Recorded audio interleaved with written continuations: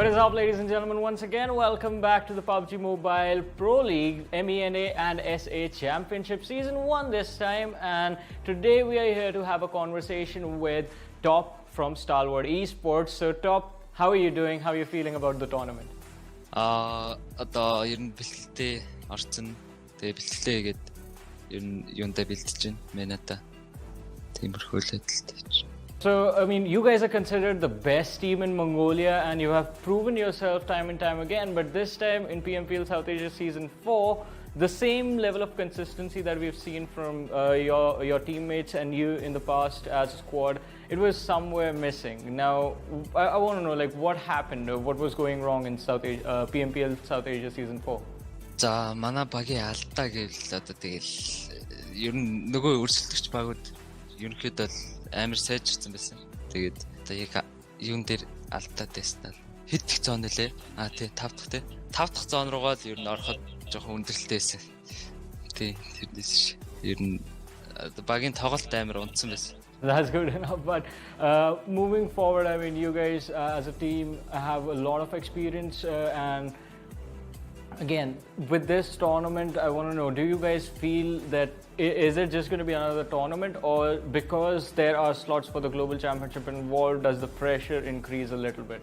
Ер нь бол одоо яг ирэхээ ер нь авчин гэдэгтээ итгэлтэй л байна шүү дээ. Тий. Яг тэгж нэг хүн дээр тусгаад байгаа юм бол байхгүй.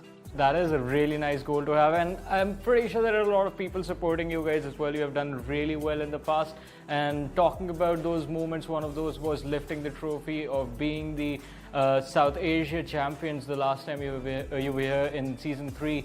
And from there on out, I want to know what has changed with the squad. Like, how did you guys work on improving yourself from the journey onwards? За, манай баг юу Season 3 дуусаад байжгаад манай тоглолт унаад тэгээд support Apex гэдэг хүүхдээр сольсон. Сольж хэсэг тоглож байгаад тэгээд буцаагаад Scry-га оруулаад одоогийн байдлаар бэлтгэлээ хийж байгаа. And definitely you guys are pushing forward quite nicely, but in this MENA and SA Championship, the teams from the Middle East, North Africa region are going to be there as well. Now, I want to know from you, how are you guys looking at the competition? What do you expect from the teams that will be chiming in from the MENA region?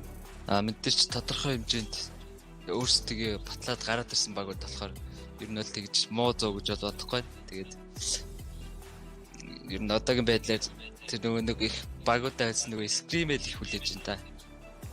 That is quite lovely. That, I mean, you're looking for an opportunity to move forward and try yourselves out against these teams. It is going to be very exciting to watch, and it is going to be exciting for the fans as well. And one last thing I want to know from you, Top, is if you have a message for all the fans that have been supporting you this time.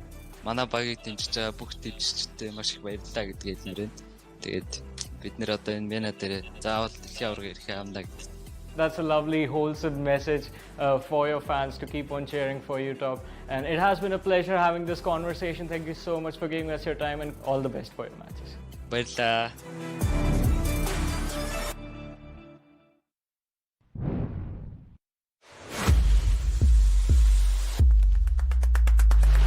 The boundaries will break here. The biggest regions will come under one roof. Here the weak will turn into dust. And survival is the only way to the top. Watch the elites make history. In the ultimate face-off, PMPL MENA and South Asia Championship is here. Battle for glory. 9th to 14th November. Welcome to PUBG Mobile Pro League, MENA and SA Championship. A big thanks to Oppo F19 Pro. Hashtag book up your fun. I'm going to be your host, Boro. Once again, joining us on the endless desk, it is going to be, of course, Ocean Sharma and I, Super Johnny, for day number 3 of the league plays is going to get started. How are you guys feeling? How excited are you for these teams? You know, it's always a third day. That changes a lot of things. So I am really excited for the day ahead, to be honest. So let's see what happens. Exactly. I'm also super excited because the aforementioned changes are definitely going to be incredible to watch. Yesterday, we did witness a comeback from Nigma Galaxy and ERS, and today it's just going to be about us finding out whether these teams are going to be able to crack their way into the top 5 or maybe even the top 3. Absolutely, because again, 20 teams are participating right here, but as we move on forth from these league plays, we are going to be moving into the finals, and only 16 teams, the top 16, will move into the finals. So yes, the journey started 2 days ago, but now the grind is going to get that much more intense because the points are so very close, and as mentioned earlier, 20 teams are participating right here in the league plays, and they have been divided into 5 groups, but from them, only 16 move on into the finals. But alongside all of that, as is written right down there below, DRS Gaming and Nigma Galaxy have already qualified Ocean. That's true, that's true. But we always talk about intense, just like you said, intensity definitely increases. But talk about the frustration, right? There are teams that want to make up their mark, but they are still just failing here and there on a lot of matches. So I would love to see if today just becomes the day, because this might as well just shape their way in top 16 maybe, and well, they just make up their marker for the finals. Definitely just coming up forward. But right now it's 20 teams. Obviously we know one group just sits out, 16 teams still play each and every match for themselves. So somehow the frustration might as well turn into happiness today. Oh yes, that is true. That could be the case. With that, as we move on to the happy moments, well, we are going to be talking about the prize pool. $150,000 on the line, and the team that's going to be working on towards the top of that leaderboard, well, they are going to be very, very happy with $40,000 in the bank. That is a lot. That is a huge chunk. But alongside all of that, again, that's for the team. You talk about an individual player, tournament MVP, Varun, $2,000, and for now, it is looking like 2 players who are just absolutely racking up those skills for themselves for the finals.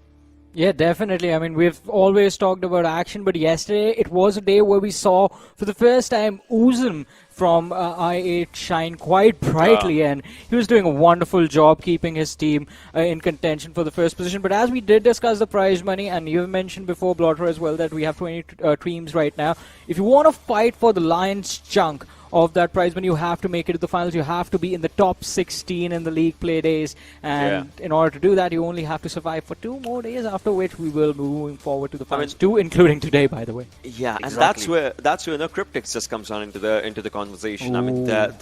So there are 2 things, right? This team not doing that good, plus this team is in Group A. That means obviously they miss out on the last match of every day. Imagine if tomorrow, if they just come down to 17th or 16th position, it's just last match which they might just be sitting out or something.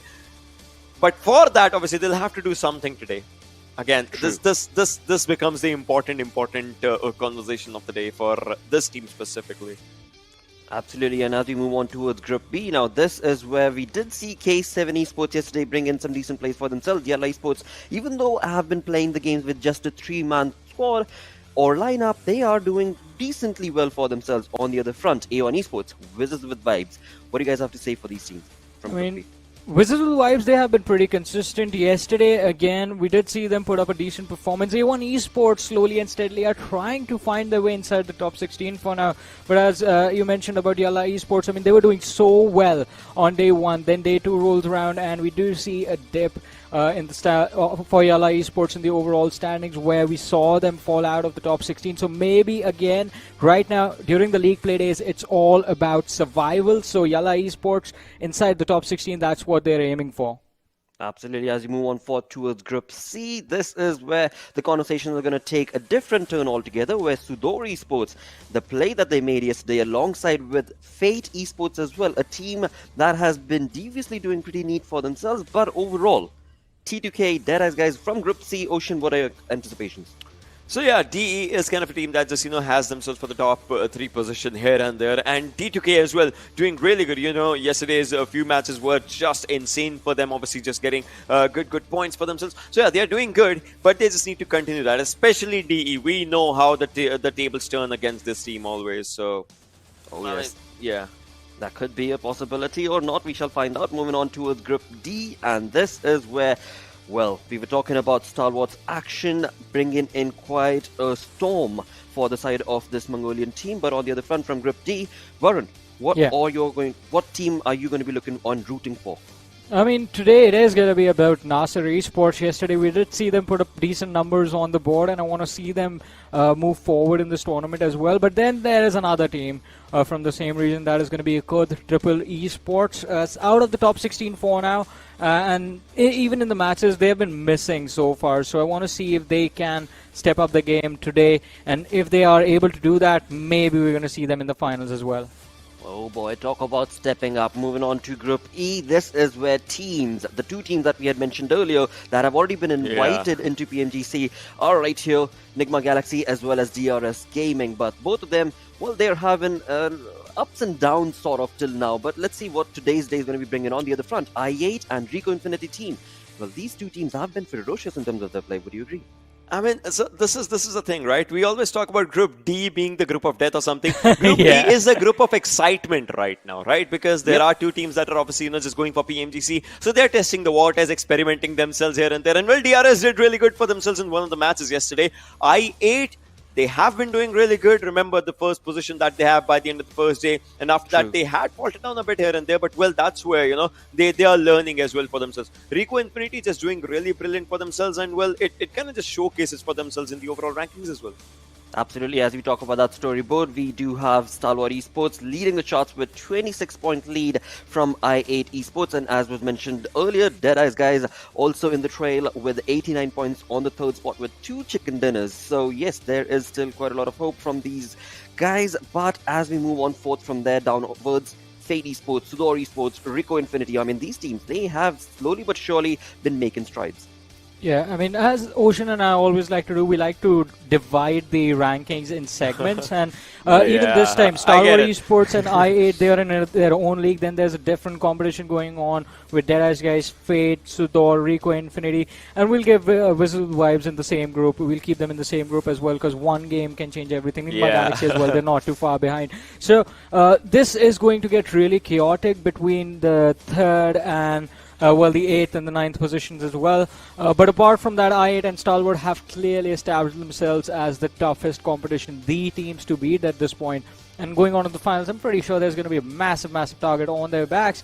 But as we move forward to the second page of the standings, we saw a wonderful performance from DRS yesterday. I mean, they were trailing really far behind before the matches began. They were sitting outside the top 16, and yesterday we saw them bounce up to the 11th position. That is why I said today, DRS and Nigma, both the teams that have already made it to the Global Championship, it is going to be their chance to show why they have done so. Well, again, I mean, Ocean did mention, experimenting, being showcased from the side of DRS's approach, but today is maybe going to be the day where they will try and bring themselves back up again. As we bring up the real soldiers, let's compare their performance from day 1 and day 2 of the league play days, Ocean.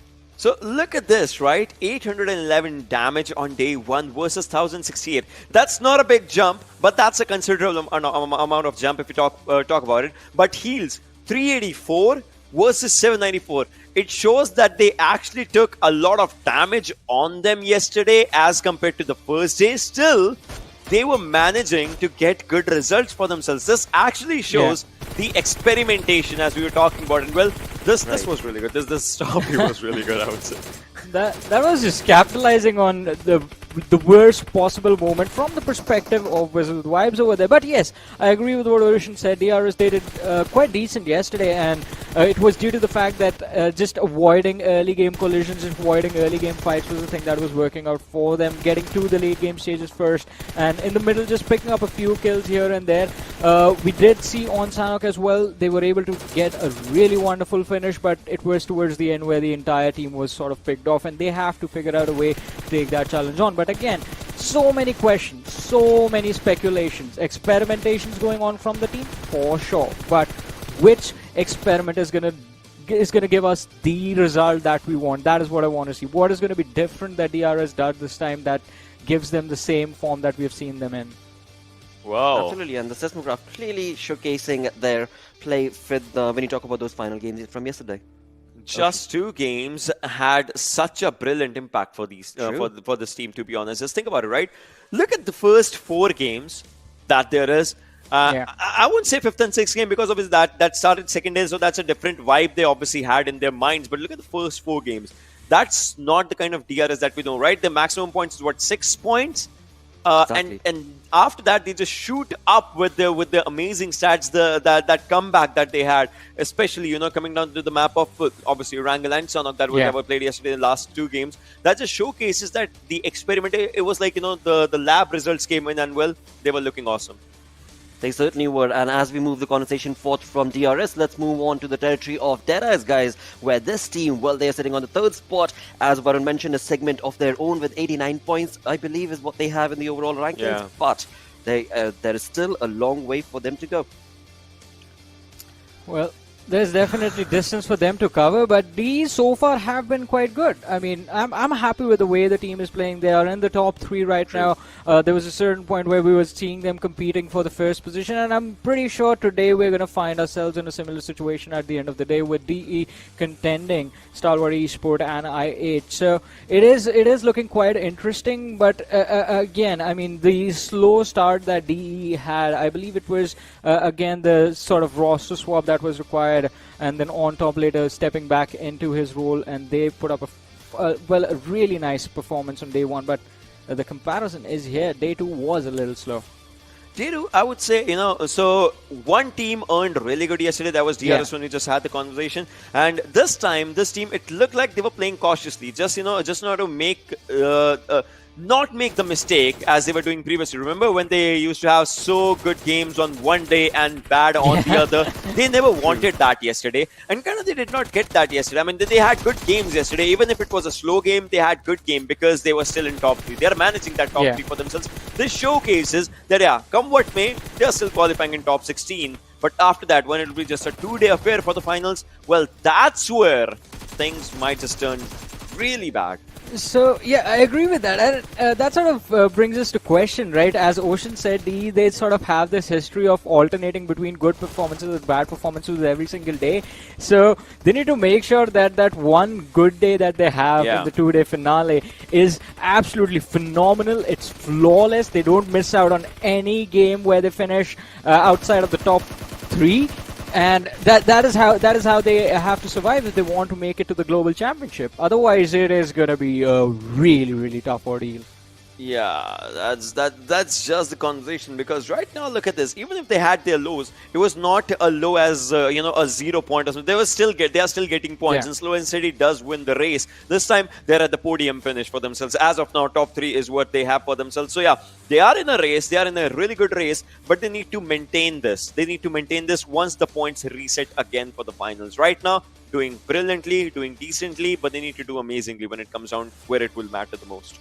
Exactly, and talk about where it matters the most, but only 10 games. Only 10 games is what the teams are going to be part of when it comes to the finals, the 2-day affair. But on the other front, as we move on from the teams to the players, let's talk about, well, action-packed gameplay being showcased from Stalwart's Action going up against I8 Susan. I mean, It's a difference if you just look at the stats. Distinction.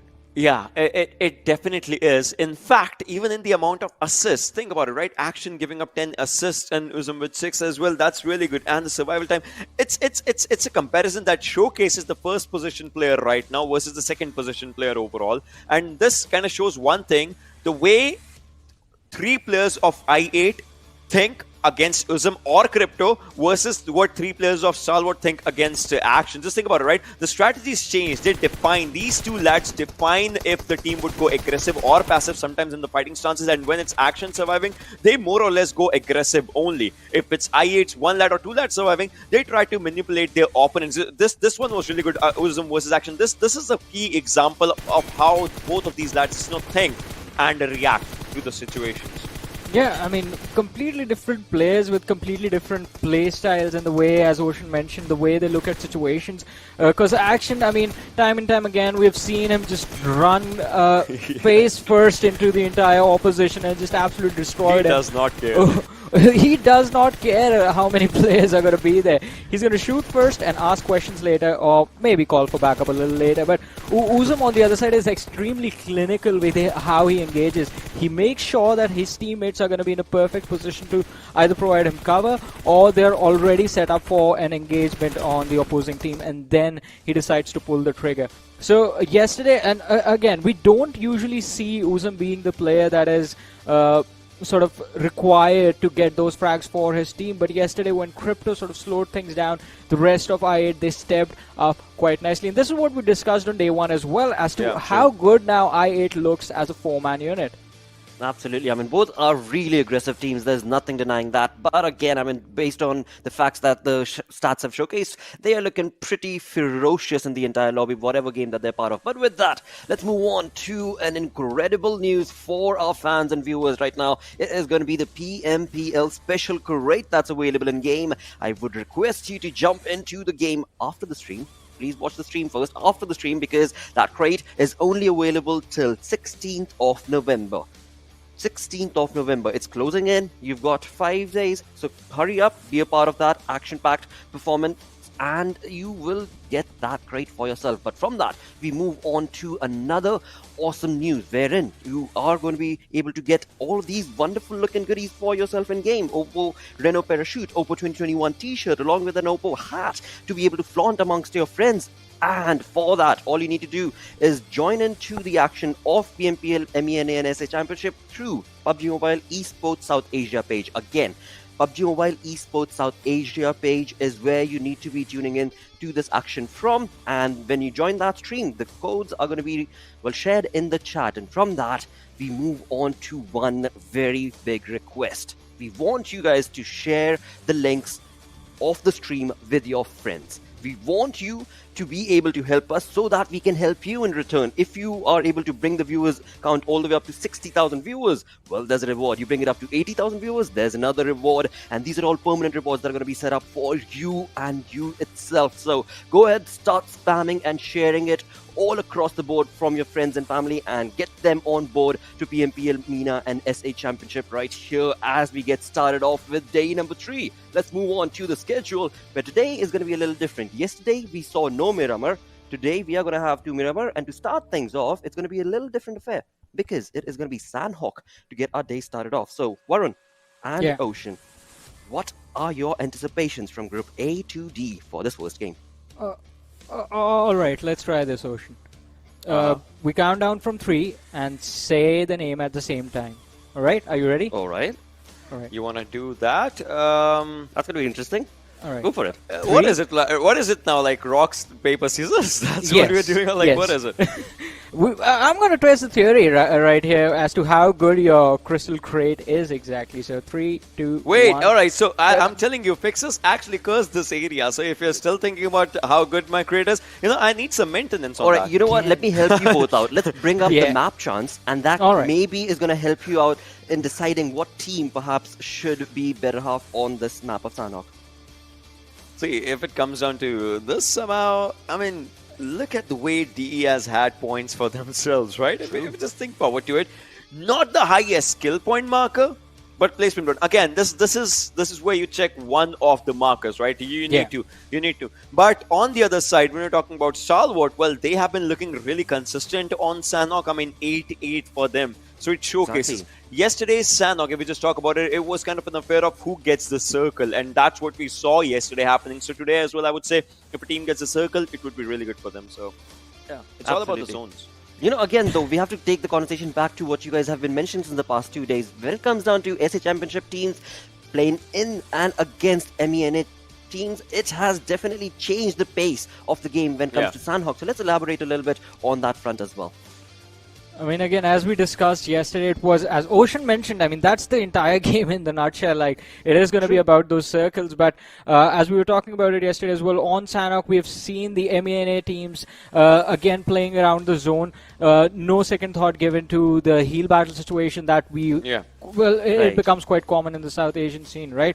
But because of that, when the players are so eager to take those fights, even during the late game scenarios, you will run into situations where you're going to be outnumbered because the other team will be coming towards you with a 4-man roster if they have all 4 players surviving. And you have left just one guy behind with all the first states to heal up. You don't have sustain to take those fights. You don't have any healing utility available to you. You are going to be outgunned, and that sort of causes a lot of trouble for teams. But then we saw DRS yesterday take on that challenge in a similar way. They're like, all right, is it if it's going to be about those fights, might as well just take the fight. All 4 players in the final few situations. Quite unfortunate because Rico Infinity was having, especially Anas from the team, was having a really good day with his utility. Otherwise, DRS, they would have walked away with a chicken on that map. They probably would have. That is so true. Bang on indeed. On the other front, as you talk about them teams on the map of Sanhok itself, I'd want you guys to bring in A1 Esports, a team that is sitting on the 16th spot, 33 points. Following very closely with 32 points is going to be YALLA Esports. And for the side of Sanhok for A1 Esports, I mean, we know they love that Paradise Resort. But they have changed their location here and Right, there, right? yep. So that shows the pressure that they are facing right now. Exactly. That shows that they are on their toes to just change everything because they know what's important for them at this moment. But for the sides of A1 Esports, I would still say, maybe this time go to Paradise. They might just find good results. True. Well, Rico ain't going to be there. Exactly, it's going to be empty. That's With that, why let's move on to the day. Let's start off and let's jumping into the first game itself. It is going to be, well, time to introduce our casters who are going to be taking us through the first game. It is Mustache Dave and Experiment. Thank you so much once again, Blotter. What an amazing day it is. Halfway through the league play, I've got the Stash himself right next to me. Mustache Dave, how's it going, buddy? Hey, it's going good, man. I am feeling good. I am feeling great. Day number 3. We got about 8 more games to go. Top 16 is the goal. I'm looking at Cryptics, man. I'm going to keep talking about Cryptics till they make it up there. And chatting with El Chapo real quick. El Chapo told me, listen, Dave, we need a chicken dinner. We need a chicken dinner game 1. If we don't get that chicken dinner, we might not make it. So I'm looking at them, man. They got some high hopes. They got some big plans here to start the day. Well, at least they have the right plan because chicken dinners are going to get you some points. But without further ado, ladies and gentlemen, boys and girls, we are underway with match number 1 on day 3. And it's going to be quite exciting because we are going to kick things off in the tropical island of Sanhok.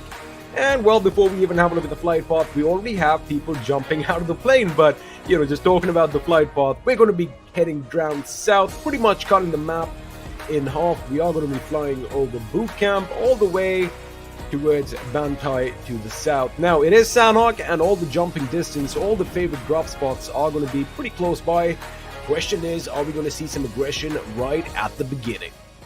Yeah, they were talking about it in the pre-show. Shout out to Biker Johnny, by the way, looking fly. My man, I need some tips, what type of bike you got. But they were talking about it, that a couple of these teams, they pulled off of those hot drops. They pulled off of contesting each other early on, and I think for good cause. And we were looking at this yesterday. Sanhok, remember, Wizzes with Vibes, they held on to those cliffs until the very end.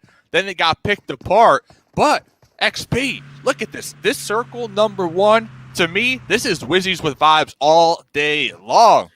This is definitely something that, these guys would have been hoping for in the back of their minds, and looks like the PUBG gods have delivered. Now, if I have a look at the drop spots, pretty much it's going to be the same all throughout, but it looks like we might have an early skirmish breakout, in fact, between K7 and KHK. Now, of course, this is going to be interesting to see what happens because this action will take all the way down south at Sami. Now, we have seen both these teams, drop in this location before, but looks like first blood is going to come elsewhere, or rather the first knock, as Fate Esports are going to be under fire, and looks like Kalaga is going to add some insult to injury as he punches Venom down into the ground.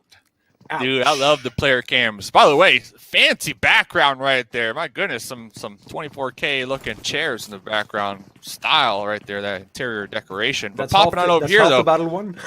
That's half the battle one. K7 looking to take the fight right now with KHK. KHK, now they do have a couple of issues. They've already lost one man, but it does look like Bisek is going to be out of harm's way, but he does get spotted out by Zhao 7. He's going to be taken down, and Wanyo is going to make sure he puts him 6 feet under. Now, KHK, they do have 3 players alive, although they are going to be scattered on the other side of this compound. And, well, Russ OG, all he can really do is just look on helplessly as his teammate was all by his lonesome down in the city. And we've seen this in the past, Dave. I mean, you know, most of these teams, they do get caught out. You know, they're not really ready for the assault that's going to be sprung upon them. And we've seen one thing: they keep getting snuffed out one by one, which is it's been kind of characteristic this time around. Yeah, I did notice Lewis right there with the VSS. So if they did want to kind of take some pot shots, maybe get a knock, just like a revenge kind of giggle thing as they do pull off that one. And KHK, they need to pull off this one. Oh, hold up, though. This is just gotta hurt. This is how it happened, huh? Snaking it in a corner. Okay. I mean, you got a nice hat. I respect it, but talk about being caught off guard. But back to KHK, like, they're really low on the leaderboards, right? So they tried to get to the fight. They lost one player, and I think they're doing exactly what they need to do, and that's pull off that one. They cannot afford. They cannot risk it. Now that we are, over halfway done with the league stage, they just can't risk getting 0 points, right? So pulling off is definitely the call. Hopefully they'll be able to get some additional loot moving forward, and then maybe set up a little camp. Maybe, gatekeep, because eventually K7, they're going to need to pull into circle number 1. Oh, yeah, and, it doesn't matter how you get the kills, by hook or by crook. 1 kill equals 1 point. Doesn't matter how you get it. And, talking about KHK Esports, they are sitting in the 17th position with 33 points. So that is a lot of work, a lot of uphill work, rather, for this team if they do want to make it to the final 16. Again, we are midway through the league stage over here. And like we mentioned earlier, the top 16 places are going to be going ahead towards the finals. So, there's still are a lot of chances up for grabs for all these teams. Even Cryptics, who are in the last position, unfortunately, with 21 points. I mean, you said it. El Chapo said that, we need a chicken dinner. That is usually what does determine the fate of most teams. They get a win, they get a few kills, they get that little momentum boost, and things do seem to be going in their favor. But again, it's all speculation. We're going to have to wait and see as action over here. Yeah, look at He this. is going to be hitting the deck. He's trying to basically smell his prey right now. I believe both teams are aware of each other just based off of how everybody's in that prone position right now, trying to limit how much intel they give off to their enemies. And Action in the front line here, crawling up, did find a safe pathway here. Taking advantage of that, though, spotting out the toes on a Joker, and here comes the collapse. I have to assume this is the call to action.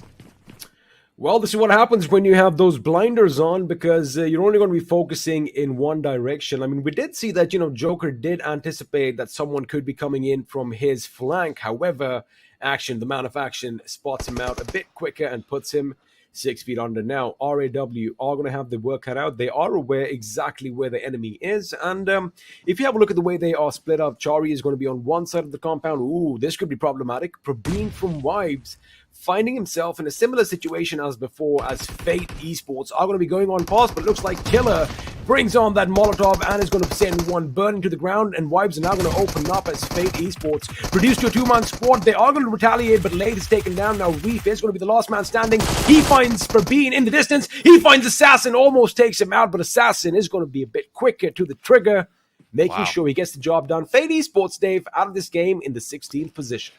Yeah, Faye, day one explosive. After that, I feel like they kind of been sliding down the overall leaderboard. Now, the goal, of course, top 16. Okay, that's the goal. We get it. So, they don't need to go all out try hard here. But talk about try hard. STE, they're currently first place. And look at this, a nice little smoke wall to block those sight lines so that they can reposition. I believe they might have spotted out Assault OP over here. That's why they're pushing across the road, and Top in the building right now, trying to open this up with a grenade. Well, they are going to be pushing in full force. They have kind of isolated one of their players, and it looks like Assault is going to go down. Action is burning. He's going to have to drop and roll, but it's not going to be quick enough as he is going to be brought down to his knees. However, Respite could be coming in. They might want to get that revive. Unfortunately, he did take a couple of bullets, and that Molotov inside the building was the reason for his downfall. Now, Pika just spot the enemy. Charlie is going to be a brave lad as he moves forward, but that ratata from that AK is going to stop him in his tracks. And just like that, Scry is going to make sure he helps Pika, putting the enemy down in the ground. Now, that could have been very different for both teams. I mean, we did lose Action and Top in this skirmish here, Day, but it could have gone a little better, but I guess they do have the advantage. 3 members defeated from RAW. Yeah, Action, definitely the entry fragger for the squad, always in the front lines trying to get these initial picks. And Chari pushing across the road right there, getting caught in the cover fire. Very sketch play if you have to ask me. No cover at all. Just got taken apart. It could have been a 2v2. They would have played their cards right. But this position right here is pretty much dead center for the most part, right there on the channel, on the water. So both teams, they didn't necessarily need to take the fight, but SDE, the aggressors in that situation, forcing Raw to defend. And we got a lot of boat takes. I saw Train to Kill. Yeah, Train to Kill were in a boat, and now K7 in the duck boat. The thing is, I love these plays, but if somebody spots you out, it doesn't take a lot of bullets to take you out. Fortunate for K7, they had a nice, clean pathway. And not only that, XP, to me, that's a huge spot in the zone. Nobody's near them. They're right there on the coast. Yeah. They can assume nobody's going to be out there to the west. And if these zones continue to favor them, they are set up for that mid to late game based on positioning alone. Absolutely, and just to reiterate to the people watching, this is of course taking place towards the southwest coast of the small island, just southwest of Camp Alpha, if I'm not mistaken. And again, yeah, it is one of those positions. Have a look at that on your map. Now, K7, they have pretty much the entire surroundings to themselves, and they can post up in either of those compounds, even go up the hill if that is the case. But on the other hand, on the other side of the map, NASR still out in the blue, a long way away from the blue zone. However, they should be making it sooner or later. Meanwhile, KHK Esports are going to spot the enemy in the distance as Jarbot does take a couple of shots, but he is going to scurry to cover in the nick of time. Yeah, KHK, they are just having a rough go of things here in this game. They are just getting stopped at all rotations into the zone. They are running into a lot of enemies out here. And talking about boat takes, the other team, I brought it up, Train to Kill. They did dock up there, and they are next to Deadeyes. The reason I'm bringing this up is because Deadeyes, they got 2 chicken dinners. They have been slaying. Now, looking at their numbers, though, XP, if I had to, kind of nitpick it a little bit, I would like to see them pump up that aggression, get those kill points. So a little more kill points, I don't think would hurt them here. And right here, early game, they have the potential to possibly get into an early engagement, in my opinion. Oh, absolutely. If we just talk about the two teams, as far as kills go, Deadeyes guys and T2K are pretty close by. 30 kills to Deadeyes and 23 to T2K. It's the placement points that differentiates the two teams. Now, Deadeyes guys, they've been consistent, especially like you said, getting those double chicken dinners. They've amassed 89 points for themselves, while Train to Kill are still sitting at 53. So yeah, I definitely want to see a little bit more aggression coming in from their side. Maybe rack up a few kill points and get the ball rolling in their favor. And you know what, talking about favor, all you lucky viewers out there, if you quickly check your e-store right now, you're going to find the PMPL 2021 Fall Special Crate, which is going to be in stores till the 16th of this month. And let me tell you one thing, you do not want to miss out on those goodies. I need that skin right there with them laser eyes. I got to protect my laser eyes out here. But going back to your point, for me, the best teams are the teams that have 50-50 split when we're looking at points. They got 50% of their points from placement points. They got 50% of their points from kill points. To me, that's how, at least I could judge how well-rounded, how well-versed these teams are with these point systems that we do play in competitive. And right now, I got to say, Stalwart at the top. I8 at the top. Both those teams, I got my eye on them. I have a strong conviction that those two squads, PMGC, I can see them slaying. I can see them slaying in that lobby. Oh, 100%. And, they've actually kind of metamorphized as far as the gameplay goes because, again, you got to be adaptive. You got to be changing with the times because you can't be stagnating as far as tactics or gameplay goes in PUBG Mobile, right? Because it's ever-changing. And the best teams out there, Dave, they're the ones that are ever adaptive to whatever situation comes in front of them. They're versatile, they're flexible. And, these teams have it. They get the placement points, they get the kills, they get the job done. But now, the circles are going to be coming closer to one another. And I still noticed NASR still way out in the blue. In fact, let me just quickly check my map. They are still east of Quarry, whereas, the final circles are going to be coming in on the Camp Alpha Island. So it's going to be interesting to see how they come in later. But for now, Vibes Esports, we did see them skirmish a little while ago, getting 3 kills to their names. They are going to be nice and comfortable up top this little ridge, making sure they have a good 360 vigil. But KHK, you said it. I mean, these guys have been pretty much, heading into Yeah. roadblock after roadblock after roadblock. Yeah, we can see the live rankings right now. They are in 17th position, and I believe they understand that their push into the zone might be compromised. That's why they're taking so much time here, and they're actually going to be in the blue. They're going to be sending one of their squad mates up there on a bike to try to group up. But Jiggle on the cliffs, on the high ground, just gathering so much intel right now, and you have to assume they are relaying that back to their squad mates. They are marking it on the map. They're saying, hey, they're over here. We got 2 down there. It's only a matter of time, in my opinion, before KHK just gets sprayed upon. It kind of seems inevitable, to be honest with you, because, mind you, this action is taking place towards the south, and I do believe Tampong, it's pretty much at the edge of the circle. There you have it. Whites do have the upper hand. Now, Jiggle is going to stay out in the blue. He's going to be the first, basically the first scout for his team. They already have an idea where Luis is, but I wonder if they know that the enemy has actually crept in a little closer. And Jiggle over what they're there, doing. Almost They're getting using the peek on clips. enemy. Yeah. Yeah, they're using the clips. don't Oh, know wow. that. Talk about That the is big sneaky. brain plays. Yeah, they're using the clips where there's no sight lines right there. Pretty much Beautiful. walking right past Jiggle up there on the high ground. That is, that's impressive. Oh, but XP, it doesn't even matter, man. I love it. The zone saying, forget about you guys down here. We don't have a care. We got about, 60% water right here. That is beautiful. I mean, that is what you want in Sanhok. You want those water circles. Ooh, powerful. Almost getting knocked out over here by Lit Esports. And mind you, YALLA Esports today are going to be playing as a 4-man squad. However, it is going to be a 3-man squad right now as Powerful was taken out with a powerful boom, in fact, as a grenade blew up in front of his face. Now, Lit, NIL, he does see the enemy. He is going to be on the right flank. Yusuf could be the one who might put him stop to his little push, but Emperor coming in will be devastating. There you have it. They are going to make sure they clear all their corners. Now the position has been given away. Yusuf with the ratata. He does get one knock, but can he get the others on the other side of the wall? Throwing a nice molly right there. That molly should spread and inflict some nice damage, and that is it right there. YALLA, exactly what I wanted to see. Exactly what, because YALLA, the past couple days, some of the squad mates, they've been underneath the weather, but today they're feeling back at it, feeling a little better, and they're telling me that they're trying to get back into the groove of things. So right there, that team fight, that was a huge come up for me, in my opinion. But talking about team fights, STE versus Wizzes with vibes.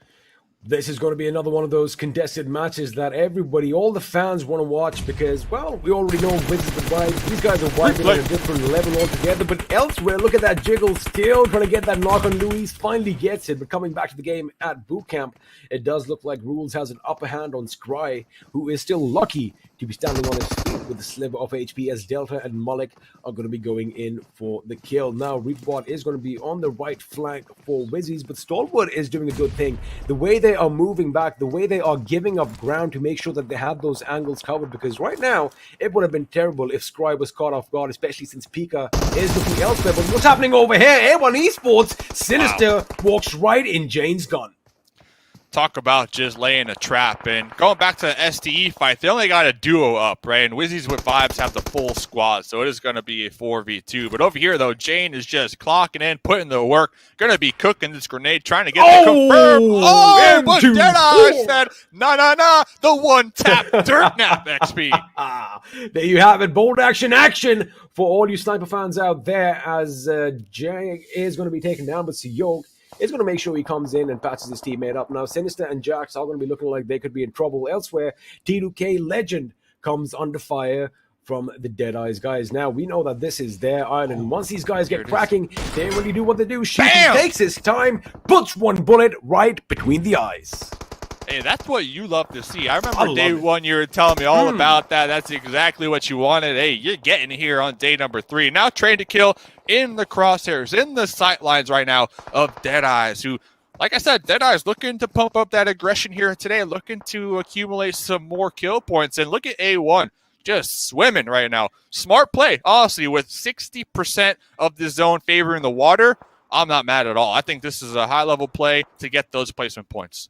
It is, but the thing is, if the circle shifts a bit to the east, that could be problematic. But as of right now, A1 Esports are going to be looking happy. But there you have it. The PUBG gods are going to be on their side. I think the faith in A1 is a little stronger as compared to the other teams. But have a look at that. Now, KHK Esports, they're going to be swimming in from way out. as well, hoping to get in unnoticed, which, if you think about it, they should be coming in unnoticed. But again, they don't really have a lot of options. They don't really have a lot of options at their feet. They can't really do anything except just hope that, the circle keeps shifting to the water. But right now, Cryptics, they've had a quiet game so far. Just that one kill to their name as they whiz by Wizzes with Vibes. Oof, yeah. A1 definitely finding Ocean's Crystal Crate, and it is working right now. That cliff play, man, I'm telling you, that's at least third place, maybe fourth place. So, hey, I'll keep my eye on them. As Cryptics, like you mentioned, pretty much YOLO sending it, trying to get into the zone, trying to get some type of hard cover, trying to avoid those sight lines from Wizzes with Vibes. And we were talking about it. El Chapo told me the team is looking for a chicken dinner. Right now, they're down to just 2 members alive after that push. Well, let's see if those 2 members are going to be doing something off this. And just quickly having a look at the screen now, NASR, they finally do make it to the circle. And in fact, they have 2 kills to their names already, which means they have a different mindset today. They're playing a little slow. They're playing that slow and steady game. They want to be the tortoise that actually overtakes the hare later on, because that is what I'm seeing right now. They are playing really methodical, making sure they have their backs against the wall. And talking about the team, Hassan does spot a little commotion, a little movement in the distance over there. He does take a few shots, but it's going to be Shifu who puts a couple of bullets in his body first and is going to force him to make sure he gets his HP back up. But have a look at this. This is the couple of kills we were talking about. They came in the bike head on, and well, he let his gun do all the talking. Yep, right there. Them YOLO sends instead of leapfrogging, trying to scout out ahead, trying to make sure wherever you're pushing is going to be cleared and safe. Now it's up to El Chapo, the man of the hour, who told me they're looking for that chicken dinner game 1. They got the blue zone against their back, and their pathway in pretty compromised here. So we'll see what they do. But popping in with the zone, a lot of teams playing that water strat right here. Not surprised. Well, it's not surprising. However, again, they have pretty much, given up their fate to the elements now, so to speak. They're going to let the circle decide how their course or how their action, what their game plan is going to be like, because Hojjuan, on the other hand, is going to be putting a few bullets in Jiggles, which means Vibes Esports are finally going to be 1 man down. And I do believe the thing is, Vibes Esports are all the way out in the water outside the circle, and K7 are having a field day just shooting fish in the battle. But right now, Spry from Stalwart, he's got to make sure that they, keep still and not give the position up, because like you mentioned, Stalwart only has 2 players alive, Pika and Scry. And well, the way the Wizzes with Vibes were trying to hunt them down earlier, I'm sure they want to stay away from that team. But have a look at that. El Chapo in the background over there taking a lot of damage from the blue. I wonder what's happening there. Hey, best of luck, El Chapo. I'm rooting for you, man. But next circle does go up. Train to Kill. They only got a duo, but they're on the coastlines, and you were talking about shooting fish in a barrel. To me, Train to Kill are in a prime position to get some kill points right now if they have their eyes peeled over there, as long as they don't get pushed from K7 from behind, who might be eyeballing the same position. Well, about to go overhead. There's spot the enemy in the distance. As they're all going to be leaving Camp Alpha, and Delta is going to take a few shots, and in fact, he is going to be knocked off his vehicle, and just like that, he is going to be exiting the game as well. Meanwhile, Stalwart Esports still not moving the muscle, as Batka is going to be going on the remaining members of Wizzes with Vibes as well. They've taken a lot of damage. I mean, that vehicle is made of the best metal, Dave. Yeah, I have to assume they are aware of where they're getting shot from. I'm really surprised they decided to pop into that Ronnie and still continue to send it across the road. I have to assume they also don't have any smokes to work with. And look at this, the revenge play. Stalwart have been just lurking in the shadows this whole time, popping up at the end, getting some more kill points. I mean, that is what Trigger Discipline is all about. Like I said, they let Wizzes with Vibes go on past them, and they held that Trigger Discipline, making sure they reacted at the right time. Scry hitting the deck in the nick of time, but YALLA is going to make sure that he repositions himself, gets a little bit of a higher ground, and is going to make sure that Scry is sent packing. But right now, YALLA Esports, they have lost 1 man, but the work is cut out for them, as they are going to have to make their way to the circle. Now, if you had a look at the circle, not a lot of opposition in front of them, but have a look at what's happening here. Kurt and the boys have a boat with Assassin and 6ix9ine Boy right next to them. Ali could get a couple of kills over here. Honestly, this is looking like a K7 game, man. They got a sweet spot out they're there on the looking west. good. They're going to be able to gatekeep a lot of teams trying to make their way onto the coast, if that's even possible. But Deadeyes over here on top, cooking a grenade, tossing a grenade in that smoke. Will it connect? Will it be good? Looks like might have missed the mark right there. It is possible because, you got to be quick throwing those grenades over there. And there you have it. Ali does spot K7. Hoju 1 somehow finds himself in the water. I think what happened over here was they might have anticipated, somebody's under us. So Hoju 1 must have been like, hey, wait a second. I'll go in and get a free kill. Unfortunately, it wasn't the case. But now Ali's going to be on the receiving end of things as well. He does have his back against the wall right now. Hoju 1 is going to be running through. He might just get shot in the back. In fact, he does. Somehow he is not taken down and Ali comes under fire, but Ali is going to be quick with the trigger, getting that knock for himself. 6ix9ine is also on the boat back there, getting kills in the back seat before getting taken out themselves, I believe, by Papa Blue, the blue zone.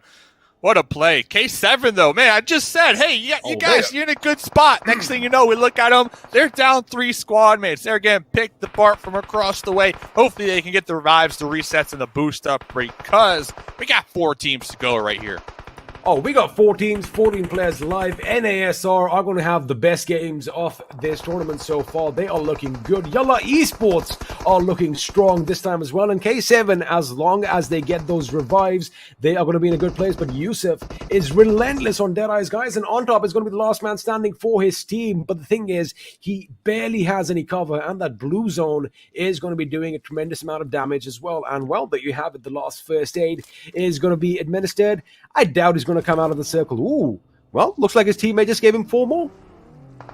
On top has such a good position onto YALLA right now, but I believe their spot is also compromised. But YALLA, they're kind of concentrating on K7, so on top can really play spoiler from up above. And I kind of feel that could be the possibility because YALLA Esports, I kind of feel like they kind of think that, no one's there anymore because they've taken care of everyone. But wait a second, Wanuo with the grenade is going to be knocking Bunder off his feet. And there you have it. Miracle is going to come in as well. NASR want to play as Chuck Shin is going to put a stop to his little advance. That is going to be a little problematic. And there you have it. Miracle is going to be put down. Not so miraculous if you think about it, which means Hassan and Nabo are going to be the last 2 men standing for NASR. Now, YALLA Esports, man, they have their work cut out. The revive could be coming in. I'm surprised no grenades are being lobbed in their direction right now. Yeah, they have these boulders and that vehicle creating a lot of nice cover for them. But the blue zone is going to be pushing in right now. Everybody backs against the wall, backs against the blue zone. It's going to come down to how much more utility you got. Do you have mollies? Do you have grenades to open up this fight? It's going to be a challenge. This is amazing. Because I saw this earlier, Nabo's been out there just healing himself up for the last minute or 2. I mean, I do believe he started off with 20-plus first aid kits. Now we're down to 14. I mean, that is, again, an insurance policy that NASR have just in case, Hassan doesn't get the job done. But they have made it to the top 3 teams. Question is, can they actually inch their way, to the top 2? As I thought, Wanuo almost spotted out 0777 as that grenade goes flying over his head, but then Molotov hit the point on perfect target over there as Bunder and Yosef have gone out. That means 7 is the last man standing for his team. Was that Yusuf's molly right there? I saw the kill feed. Oh, no. Hopefully that's not the case. I hope it's not the case because now here comes the pop-up from K7, spotting these snakes in the grass here, swapping on over to the M4 to get the quick thirst and confirm. Well, mistakes have been made, and those mistakes have been capitalized on, and now Yusuf is going to be the last man standing for his team. Now he's getting closer and closer to Hassan, who apparently doesn't have an idea somebody's coming close to him because Yusuf is actually going to be targeted right now. That you have it, his life is snapped out. It's going to be a 4-man K7, a 3-man K7, I beg your pardon, going up against NASR. Now they have found Hassan. Remember, Nabo still out in the blue. But looks like he wanted to party as well. He just peeked over that little ridge and got shot. But there you have it. K7 getting the job done. Hey. We love you, K7. Okay, I gotta say, Ocean has got the crystal box, but Mustache Dave has the crystal ball, man. I said, look at K7. K7 should get the winner chicken dinner here. Their position out there on that West Coast was so strong. I'm happy they were able to get those pickups, those revives, and continue to show up in that late game. Now, I gotta say, I gotta rewatch Yusuf might have helped them a little bit. Yusuf might have got that self-molly on their squad mates. I got to go back, watch the VODs. But regardless, NASA Esports as well, the heal strat, getting second place. That's 12 points right there just from healing. That is huge. I'm actually kind of surprised, and I'm actually kind of elated the fact that, the final 3 teams that we saw were all different names and they're getting the job done. YALLA Esports finally stepping up to the plate. NASR, Nasser, these guys are killing it. They did a good job this game. But K7, man, it was all about that rotation, Dave. I mean, they came on that boat, if you remember, hit the sweet spot and got the job done. But with that, of course, game number 1 is going to be done and dusted with, which means we still have 4 more in store for you. But that's going to be on the other side of this break.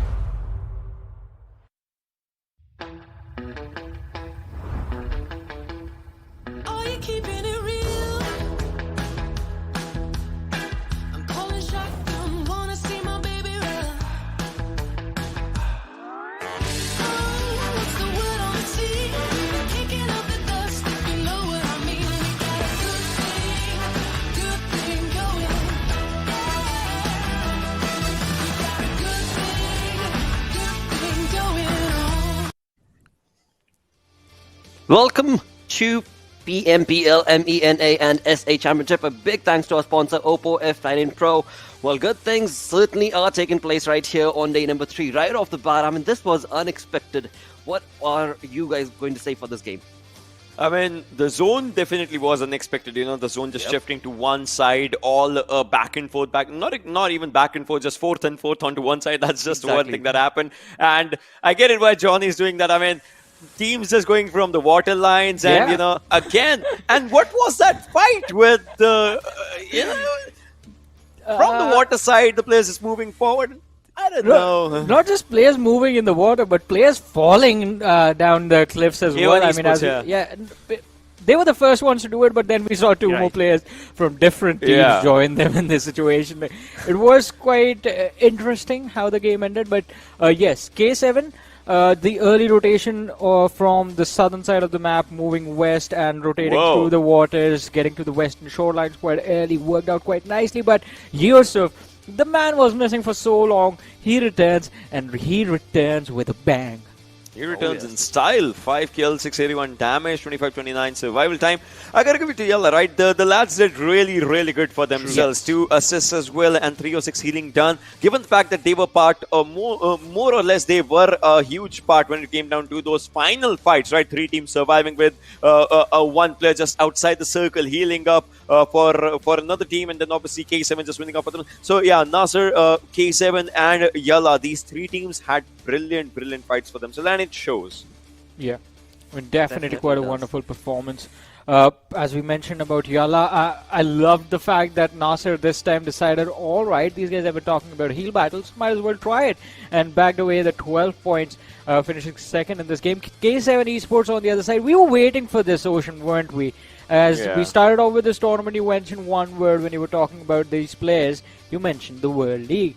And well, I guess these guys are back in the same old form.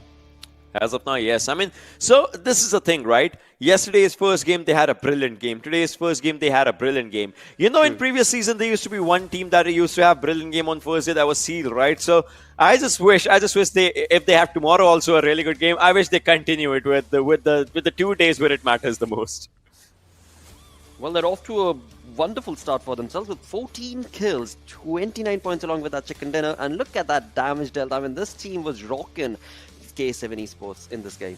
Yeah, and all of this could have actually gone sideways because at one point, I mean, I believe it was like 3 minutes before the match actually ended, we saw K7 running up the shorelines and getting to the high ground where the players of YALLA Esports were actually holding their ground, and it was, if I'm not wrong, it was Ikurd's Ali who was waiting for him.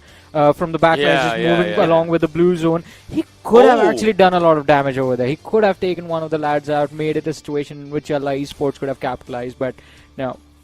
Look at this. Yeah. 2,460 healing done by Navo. And that shows, right? Obviously, the lad was healing. He had, like, what, more than 20 first aids, right, off the bat when he was just starting up that heal battle. I mean, Nasser's other players gave him all their heals and they came in the circle. It was a 3-1 split in that sense, if we just talk about it. El Chapo with 948 on top, so with the 463 and Badika with the 462.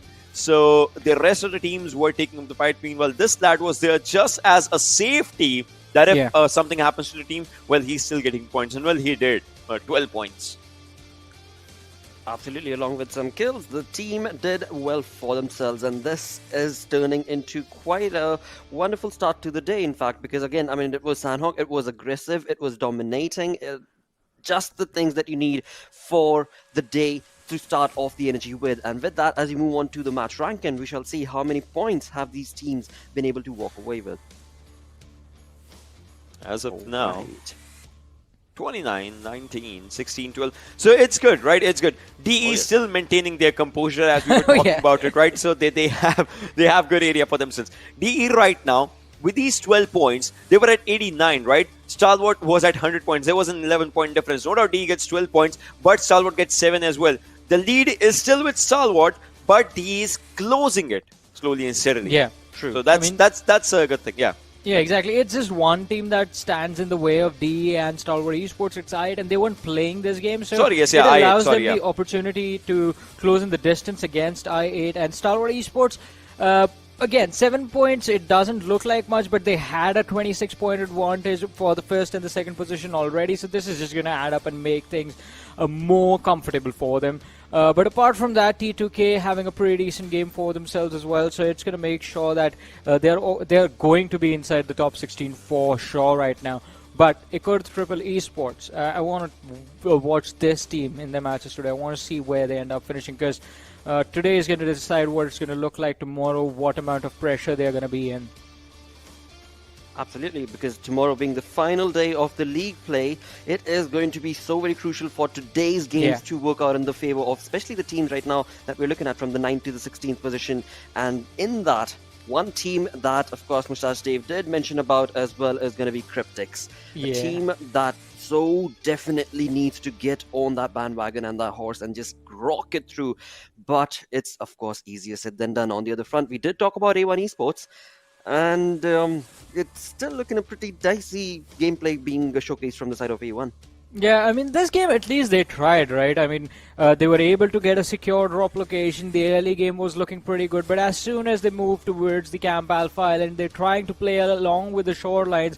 And, well, I believe it was Vibes that was standing in their way. And it was looking really, really interesting how they were going to tackle that situation. Just, unfortunately, one misstep resulted in one of the lads from the side of A1 Esports going down the cliff. They already had one player getting knocked out and two players charging forward. One of them goes down as well, and the other guy just get knocked out. So it was kind of an unfortunate situation, but still walking away with 4 points. Again, A1 Esports, slowly and steadily, I want them to move up the rankings, at least on an average now, get like 8 points per game, and that should do the trick. That is so very much important for the side of A1. But on the other front, as we are talking about those rotations and being caught off guard, let's move on through with Ocean into the zone analysis. I don't know, how would you just talk about it? I mean, just have a look where K7 is, right? And we know where the zone works. Yeah. And if you talk about K1 Esports, right? This was a really good rotation, but this is where it just went bad. I mean, not just them.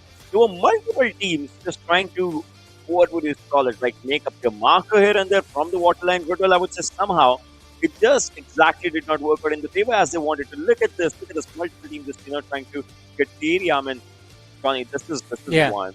This is another one. This is another one. So quite a lot though. Yeah, quite a lot of teams, but at this point, Kurd Triple Esports, they were a little late to the party because by this time, K7 and T2K, they had already made sure that they were rotating early. If they wanted to go through the water, they were rotating early and they were getting to the shorelines quite quicker because it changes everything.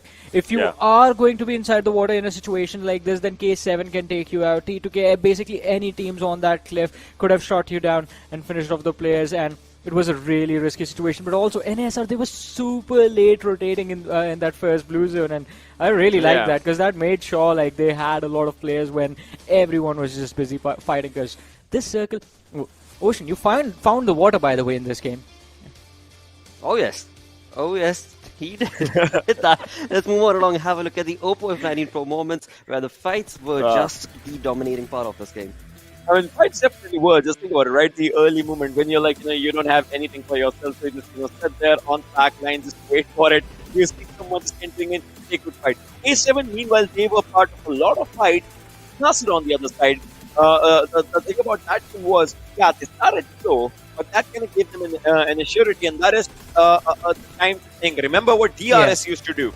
They used to start slow here and there in the league stage. It used to give them too much time to think that they used to have really good fights. This time, Nasser did that, and well, it paid off. This can be a really good thing. If you start slow for the first circle, you might as well just accelerate yourself for the upcoming circles. Exactly. I mean, they were quite patient, as Ocean said, with their execution, right? Quite slow in the early stages, and then in the extreme late game fights is when we saw Nasser sort of be a little bit more proactive, rotating towards the positions, getting into those aggressive positions. And the gatekeeping aspect of a game like this is something that is incredible to watch, because we've already talked about water rotation, but you also have teams that get stuck into those compounds while the other teams have already made their way. Now they're just watching the exit points, waiting for you to peek, waiting for you to get out of cover, and then just take you out. So it is going to be quite incredible. It was quite entertaining, and this was something that I found very interesting because K7 is going to be there, YALLA Esports, so they have sort of an unintentional crossfire setup. Nasser, I guess they were totally relying on Nabo just going for the heals and wanted to make sure that YALLA and K7 fought one way or the other, ended up taking one of the teams out, and they walk away with 12 points because otherwise moving into a team fight, in the middle of a team fight like that, it was a little bit awkward. That definitely was. But look at this, right? We were talking about Nasser, we were talking about K7. YALLA did really good again. DE, decent. T2K, good vibes. This is where it has its own full stop. And after that, A1 Esports, it was all about just points. They were on the water lines. If we talk about Triple Hiker, again on the water lines. Cryptics, well, they have decent placement point and decent kill point. That's just one. But it still does not put them to a decent spot. They're still struggling. With the games moving forward, they are still struggling.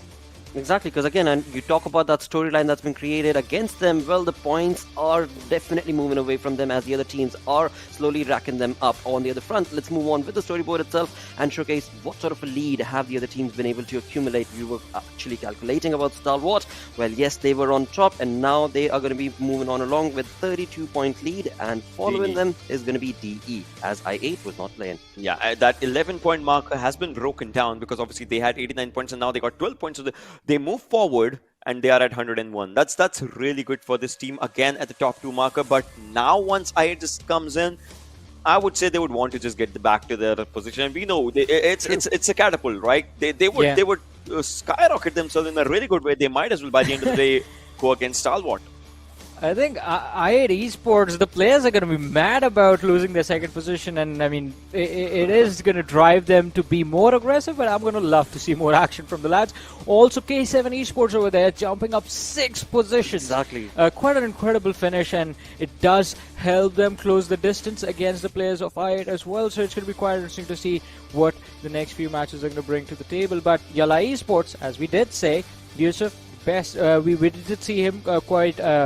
sort of build a name for himself during the MENA leagues, and now again returning to the lineup, returning to the battleground, brings his team inside the top 16 on the 15th position right now with 51 points. So LIT Esports, there's a difference there, so they're going to be safe for a while.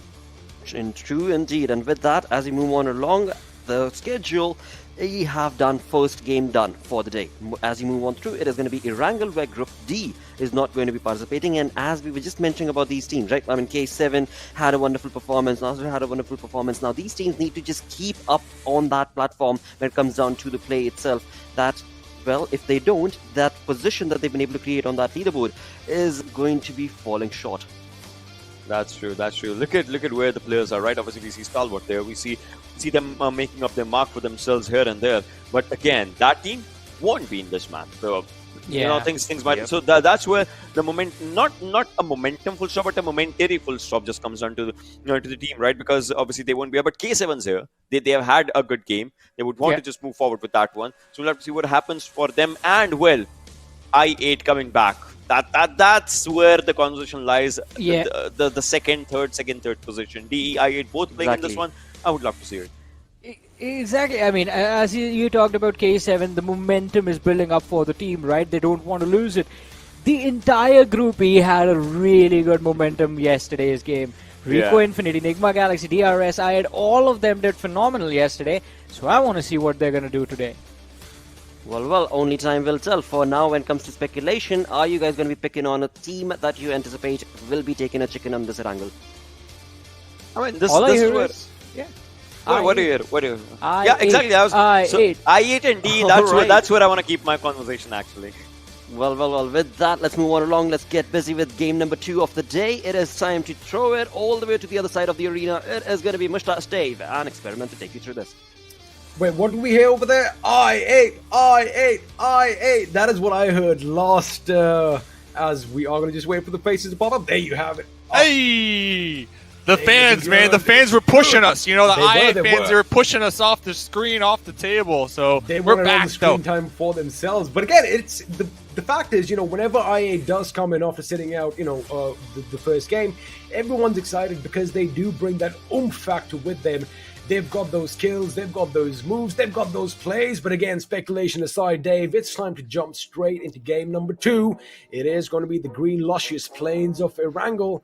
And let's see what the playing path is going to be taking us. But before that, of course, have a look at all your favorite players. Now, Dave, who are you picking out to win this game? I'm looking here. You got to have the maximum fan That's what capacity, I was thinking. airflow. Right, so whoever's closest to the fan, I think you're coming out on top I think here. the So ones with those dual fan systems, they're going to be winning this game, 100%. fans all over the place. Game number 2, ladies and gentlemen. I8 back in the mix, currently in 3rd place right now, losing their 2nd place spot last game to Deadeyes, but they're going to have the opportunity this game to snatch it right back, as they're only 1 point behind Deadeyes and STE. They're going to be sitting out this game, but they got 2 players in the top 2 for kill leaders. That's amazing.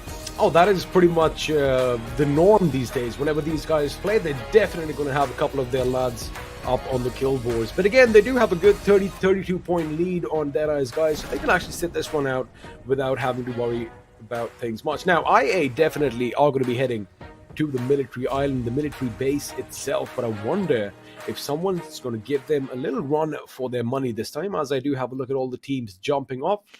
Cryptics, they've gone for their northern drop as usual. North Georgia is where they're going to be calling it home. But the question is, where is that first circle going to form? And you know what? It's pretty easy, pretty central. I'm pretty sure majority of the teams are going to be happy with this one. But, ooh, shots fired right at the beginning. I'm happy. Uh-oh. What happened over here? First blood. Looks like Venom. Fate getting that first blood. Maybe contesting for a vehicle out here. But back to your point. you're asking me who's going to contest I-8? I don't think anybody can. Honestly, maybe STE can if they get into a straight up 4v4, but maybe Deadeyes too. Maybe Are you trying to say? Are you trying to say the only weakness I8 has is pretty much themselves, because they put themselves in such tricky situations at times, where they can't really come out of it willy-nilly? I guess that is the only way they have fallen so far, especially when they're overwhelmed by a lot of action, by a lot of firepower from all sides. All right, I guess that's why people have been chanting their names in the stadium, right? That's why we kept hearing I8, I8. I get it now. I'm a believer, Dave. Listen, the only weakness I8 has right now... Ooh, okay, quick spray down the Uzi. The only weakness I8 has right now is if their phone dies. That's it. Besides that battery on that phone, nothing is stopping them. I think they're definitely going to qualify. It's a PMGC, like, no doubt. If they don't get targeted for the finals, which is only 10 games. Now, a team might be a little salty, say they are in 16th, 15th place. They barely qualified. They're looking to make a name for themselves. Maybe target I8. Maybe. Is that a possibility? Sure. Will it happen? Probably not, right? But I think I8, we talked about day one, like, I'm a true believer of teams being confident in their play style, having that momentum come behind them. And honestly, I haven't seen anything yet kind of put a halt to that I8 momentum. You know what they say right now, I8 might not be on the top, but they definitely are leading as far as kills go. So if you comment at the king, you better not miss. That is what the other teams need to pretty much engrave in their heads before they take this team on. But again, speculation aside, we'll see if I8 are going to be hitting a wall or whether they're going to just run through everyone like a runaway truck with the brakes clipped, like they have been doing all this while. But my eyes are going to be focused up towards the north, because I did see 3 teams all the way up there at Georgie, and those 3 teams, again, YALLA Esports definitely amping up the aggression in the last game, getting the job done. Whereas Cryptics, they did have a decent start, I'll be honest with you, but again, in the blink of an eye, Dave, they just got obliterated, and again, all while they were migrating. So again, the rotations is something that's pretty much keeping Cryptics away from that chicken dinner, as El Chapo said. Yeah, I think what's happening right here is that they are so far behind that additional pressure is really making them second guess, maybe even triple guess any type of decision that their IGL might be making. And that's not what you want to have right now. You want to come into these matches, want to take the calls that the IGL is calling for and just execute them. You want to do them. No questions asked. Trust in your IGL, because you made it this far, right? You made it this far. PMCO, PMPL, you qualified. So I'm thinking they just got to go back to the basics. Drop the leaderboard. Forget about the score. Forget about the score here, XP. Just think about your own game and play one game at a time. Absolutely. Again, it's that mental aspect of the game coming in, because you can have a look at the bottom 4 on your screens right now. Now, Cryptics are going to be trailing behind with 23 points. We've got Icor, Triple Esports over there. We've got KHK. They do have their work cut out, but again, like you said, take it one step at a time. And see, the thing here, Dave, is that we're already halfway through with the league play, right? And pretty much we only have another, 6 games apiece for all these teams. So the thing is, now is the time where they actually just keep everything aside. Forget the fact that they're playing in such a big tournament, right? Because again, it looks like the mental aspect is going to be dragging them down just a little bit.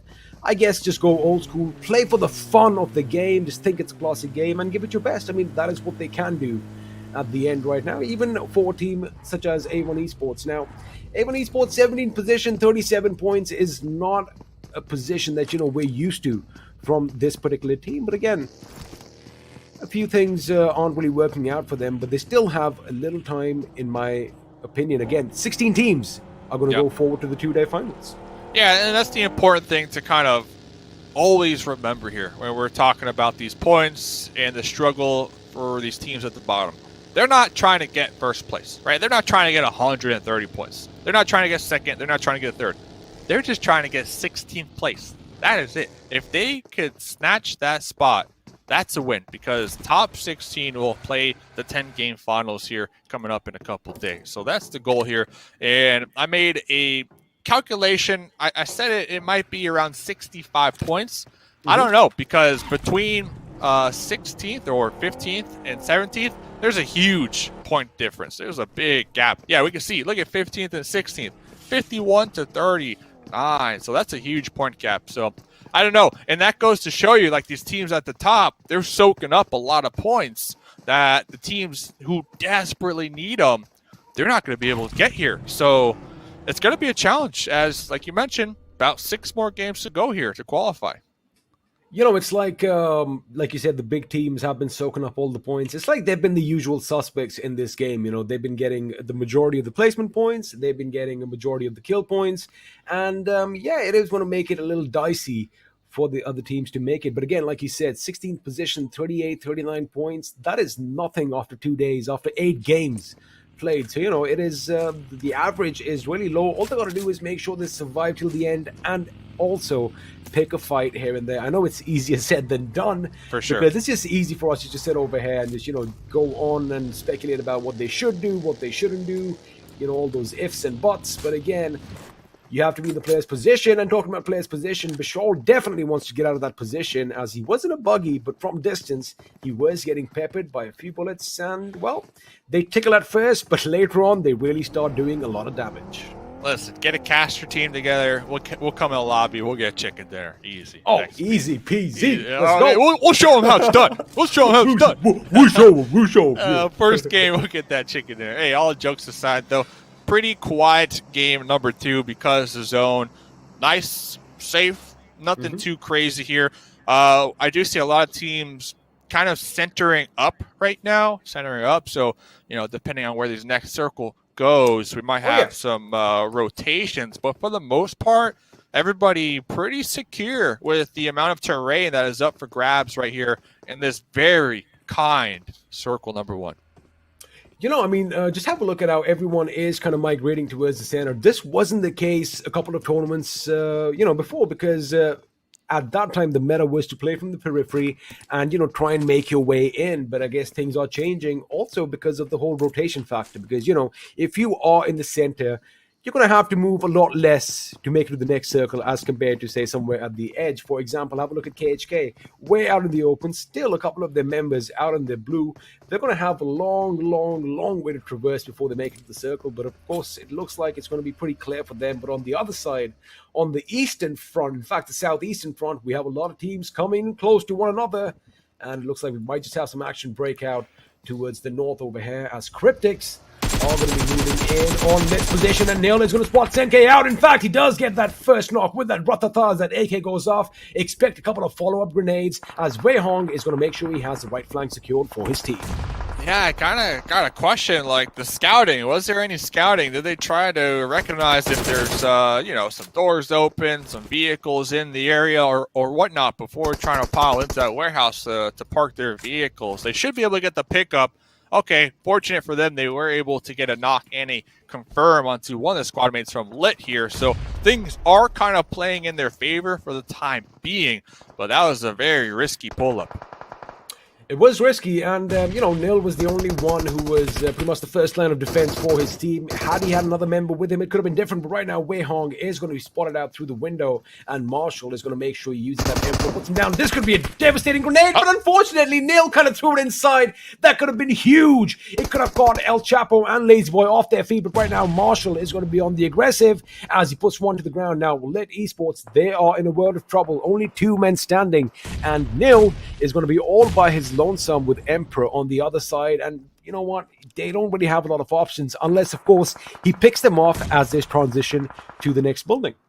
Yeah, and Cryptics, they need to be mindful not to bite off more than they can chew, I'm going to say, because, yeah, they're kind of hungry for these points, these kills, but they're also getting third party from YALLA across the way, so they need to be very mindful not to expose those angles from that west side as they make this clear.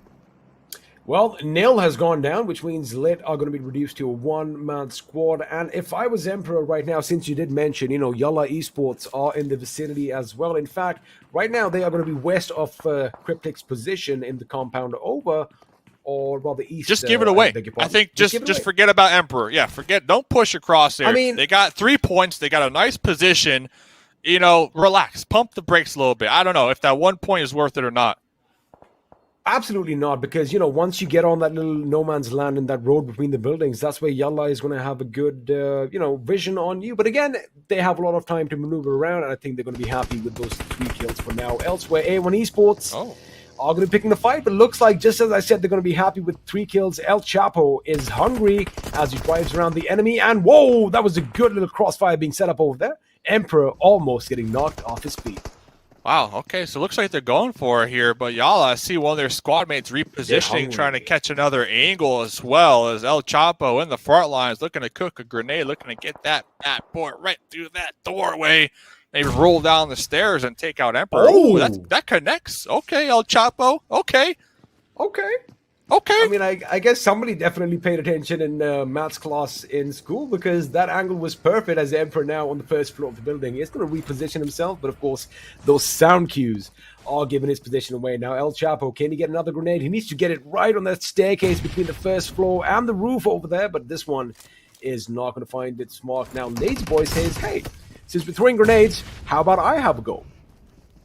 Emperor getting ready to toss a molly here to stop the push, as it looks like it's about time that 3 squad mates of Cryptics are going to be knocking at their door here very shortly. Marshall in the front lines looking to make the breach here. Nice molly from Emperor, but the pre-fire, the burn from Marshall was able to take him down. Marshall taken down in the process themselves, but should be able to get the pickup. Now, I'm really surprised YALLA didn't opt to get a little more aggressive there. I mean, they had the intel, they had the heads up, but I see the next zone did pop, so YALLA, they got their eyes on the prize here, and that's repositioning to the next circle. And they've already made a move. They're already pretty much in the center of the circle, up top this little mountain overhead. Not a little mountain, quite a big mountain, in fact, as SUDOR Esports are going to be migrating across the farmlands as well. But again, Cryptics Esports, Cryptics finally getting the job done. They do have a squad wipe to their name. All 4 men still intact. Wait a second, did someone just get out of the vehicle? I just thought I saw someone jump out that was just switching off the seats over there, but and that's gotta feel good, right? For Cryptics, like, is that the first time we've seen them get a successful 4v4 here? That has to feel really good when we're talking about kind of gaining that confidence back. I like the fact that they took their time with this one. You did kind of mention that is going to be instrumental, because they can't really bite off more than they can chew. They took their time. They assessed the situation, except the first little initial, when they actually pulled up the compound, where we did kind of question their scouting abilities. Except that little debacle, I think they had a good run, and finally we see some action from the team. You'll love to see it, just in time too. I think if they can continue to kind of execute these early plays just like that and get some consistent placement points, that's all it takes. And it looks like instead of sending it to that potato hill, they'll be wrapping around the north, coming into that east right there. They might have spotted out a compound. DRS also looking in their general area, but hey, Cryptics, good play right there. Not gonna lie, I like it a lot. Good play so far. They are going to make it to the circle. I do believe that compound is where they're going to be calling it home. They're going to fortify their position for now. Of course, DRS is going to be at one end and the Wizzes with Wives at the other. Now, of course, Potato Hill is going to be pretty much the epicenter for all the action, with Deadeyes guys right at the summit over there, making sure that they have all that flat ground to their advantage. And well, if you have a look at the circle, we are going to have a little bit of an implosion. It is going to be pretty much concentric, and YALLA Esports, who did skedaddle out of that situation earlier on time, are definitely going to have an advantage. But now this is when things are going to get chaotic, Dave, because teams are going to be rolling in hot, and well, this is when chaos is going to be striving, and someone is going to let slip the dogs of war. Yep, we got Marshall on the front lines for Cryptics, leading the convoy past A1, and then Wizzes with Vibes, like you mentioned, in the area, probably going to be piling in right behind him. So a lot of teams fighting for very little terrain. And Pennywise out here in the open. Not sure what we're doing out here, but catching some bullets. Well, catching bullets over here. Chari is dishing bullets, but in fact, he does catch a few from Scotland. Drop shot over there as Chari's taken down. And now Rico Infinity are going to be on a high, but Anas is going to be the last man standing on a sliver of HP. That is going to be problematic for him because RAW pretty much just shredded his entire team around him as Bishal, the last man standing for his team, is going to be coming in for some much-needed revives. But before he does that, he is going to snuff out another life as Anas is going to be cooking a grenade. In fact, Bishal saw that and moves in the nick of time. Ooh, Anas yesterday was popping off. I mean, talk about one. the highlight reel. Oh, and the double to confirm it. See you later, Rico Infinity team. What a play, what a pull-up just in time. Anas coming in clutch, that clutch card for the squad. Bishal was playing his bluff. He thought he's only going to throw one grenade and he's going to back off and go for the revive, but looks like it was the other way around. But right now, Seth, last man standing for SUDOR, unfortunately, is going to be taken out in that shack as El Chapo is going to come under fire. A1 Esports are relentless. Jax with a grenade. Is it going to hit it? Smog. Lazy Boy comes in. The grenade does hit it, Smog, but Dante, his own teammate, is the one that is taken out. That is definitely going to hurt A1 Esports. El Chapo in this shack calling for the pickup, telling Lazy Boy, I'm safe, man. Come in here. Lazy Boy trying to toss a grenade on themselves into the smokes, get the knock on to Sinister. And I believe all these teams, they're getting third party from across the way, but Senkei's position on the high ground, playing that overwatch to allow the breach in the first place, that's a huge play. Now it's down to just Sinister, the last one alive from A1. I like that, but I do believe Marshall's position is a little bit more instrumental because he has that right flank on lockdown. Senkei, I'm kind of worried whether he has visuals on A1 Esports, but it doesn't matter because grenades are going to be popped in the smoke.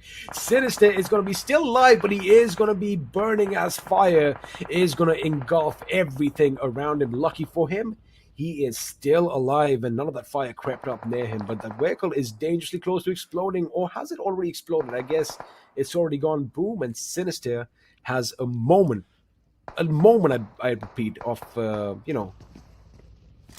some quiet time. And he wants to make sure he doesn't make a muscle, doesn't move a muscle, doesn't make any sound, because I'm pretty sure CS are going to think that, the opposition has been dealt with. And, well, this is when an animal is cornered. They're most dangerous. Have a look at that Lazy Boy, Dave. They have no idea. They think they're done for. They think they're done. No. Have they not been paying attention to the kill feed here? Oh, my goodness. I was just joking around. Yeah, this could be a huge mistake right here. Sinister, the last one alive. Okay. Oh. Okay, I was getting a little concerned here. I was like, okay. But this is an important fight because both A1 and Cryptics, they're at the bottom. They're at the bottom of the leaderboard, and they're fighting for that top spot to get to that 16th position.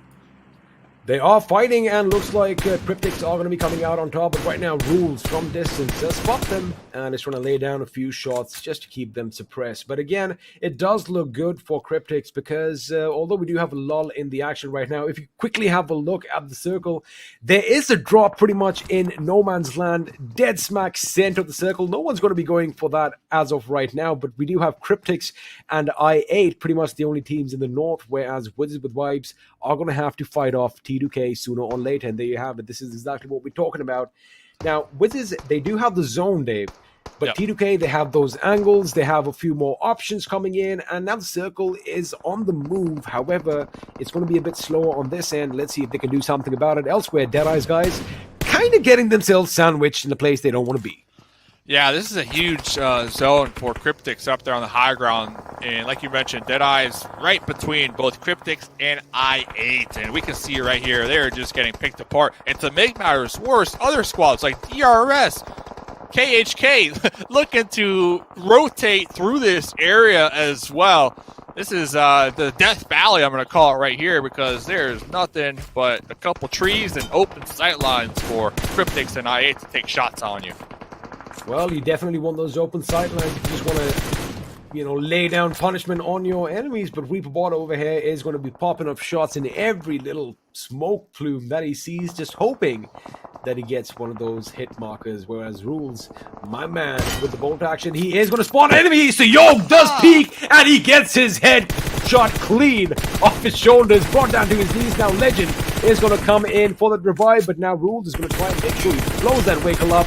hurting T2K as he can. And wait a second, that strafe catches Legend, and he gets 2 birds in that little spray over there, Dave.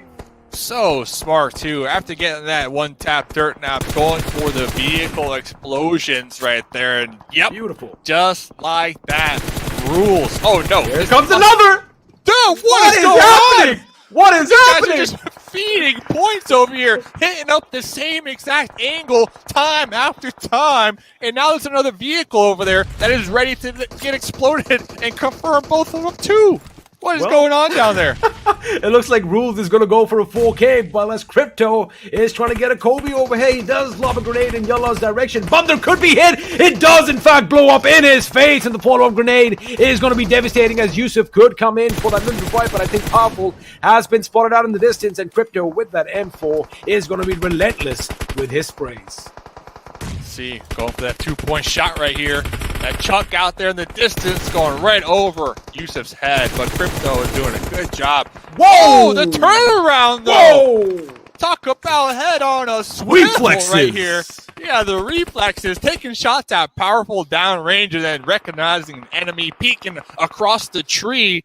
The turnaround. This is why they're so good. I mean, talk about the game awareness. I mean, come on, Crypto, one of the best hitting players out there. Now, Deadeyes, guys, they did get a couple of knocks in, and he realized that, wait a second, there shouldn't be any gunfire coming in from behind me.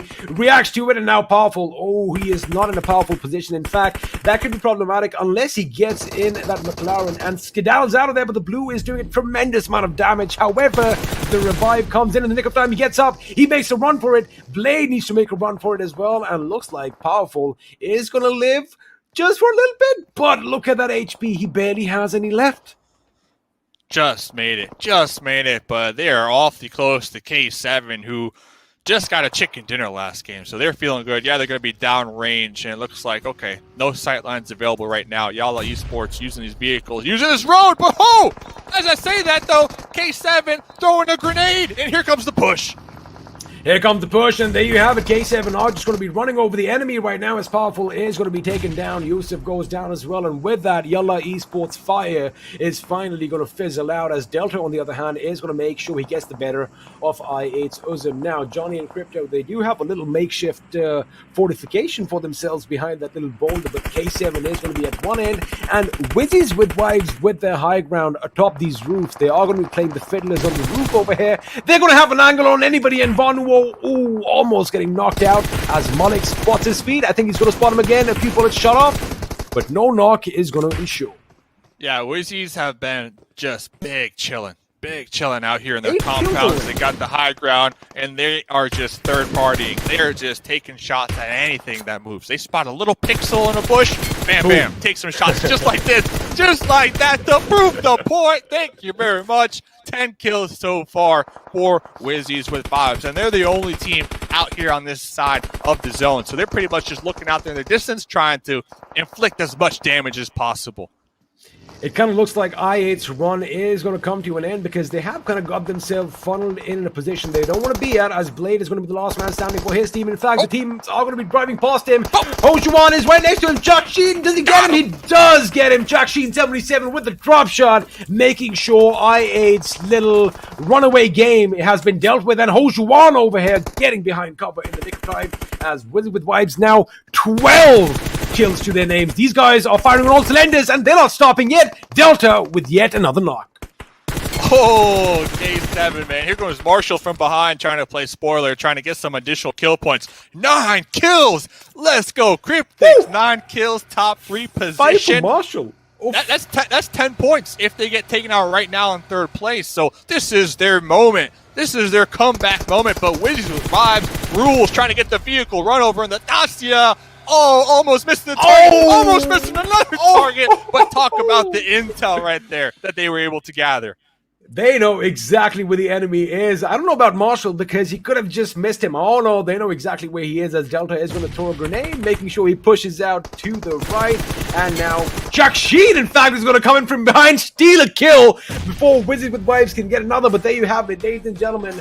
The Wizards, the ones who are vibing, come out on top. There you have it. He's looking at his opponents. He can't see any opposition because they dealt with them all. They're saying, where you at?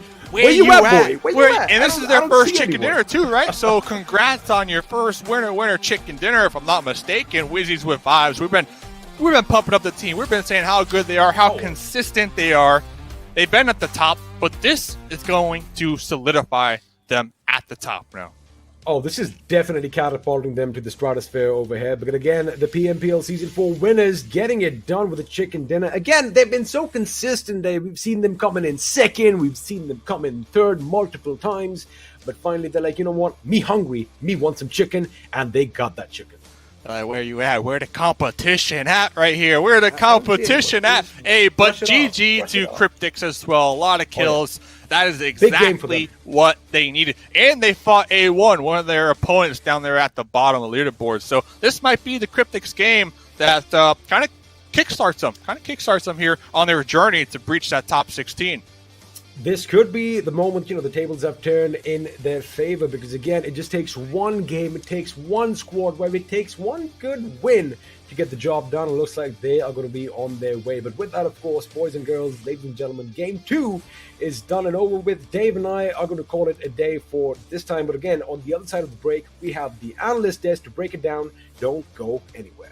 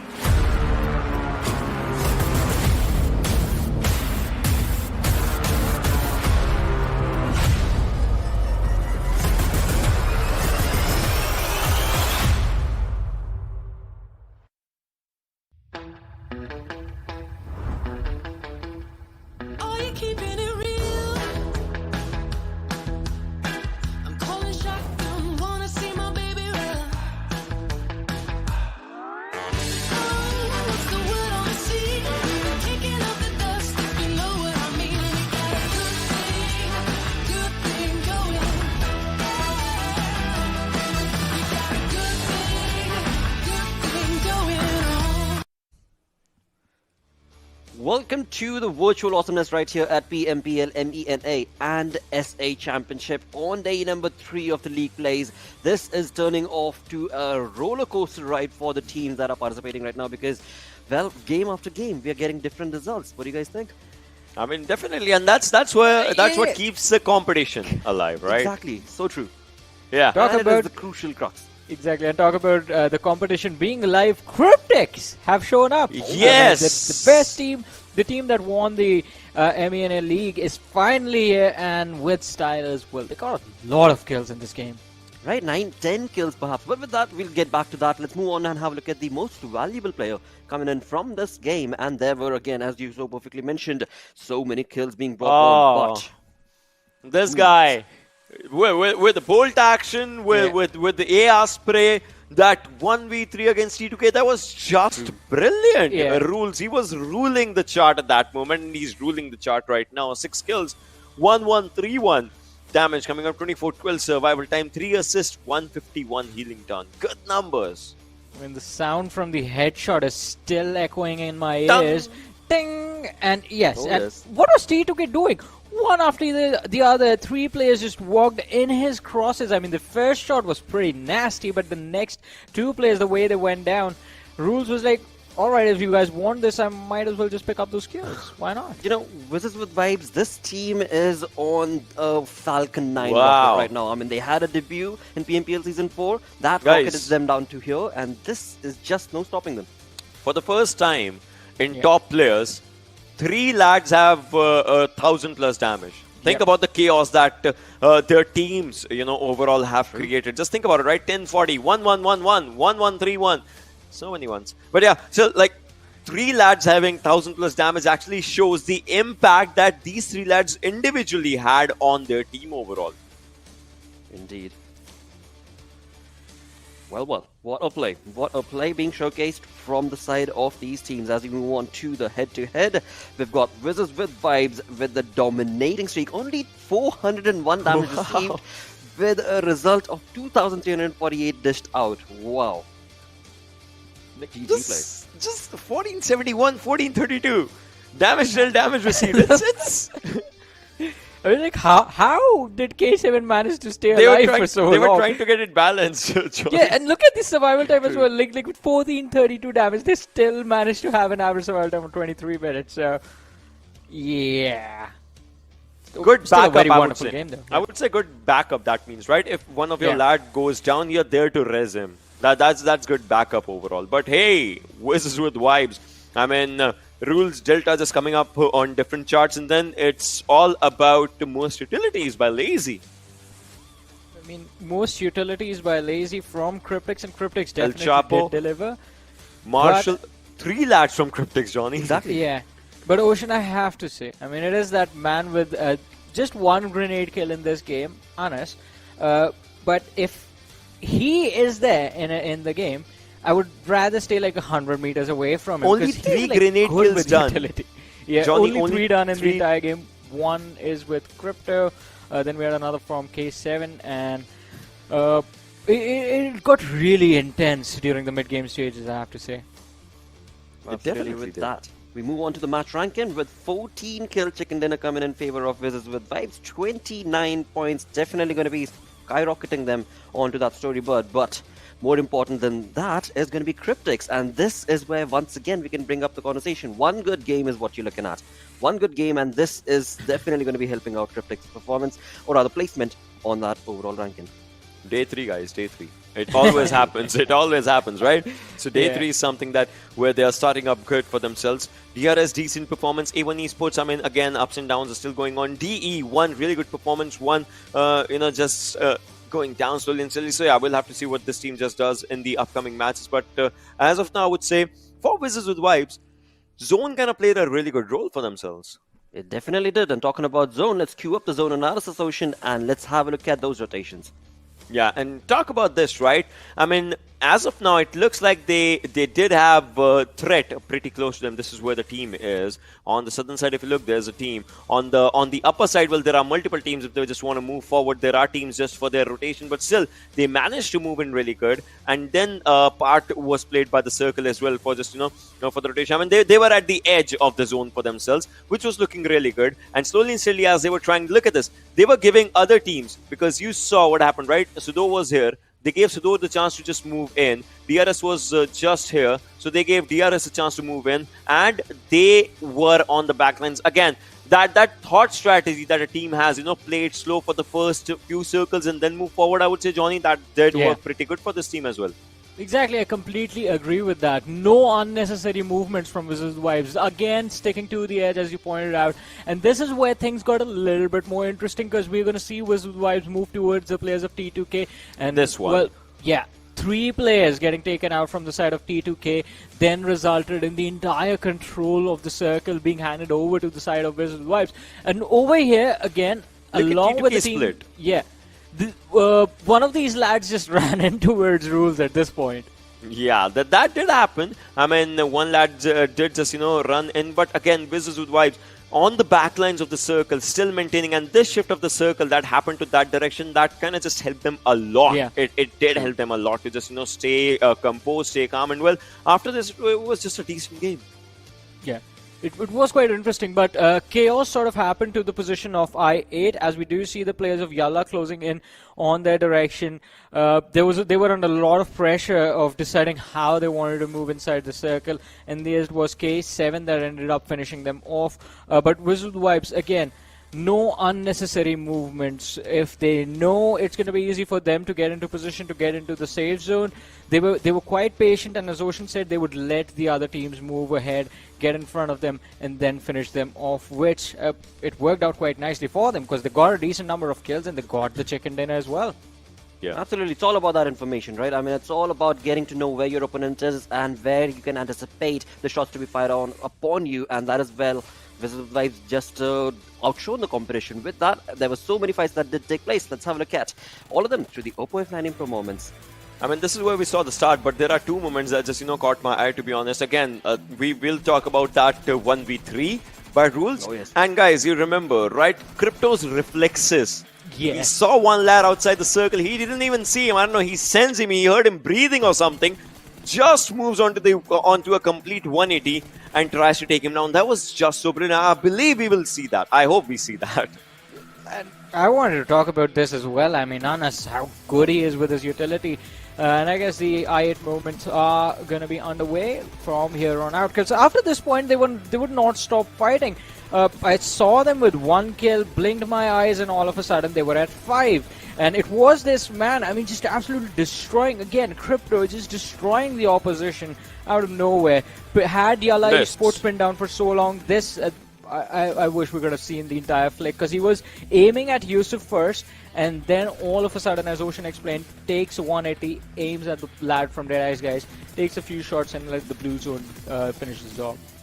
Yeah, definitely. That did happen, but again, this one was also really good. I mean, just coming down to the buggy, and then the animation just might have taken him down, but well, that did not happen. And Justin, before he went back, he still tried. Before he went down, he still tried to take up the fight at the last moment. But well, that happened, and Wizzes, they have their first one. They did. Let's have a look at the damage draft now, where we will see fights definitely took place, but who were being favored more? Well, yeah. If you have one lad, just think about it, right? Cryptics, they had 1 lad with 1,111 damage and 3 lads with the rest amount. That's total of just 1800, and from that you're talking about 1111 only being based on that one player. Definitely does make a big difference. On the other front, talking about Ruthless Aggressive Warriors, Lit, not the kind of performance that they of course anticipated, where they were part of fights, as we can see, but the kill points, definitely not working for them. Placement points definitely not working for them. But again, I mean, this is just 2 games done. There are still 3 more games remaining. But before we move on along, let's have a look at the storyboard, where we shall see what bigger lead are these teams creating on that ranked page. Alright, so they've moved up the standings because Deadeyes guys did not have a fun time in this match. K7 taking the 2nd position, and yes, K7 find themselves in the top 3. But along with that, I wanted to talk about SUDOR Esports as well, because they've lost the momentum they built for themselves yesterday. Yep. Yeah, that definitely happened, because today it's just not the way the team would want to play, and obviously they did try to have decent game in this one, but they failed for it. Wizzes, top 5 coming up for this team, which is really good thing. We know from here they can just move forward. I mean, another chicken dinner, if they have it, can actually land them in top 3. Yeah. Definitely, it's a close fight. From 96 points for the Wizzes with Vibes all the way to the 2nd position, 112 points. So a very close margin being showcased over there. On the other front, as you move on to the 2nd page. Now, this is a good jump from the side of Cryptics, but will it be a one-time pony, or will it continue on throughout the day? Ooh, 16th. Now the pressure starts to build up, because you only have, Cryptics, Lit, A1, KHK have 6 matches remaining. Ikard, Triple Esports have 7 remaining, I believe. And the difference is not that big. One single game will be able to change everything. I mean, that's the thing, right? Where and Cryptics that's and Lit, crucial. Yeah, Cryptics and Lit, they might not be playing the last game, in which A1 will be there, so they might just try and get in. Like that's the thing. And this is gonna be a good one. Well.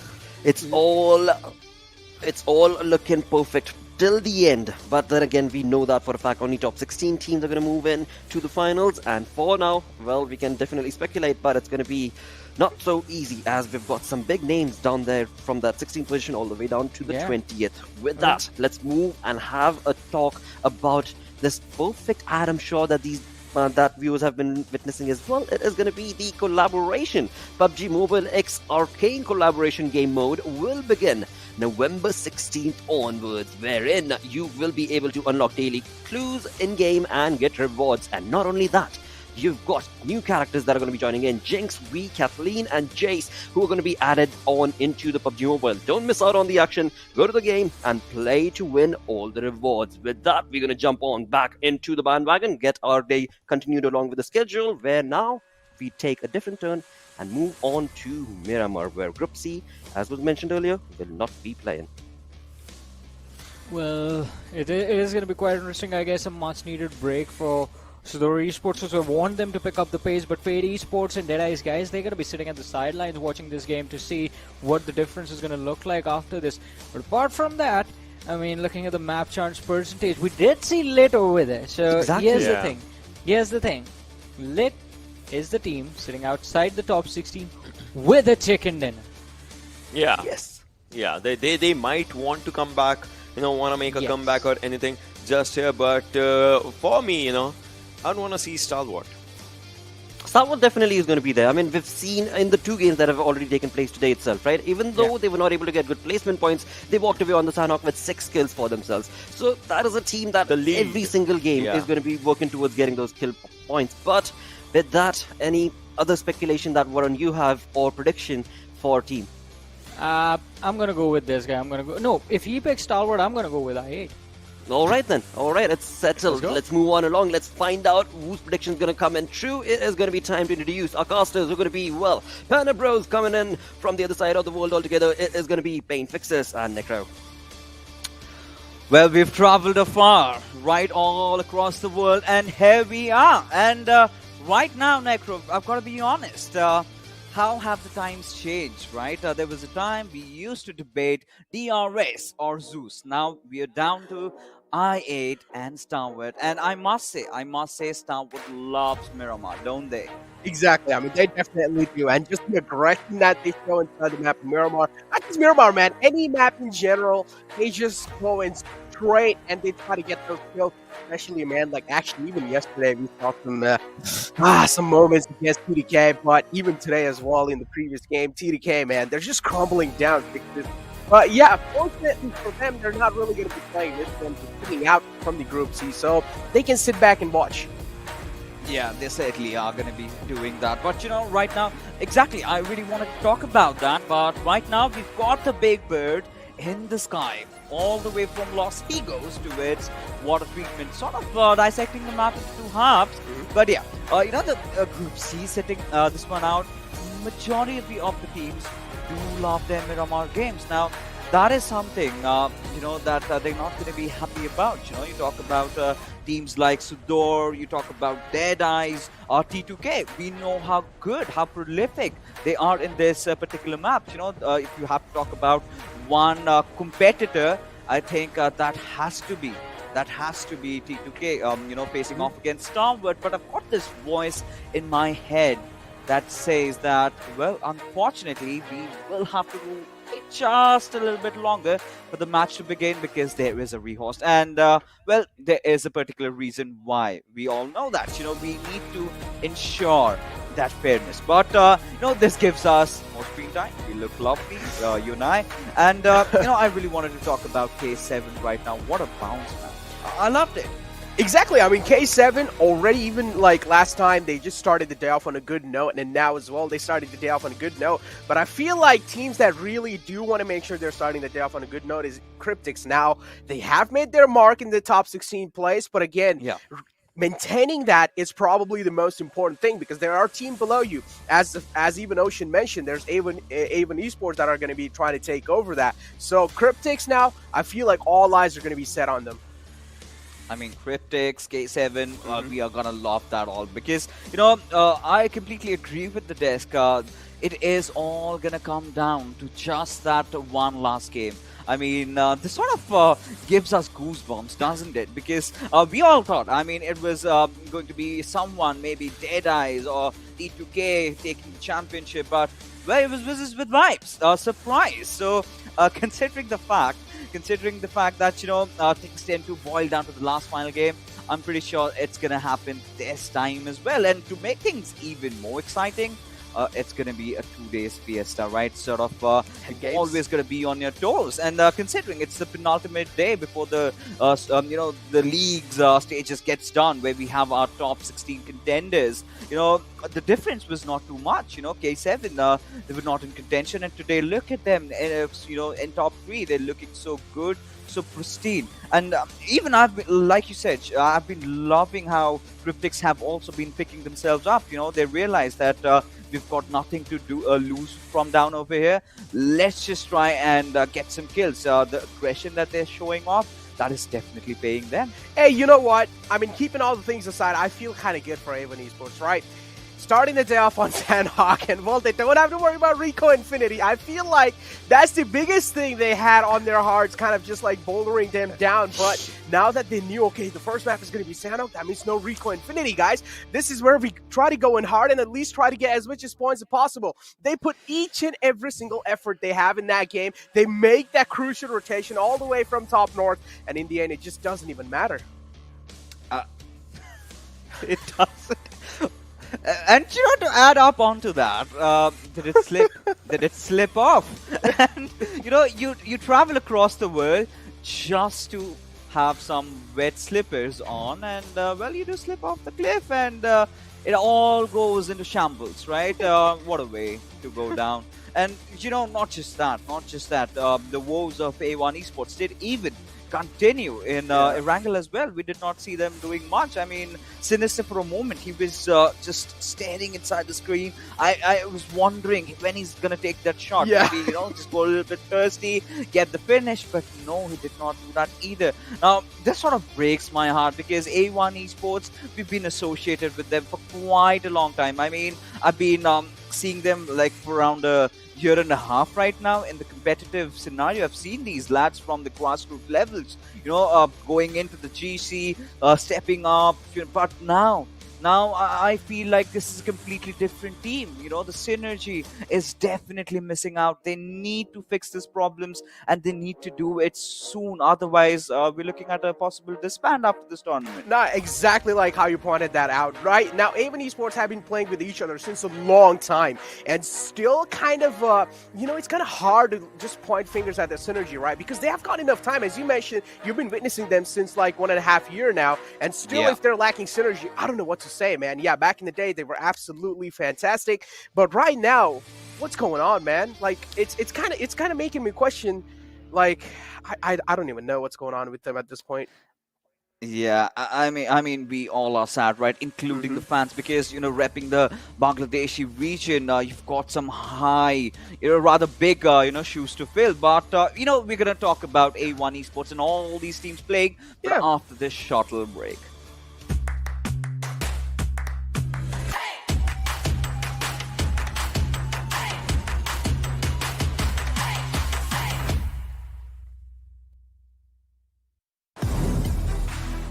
Hello, my name is Raouf and I play as an in-game leader for Team Nigma Galaxy. This tournament will be a fun experience because this is our first time playing against the South Asian region teams, so we'll see what we can do. As this is our first time playing against South Asian teams, I'm really excited about the experience and how we can adapt to play against them, since they have good con skills and another strategies and tactics. From this tournament, I hope from the new teams from other regions to give us a good challenge, so we can learn from new mistakes and add it to our gameplay in the future.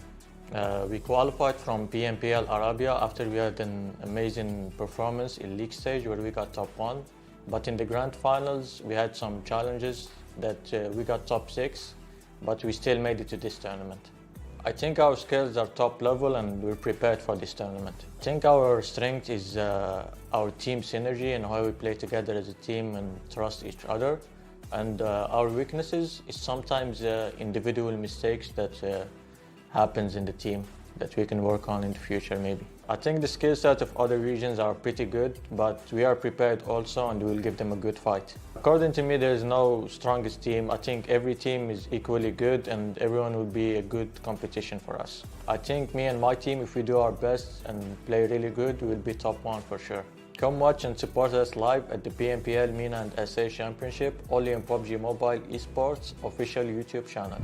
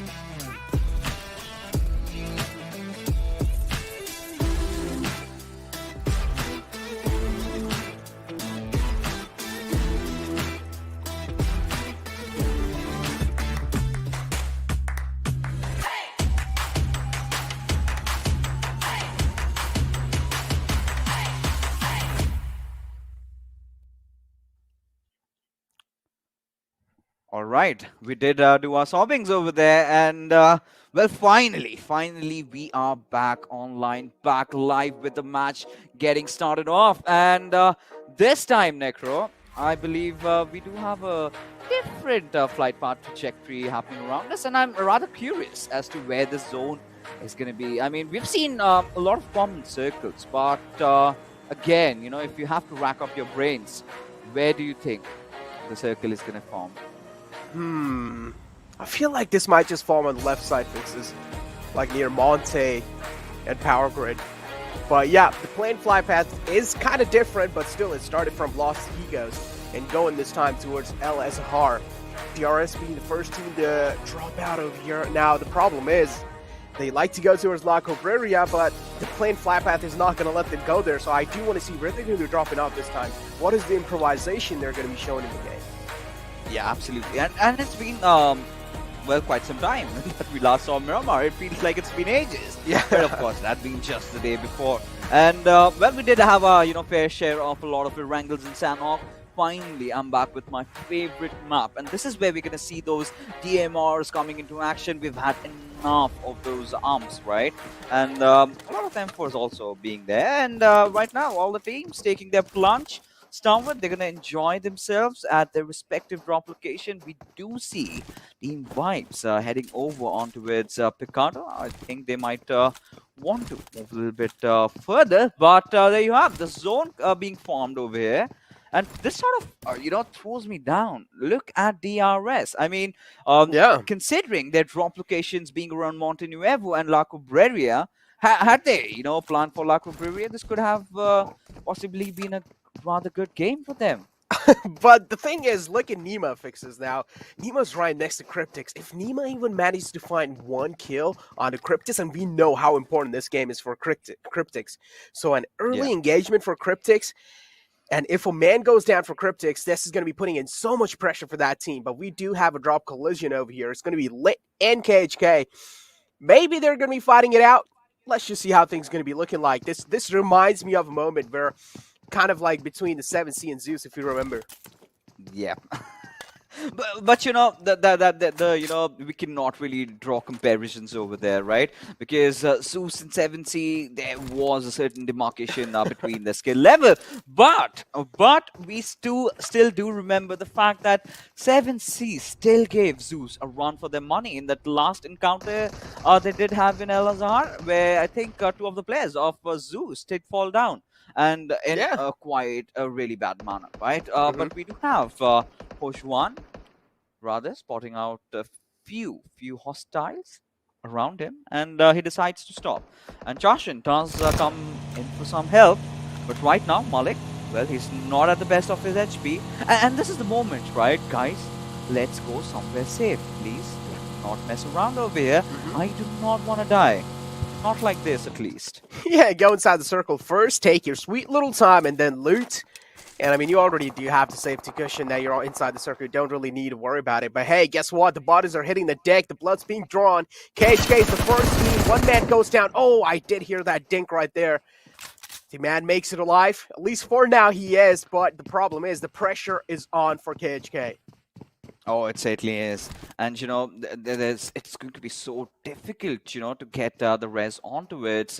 Biscay over there, as Wee Hong, he's got a really good angle. I mean, the moment Jebot even thinks of trying to go in for a res, that is where, Lit can actually start considering to go in for the push. But look at Mercy's position. I absolutely love it, right? Every small little movement that they're going to be making, well, Lit does have a good idea of that. And Nil, even he is there on towards that right inside. So Biscay is done for good. But still, his comrade, he is actually considering to go in for the res. Emperor does spot him out.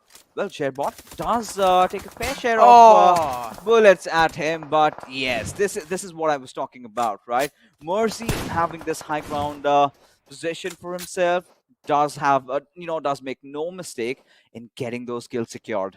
The Iron Side M416, of course, the signature weapon for no matter what kind of player he is. Pennywise, though, looking at flip tables over here, but KHK still They do hear a lot of presence being shown from the side of Lit. They're just moving around. KHK, they're just holding their nerves with their guns. Pennywise as well, boosting himself up, making sure if things go south, at least he will have that boost kind of helping him out a little bit there. Not really going to be enough, but still just a little bit of, I would say, a little bit of mental boost inside the situation that's falling apart for them. Two players right next to each other. The building's being bombarded, but it seems like Lit are just not finding the mark. Oh, he certainly isn't. Right now, we've got Pennywise and his wrist just alive as Emperor. He's trying to head in. And they're marching as an army over there. And they've got to hold their horses. But look at these movements being made. Just to those tiny little boulders out there. And Hong makes no mistake in finding the knock. And Pennywise, being the last final player surviving, does somehow get a knock though. But that's just about it. As Lit, they're going to get that first squad wipe. And, this is really going to help these 4 points, considering the situation that they are in. And the desk has also been talking about it. They've been having some tough time, despite of the fact that they did already have a chicken dinner in their bags. So this is going to really bolster up their confidence just a little bit. And, KHK, I had been a dreamer along with Ocean and Johnny. We did speculate, they're at least going to get that one chicken dinner, but the chances slowly but surely are definitely dwindling down. What a clinical approach in that fight. Lit, they're definitely going to be feeling good. El Chapo, as you can see, Cryptics and DRS right next to each other, making that rotation all the way from the left side. They might just be crashing into each other, but as the circle's closing in, a lot of teams will have to move in. Same thing goes with I. They're still outside, including Nasser right in front of them. We might just see a lot of fights going down because this kind of a circle makes all the teams down south, especially the plane fly path. It was kind of like assault on the injury. Oh, it certainly is. And right now, look at DRS. This is something that I'm loving it, right? They did drop off. They didn't realize, the gravity of the situation. They did realize we can go in for a western rotation all towards the northern side. Maybe somewhere around that Crater Fields area. But Wizzes with vibes, I think, overall, I've been loving what they've been doing, especially that last game, rules, man.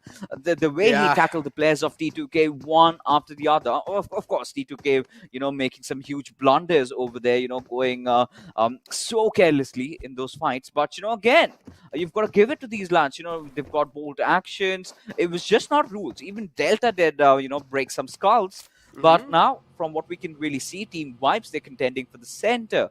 And, this is where things start getting interesting, right? This is where we do see a certain pattern being formed over here. The MENA teams are loving to just play from the peripheries. This is where the South Asian teams, rather, are trying to contend for the center. So, two different styles of gameplay, but which one prevails, that time will say. Oh, man. This kind of reminds me of that TDK situation we had. We're also talking about this. And, if you can take a look at this replay, as I mentioned, the clinical approach inside the fight by Lit, each and every single step they took, especially standing on those ledges, getting that info from those windows, and in the end, well, they just crumbled down. But yeah, talking about a team like TDK, even yesterday against a team like Stalwart Esports, they're just getting taken down with ease, no matter what kind of team it is at this point. TDK needs to do something. They need to make improvisation in the way they play. And I8, Crypto, seeing Nasser and instantly takes a U-turn. That's kind of funny. I mean, more than funny, I really feel that was smart, right? Because he realizes he's alone, and but no. No, he wants action.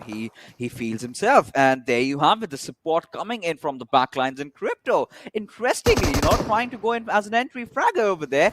Initially ensures that he gets that kill secured on towards Nabo. Hassan, he's in a no man's land, and within a few seconds, I'm pretty sure the cavalry is gonna arrive for I8 as they're looking really strong, looking determined as ever. As Crypto is making the move, as Hassan has finally been spotted. Crypto does have the information to work out with, and there he goes. But Johnny getting spotted out. He's on pretty low HP, but Hassan instantly gets retaliated back by Ozim, who's having, let's say, the best tournament of his life. Probably, yeah. Uzum has been showing himself up. He has been making up on top of those kill boards as well. So Uzum yesterday had a fantastic day, and today as well, it seems like he is going to be delivering. For now, I8 doing a good job in that previous fight, but I just want to see how things are going to be looking like in the future lines because, again, this is the map of Miramar. Anything can happen, especially this is what it's known for. Those kind of edges, those kind of ridges that teams like to play behind. Airdrop one on the board. It's going to be the AWM. And oh boy, I want to see some skulls being cracked. I want to see some players giving haircuts. Yeah, 100%, you know, and we've been seeing those bolt action a lot lately. And just talk about the devil, and the devil appears, right? This time, of course, it's going to be Martian doing the good job over there. And, well, look who they found, right? It's going to be Freak, Nigma Galaxy. Not looking really good this time around in this tournament. I did not know. They're just, you know, falling down. And it's just not for the first time, and they haven't really been feeling themselves, right? Considering the fact that this was one of those teams that, you know, almost had 100+ margin winning those league stages of the PMPL. Of course, they did fall down during the finals, and Cryptics. I mean, this is one of those rivalries that we must talk about. You know, Cryptics and Enigma Galaxy, you know, cutting off their rotation around Erangel, doing a lot, pulling off a lot of shenanigans. Not just that, even going on to win. And then, you know, coming down here, they've certainly fallen. But, you know, we were talking about Delta. He again delivers that crispy headshot. I'm sure production is definitely going to put it up on the replays. And now, well, can he find one more skull? That's the big question. He definitely can. Top's taken down quite low. Almost half of the HP. Delta again cracking some skulls. And this time it's going to be the man action. The man that Stalwart Esports really needs, and this time he's going to be the one to fall down pretty early inside the game. But now we have Rico Infinity. Cryptics is the one who is right in the front lines, but the problem is Cryptics has a better compound than Rico Infinity. Rico Infinity, they only have Regis to play around with. They do realize that there might just be someone in the front lines, but they do see a buggy heading on top of the hill over there. Do want to take a few shots, but again, he's kind of scared that he's going to be revealing his position away. Finally spots Cryptics out, finds an opportunity, taking his shots. El Chapo falls down, but instead the retaliation is there from the side of Cryptics. Oh, this is what we like to see. Skuden has fallen down. Rico Infinity, they shouldn't really have any kind of problem to get the res back up onto them. Now, slowly and steadily, Rico Infinity are revealing their position to Cryptics, and Cryptics now are looking to pretty much at least get the res back up onto Fallen Comrade. You know, this is the map where Rico Infinity does thrive, right? We certainly do know how good they are in Miramar, their rotations, everything, the way they, you know, prefer those high ground advantages for them. But right now, what really went wrong was a little bit of overextension, right?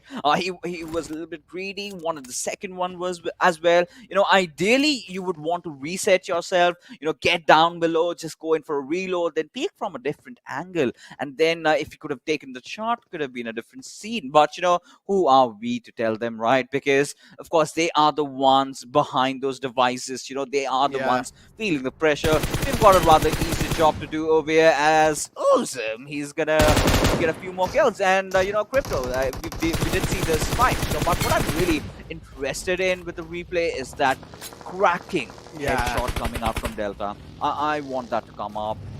And it definitely will. And, all right. I mean, this is oh, that was a quick one. That was quick. Yeah, that was a quickie over there. But this is what we were talking about, baby. Action, just showing his head. Not like that. Had to be punished, but look at Wizzes with vibes. Now, this is like a double-edged sword. And considering the fact if we could have the map feed in front of us, I will say exactly why. Because the zone is not favoring them anymore. Now, they've got to get down. They've been spotted off. But Mafia Ninja, he's in for a hunt. He spotted out Honest in a really, really precarious position. Honest is a huge man that Rico Infinity needs, and if he goes down, it's not going to be a good news for them. Mafia Ninja realizes the exact thing, and now he's approaching that position, using so many utilities to flush Honest out, but it doesn't seem like he's going to be the one to get flushed out that easily. DRS, do you realize the backup is there, and this is what they're trying to at least adapt to? Galzen spotting a man out in the front lines, and DRS now, I do like how they're also not overextending. This fight for now at least is into kind of stalemate, but that was a close net. Galzen taken down quite low. Rico Infinity doing a good job retaliating back, and finally the man reveals himself. He gets flushed out of his position. Mafia Ninja's quite low. He's quite vulnerable. He gets taken out the smoke. He's looking to find the second one. The second one's quite close. Yallla's the man, but he might just find him, and yes, he does. Rico Infinity, finally, the man has been shut down.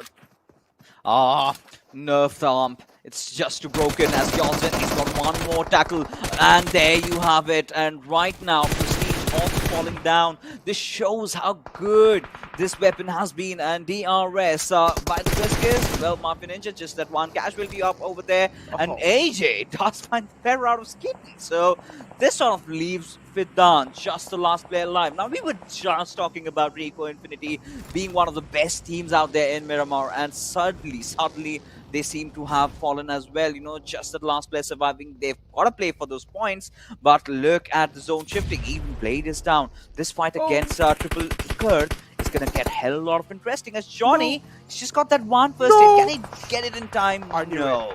He should have applied the bandage fixes. He should have used the bandage, but no, instead he went for the first hit. Didn't really have enough time. He falls down. Triple I Kurd is right in the front lines. Rovan is the man who doesn't really have that good of a cover, but he does realize there are a few teams in the front line, including Uzin is the only man from Iron who's inside the zone, and he's quite vulnerable. He's down low. One bullet to be connected, and he's going to be falling down. Crazy. He does realize there are a few players still in the back lines in the wall of death. He wants to take him out. Crypto is taking a decent amount of damage from the blue zone. Moves inside. Triple I Kurd right on the right side, but Crypto exposing himself with that nade. Crazy capitalizes onto it. Takes him down. Ravon looking to confirm the kill. Crazy as well, dealing a decent amount of damage on the fallen man. And this only leaves I8 to be the last man standing. It's going to be Uzum. Yes, the dependable man. We know, we've heard legends, we have witnessed him, you know, by his own form itself, you know, the Miramar clutches, if you remember, around, I think, the Lost Leonis Hills. We do know how good this lad can be. And, well, DRS, Nima, right now, they've got their eyes set at Team YALLA, who apparently did have a really good game in the last one. And now, DRS, they're starting to feel themselves. They're getting a little bit aggressive. They're getting up close and personal, as Fidan somehow manages to hold himself up against this assault coming in from Raw. As Shari just beside him, he was like thrown down. This is nuts! How on earth could Shari do something like this? But Bishon comes into it. But still, I believe Fidan was really thirsty. He went in for the finish. Yeah, he did. He did finish that man out. This leaves Raw with just two men standing. And Fidan, I mean, we have seen this man pull off some incredible clutches yesterday as well. So I didn't really doubt this man anyways. But YALLA now down one man short. The kill will be confirmed almost. Yes, it is confirmed now. YALLA left with three men standing against DRS. And we do know against DRS, you want each and every single inch of that kind of supporting your side. Powerful down quite low. One more man falls down with YALLA. This leaves them in a 2-on-3 situation. DRS looking to capitalize onto it. They do realize YALLA is bleeding quite low. Powerful goes down. This leaves YALLA with only one last man alive. It's going to be Bander, but he's getting taken down from the backside. Locked it in, of course, the man. He's trying his best to put the final man down sleep, and he does. You know, I love the setup from DRS. You know, the crosswise, everything was absolutely perfect. And, well, they deserve to win that fight considering how good they are playing right now. But we've got Team Vibes just charging at Team LIT. Emperor are holding off his horses. He's still waiting for the place to push in. As Mercy has been compromised.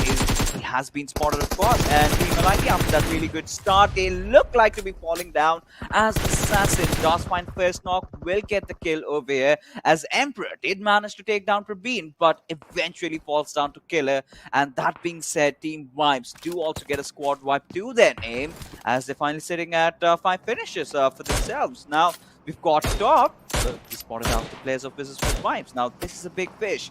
Rules does heal that bolt action. So if Top does get a little bit, you know, confident over there, a little bit bold, he's gonna have his skulls cracked. It's not a level 3 helmet, gentlemen. It's that level 2, which is gonna open wide up. It definitely will crack open, and Delta is looking to find that exact opportunity. But Delta as well is not really overcommitting, which I quite like. I mean, yeah, it does seem kind of tempting to just pop someone's skulls open, but it's not really that easy of a job. Cryptics, Wizzes Vibes is the team that is right in dead smack center, but this also means they're going to be having a lot of eyes being attracted towards them. And this is what exactly is happening. Stalwart Esports taking a little bit of dig onto them. Cryptics is right behind them as well. So Wizzes Vibes now, they have a lot of burden on their shoulder. DRS though, look at this push coming in. Ikard instantly falling down. Nima just makes it look like a piece of candy. And there you go. I mean, certainly being complacent about the surroundings. Well, Nima is being knocked out. I think, you know, the finish is also going to come. And there you have it. Lazy Boy making no mistake as AJ is going to hold the guards over here as Hexit does fall down. That was a crisp little spray. And Mafia Ninja, he's also going to melt down, which sort of leaves DRS with just 2 players as Bishal. He's on a vehicle hunt, but eventually tried to take down Reaper Bot, but it was going to be Joker who does the job. And considering the fall that Raw had just a couple of minutes ago, I believe they've recovered pretty well, but it's going to be Assassin from Vibes yielding that AWM, who does secure the kill. Oh man, AWM in action. Oh boy, my ears are ringing at this point. I do want to see it again in action, and Assassin is the man looking to assassinate people on this field. He already has managed to find one, looking to get the second one. Cryptics is in the front lines, but hold on. Cryptics as well, they're not really falling behind. They're also taking a dig on Enigma Galaxy. They're making that rotation, but the problem is the pressure is on Enigma. They're not inside the zone. They want to make it inside. So much pressure on them. It's not going to be easy. They will have to surpass Cryptics. Oh, they certainly have to right now, considering the situation we do have. You know, Marshall just wants to immobilize their, you know, opponents' movements, right? Just take down those vehicles, and there you have it. You know, we're talking about that big green cannon. We do already see it in action, and, well, Team Vibes, they're looking really good. 6 kills already. We do know, you know, they love their Miramar game, but the only problem that they've been having so far is to try and get to the finishing position, get that first chicken, get that chicken dinner for themselves, as now they're going up against their brothers, as Delta in a really bad spot. He is hiding himself inside that smoke that he's got built up for himself, as Assassin just takes out not 1 but 2 before getting traded off. Wow, those are some 2 insane frags that they needed. Delta now the only man left with so much burden on his shoulder. The player has nothing to report at this point, but the rest also will be back up on the Assassin. If Assassin is up, that means still the threat lingers on the Wizzes Vibes, and they will need to try and silence the rookie there. But Delta, he does have the smoke for his cover, but soon, slowly and steadily, it's going to be fading away. And yes, that's what exactly happened. Smoke fading away exposes Delta's position, and now Vibes are just looking for that little bit of glimmer of Delta's body, and this is when they will put Delta down to sleep. Oh, wow! Wow, alright. You know, had Delta really pulled that one off, could have been one of the plays of the tournament so far, but regardless, Wizzes Vibes have been eliminated courtesy to their brothers Vibes, who are absolutely looking at fire. 9 kills already, Marshall also going down, increasing the tally to 10, but how good have they been? And, you know, considering what could have really changed in that situation, I really would have expected, you know, Delta to be getting off from that position, from that smoke, you know, trying to capitalize on that knock onto its Assassin, maybe lob a grenade, maybe try something, you know, instead of just, you know, be there like a sitting duck. But now, you know, Team Vibes, they're absolutely feeling themselves, they're getting those heads. Now, this is visible in that replay that we have, and Assassin, he is hungry, boy, oh boy, he's been starving, and he's been bagging a lot of kills. Exactly, and even SUDOR Esports are being held outside the zone. They just don't have anywhere to go anymore. Only one last man left for that squad, but hold on, Raw is well under a lot of pressure. Joker, the man alive. Bishon trying to crawl right next to Joker. Is he going to be able to make so? This is the mission impossible. That's for Raw. If they're able to make it out alive from this, the chances are pretty slim. Joker's down low, and I feel like 1 bullet, and he's going to be down. And yes, that's what exactly happens. Raw out the equation from this game. Cryptics and Vibes now locking horns against each other. Both these teams are bleeding. It's a 3-on-3 situation. But on the other hand, Cryptics have already a down man. It's going to be Lazy Boy. They want to get the rest back up on a Lazy Boy, but the problem is the Wall of Death is moving in. That means they will also have to leave this ridge. This will expose their bodies out in the open, and Cryptics might just get wiped out. And this was exactly what I was talking about. Trifecta of that really coming handy as we finally have our last two survivors over here. It's going to be Team Vibes going up against A1 Esports. The numbers advantage definitely on A1, but you know, Vibes do have two of their players already knocked down, and A1 Esports finally might be looking at their chicken dinner right now, but they aren't making a lot of noises. They're, you know, buying their own sweet time. It's still the 6th circuit. You can really imagine, Necro, how quick this game has been. This can escalate pretty quickly. A1 Esports, we do know they do tend to choke in these kind of situations. They will have to hold their nerves and their devices, including the guns. And I just want to see how they're going to be making this one happen. I do imagine that this is kind of going to be a stalemate because there's still a lot of ground to cover before they lock their horns. But they do have the info exactly, and I also like Sinister's position. As long as he's keeping himself anonymous, that's going to be meaning a lot to A1 Esports because they can try and play on the contact play over here. Sinister now finally making the move. That means he has revealed his position, kind of being spotted there. Prabeen as well, position still anonymous. He can try and play for the contact play as well. You know, I really feel Sinister is still, you know, hidden. His position hasn't been compromised yet because had it been, shots would have been taken. But considering the fact that A1 Esports are just playing the circle, right? They're waiting for Vibes to make the move first. Now Vibes, you know, going in for a split. It's a 2-2. And A1 Esports is just waiting for them to make that movement. The first knock has to be the most important one, and that is going to decide the fate of this game. But A1 Esports, I really still feel they had a really good chance when two of the players of Team Vibes were knocked out. And there you go, Assassin going down again. This is where A1 Esports need to capitalize, but considering it's those final phases of the game, they must be out of grenades for sure, because had they had a few grenades up their back, they certainly would have been lobbing up all the way along towards Vibes. Vibes are bleeding. One nade. If it connects, it's going to be putting them in such a disadvantageous position. Jiggle looking to capitalize onto it. Jiggle trying to minimize things over here. Equalize energetically. It's not really going to be that easy. Killer down low. Oh, but that nade connects. Non-boy as well is quite low. They need to do something here. Vibes, they just want one more man to be knocked out from A1 Esports. That's going to be buying them enough time to get the fallen comrade back up on his feet. Assassin, though, the kill has been confirmed. 9boy is going to be happy a little bit. This leaves them in a 3-on-4 situation. A1 Esports looking really strong inside this one. But again, as I mentioned, they have a history of choking in these kind of situations. And Vibes and team, you do not want these kind of things to go in their favor. Finally, one man falls down. This leaves Killer, the only man alive from Vibes. He's trying his best to stay alive. He's trying his best to fall back. But this is just looking like A1's game. Yes, finally the boys have done it. And you know, well, I mean, right now, well, they're making some statements over here. We aren't out yet. You cannot really give up on us. And there you have it.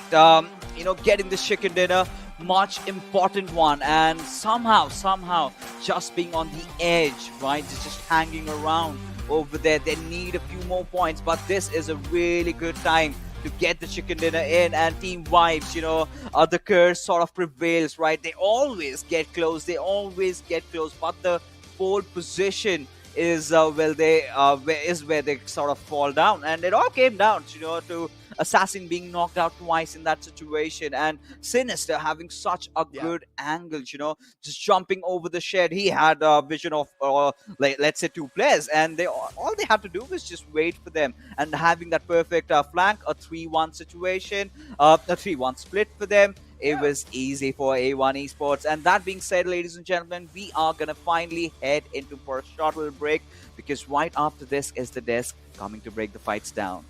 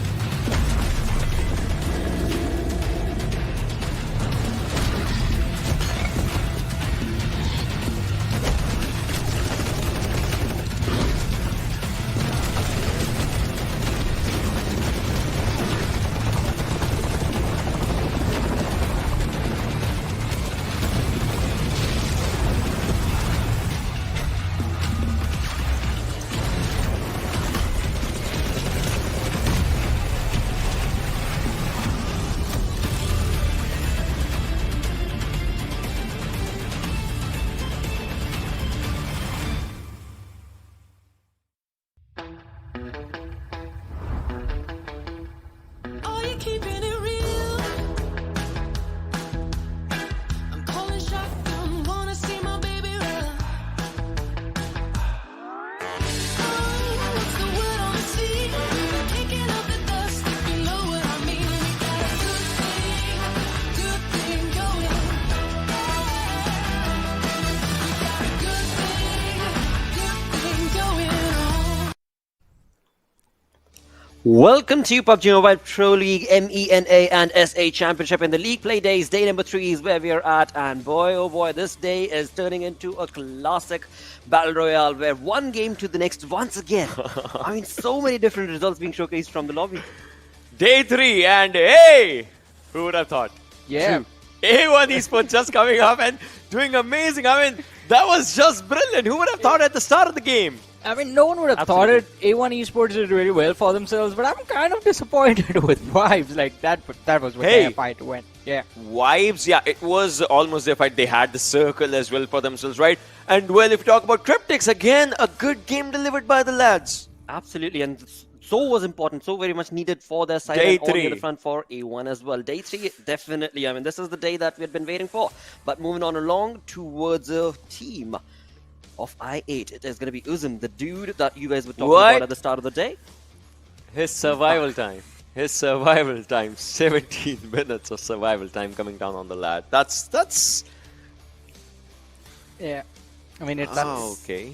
it's surprising. It's surprising. But hey, yeah.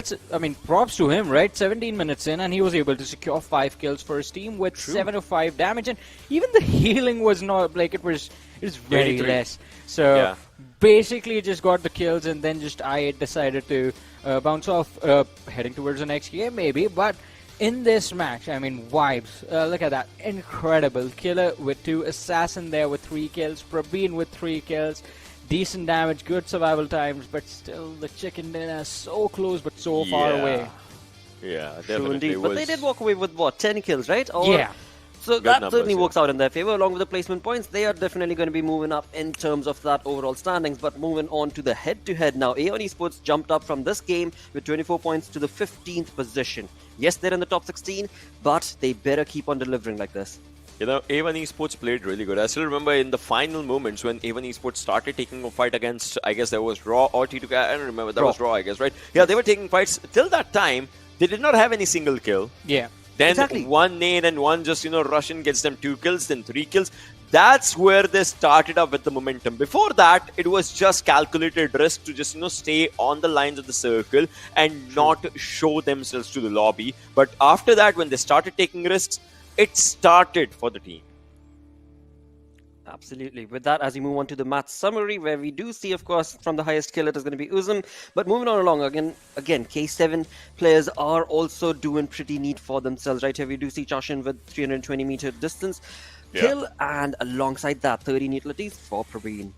Yeah, but A1 Esports, I mean, we talked about them, we've talked about I8, we talked about Vibes. It was quite a wonderful performance from these lads, but I want to say this, and I think Ocean is going to agree with me on this. The performance that we saw from A1 Esports as a team right now in this very game is the team that we've been waiting for the last 6 months. This is a team that has taken down BTR multiple Yes. times. Remember that? I get it. But right now, A1 Vibes, we talked about that. Cryptics, well, now they're coming up on the momentum. Stalwart, this is the rare side with just 1 kill for them. This is a rare. Obviously, they were on the other side. Obviously, we saw them just struggling with the zone as well in the final moments and all those things happening. DRS did pretty decent for themselves. But on the other side of the table, right? 9 to 16 is where we'll see a few names here and there just coming down, though. And that's where, K7, a team that, they had their impact here, just with the longest distance kill and all. But other than that, I mean, that is a good sight to see. That is a good bragging sight to just talk about. But that doesn't have any impact on the game. Exactly. Overall. Yep. But that's, again, not going to be taking them away from that top 16. So that's working for them, right? And that is exactly what we are here to look on towards, because top 16 teams move on into the finals. But the finals is still a few games away, a day away. But before that, right now it is time to go through the zone analysis, and Ocean take us through these teams' rotations. Yeah, so right off the bat, right, if we just talk about it, the way, we've seen a lot of teams rotating in 2-2 splits and all, like yesterday we saw Stalwart just doing that. But look at this.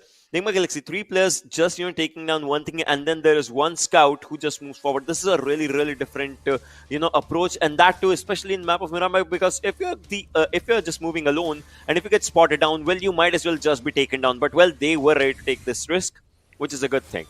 On the other side, A1 Esports, look at this, just staying away from all the fights, slowly and steadily just moving forward. I would say this again was a really good and a really a decent move from the team, just to stay back.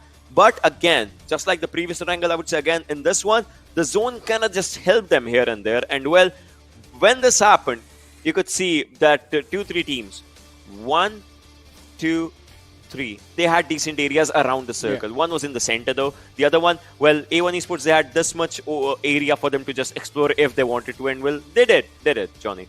Yeah, I agree with that. I mean, these 3 teams have wonderful position, and all of them for different reasons. Vibes, as you see, I mean, they do have the cluster of compounds to play around with. A1 Esports, as Ocean pointed out, they had the entire southern section of the circle available to them. And once you make it to the western side of that mountain, you basically have that entire wall of cover until the moment Vibes climb up, and which they never did in the entire game. Yes. So it worked out quite nicely for A1 Esports till the very end. Yeah, and this is where, till this moment, we don't see A1 Esports just making up any mark. Yeah. Nothing from this team at all, nothing. Stalwart, this is what we were talking, right? The zone was on the other side, and obviously they could not just make any move and anything. But Vibes, well, they did try to get inside the circle. They did get inside the circle as well, and well, they survived. But this is where A1 Esports just had their maximum utilization. This is where they started just, popping off numbers, and well, they got the game as well. They got a 15.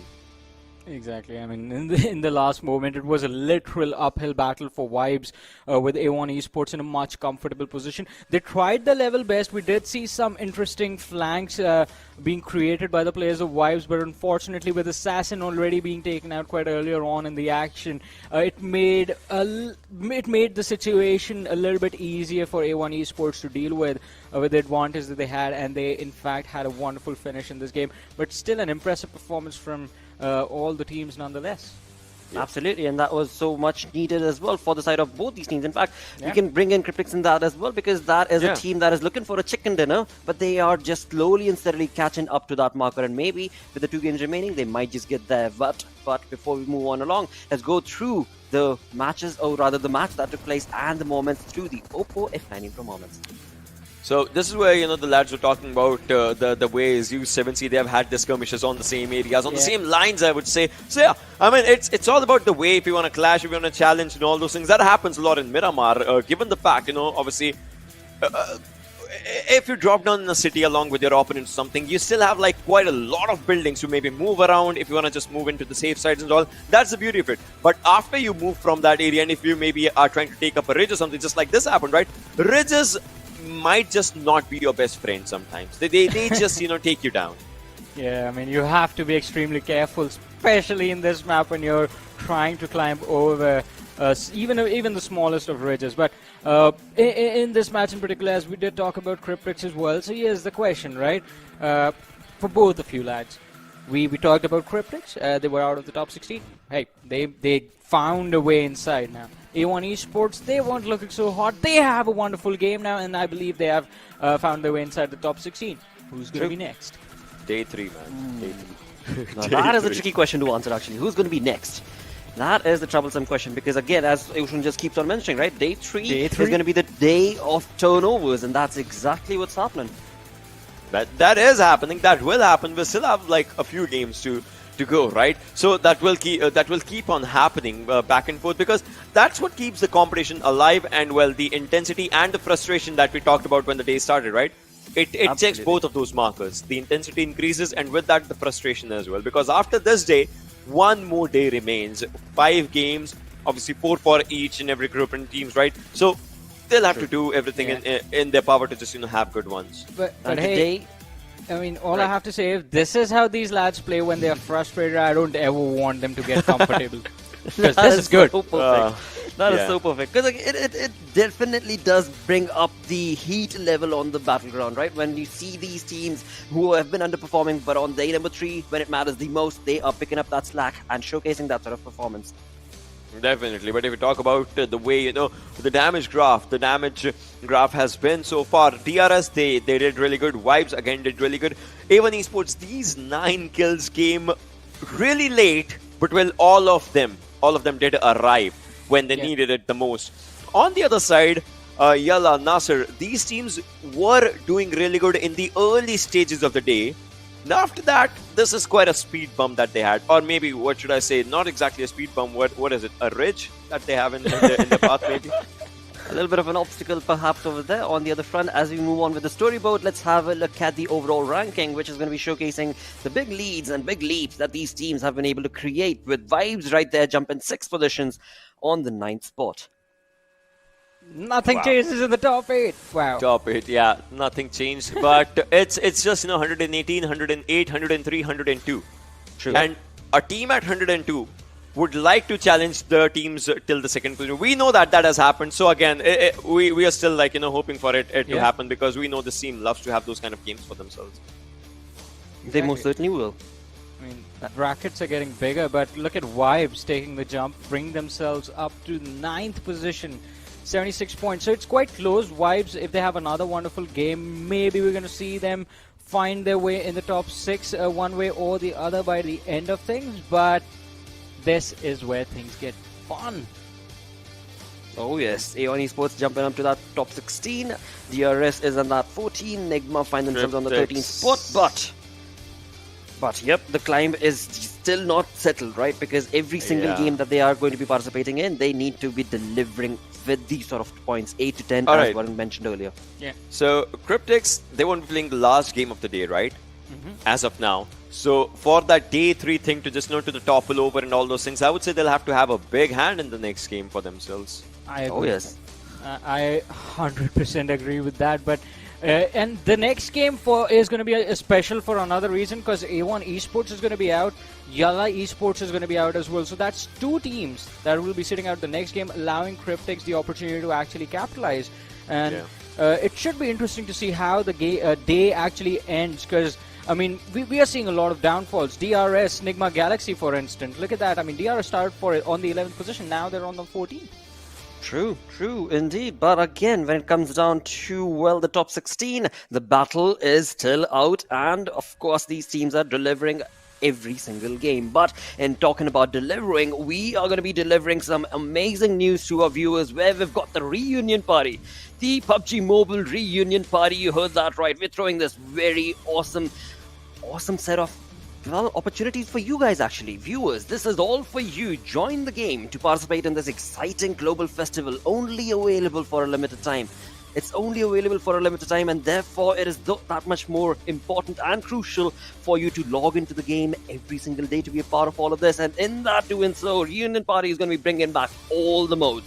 Yep, all the modes that you see on your screens are going to be coming back alongside that. There are going to be daily rewards and login to get permanent free items, limited time UC, and a new character. Anna is going to be available with her brand new flashing outfits. And that's not it. There is also collaboration with football team Liverpool to win a permanent backpack. Yep, you heard that right. A collaboration with Liverpool. But last but not the least, this is where things get fast. This is the world-leading hypercar. A custom-made Jesco by Koenigsegg is available in the game. Only available till the end of November. So get busy on your phones, get jumping into the game. With that, we're going to get busy right here in the championship itself and move on along with the schedule, where Erangel is going to be coming up next. So Grippy is not going to be playing. As was just mentioned, a few of the teams, of course, the 4 teams from Grippy are not participating, thus allowing Cryptics the opportunity to maybe jump up into the top 16. They can. Yeah. I mean, they can just, jump onto that area, but still, the conversation still stays there. I mean, we'll have a look at the map chance as well onto this one. Stalwart, well, they are playing. I8, well, they are playing. Fate, well, they are playing. So these 3 big names, if they are there, I just don't know, what might as well change, because it looks like the competition most of the time, again, just comprised of Stalwart, I8, just as what Pixis was talking about, right? True, absolutely. But again, I mean, we talked about Stalwart, and in the previous game, as the game was starting, right, the pre-game segment before the Miramar game, we were talking about, well, Stalwart is definitely going to be getting those kills. Interestingly enough, they only got that 1 kill and 10 placement points. That was unexpected. Definitely not the kind of result that we were anticipating from the side of Stalwart, but maybe this is going to be a different effect because after all, it is Erangel and their opponents, their rivals, I8, are also going to be very close over there with them on the military base. With that, let's get moving along with the game. Let's go over to the Panda Bros, who are going to be taking you through the game number 4.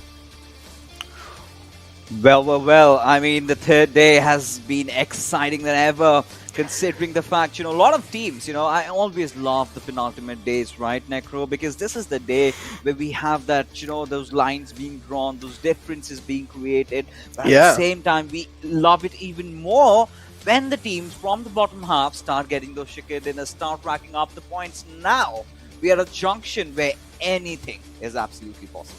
Exactly, anything is absolutely possible, but you also need to realize, man, this game is so important for the teams that are not going to be playing in the final of the final game. That is going to be Group A, and in Group A, pretty much every single team is on the verge of getting eliminated, including teams like Cryptics, Lit, and Raw. I mean, this game is going to be so important for them. If any kind of mistakes they're being making, including KHK as well, Fixes. So any kind of mistakes over here, man, early elimination between any of these teams, that means that's going to be it for them, at least for this day. But tomorrow, if they come back, they will have to do a banger of a performance. Yeah, with just 4 games remaining for them, they definitely will have to. And I'm still in pursuit for that KHK chicken because I've really been close to that African region, right from the grassroots, where we had teams like JXP Temper dominating the scene. And suddenly here I am, witnessing different teams coming up, and KHK, huge shout out to those lads. They're in here, they're trying. Next time when they come, they're certainly going to dominate. And that being said, on that note, let's get this game started. It's quite my trajectory from Milta Power towards Zaki. I mean, I must not say it's a common fight, but it's uncommon categorized. But the zone is what I'm interested in. Now, first day, the zones that were forming, that was so exciting. But lately, as the days progressed, we sort of started having those default circles. Now, this is where, Necro, I must say, I want the zone that you love. Millie. Is that what you're trying to say? Yes, same. I feel like that might as well be one of those zones. I'm just waiting for that zone to form because as soon as it does, a lot of teams are going to be on the move. And we do know a few teams do like to make it inside the zone first and then loot. It's just quite understandable. You at least want to have that little bit of safety cushion on your back because you don't really want that thought of not being inside the zone bothering you all the time. But hey, guess what? It's another standard circle. Nothing really special over here. A little bit tilted on the left side. This is a similar kind of circle that we saw yesterday, Fixes, and it's just a little bit tilted on the left side, nothing else.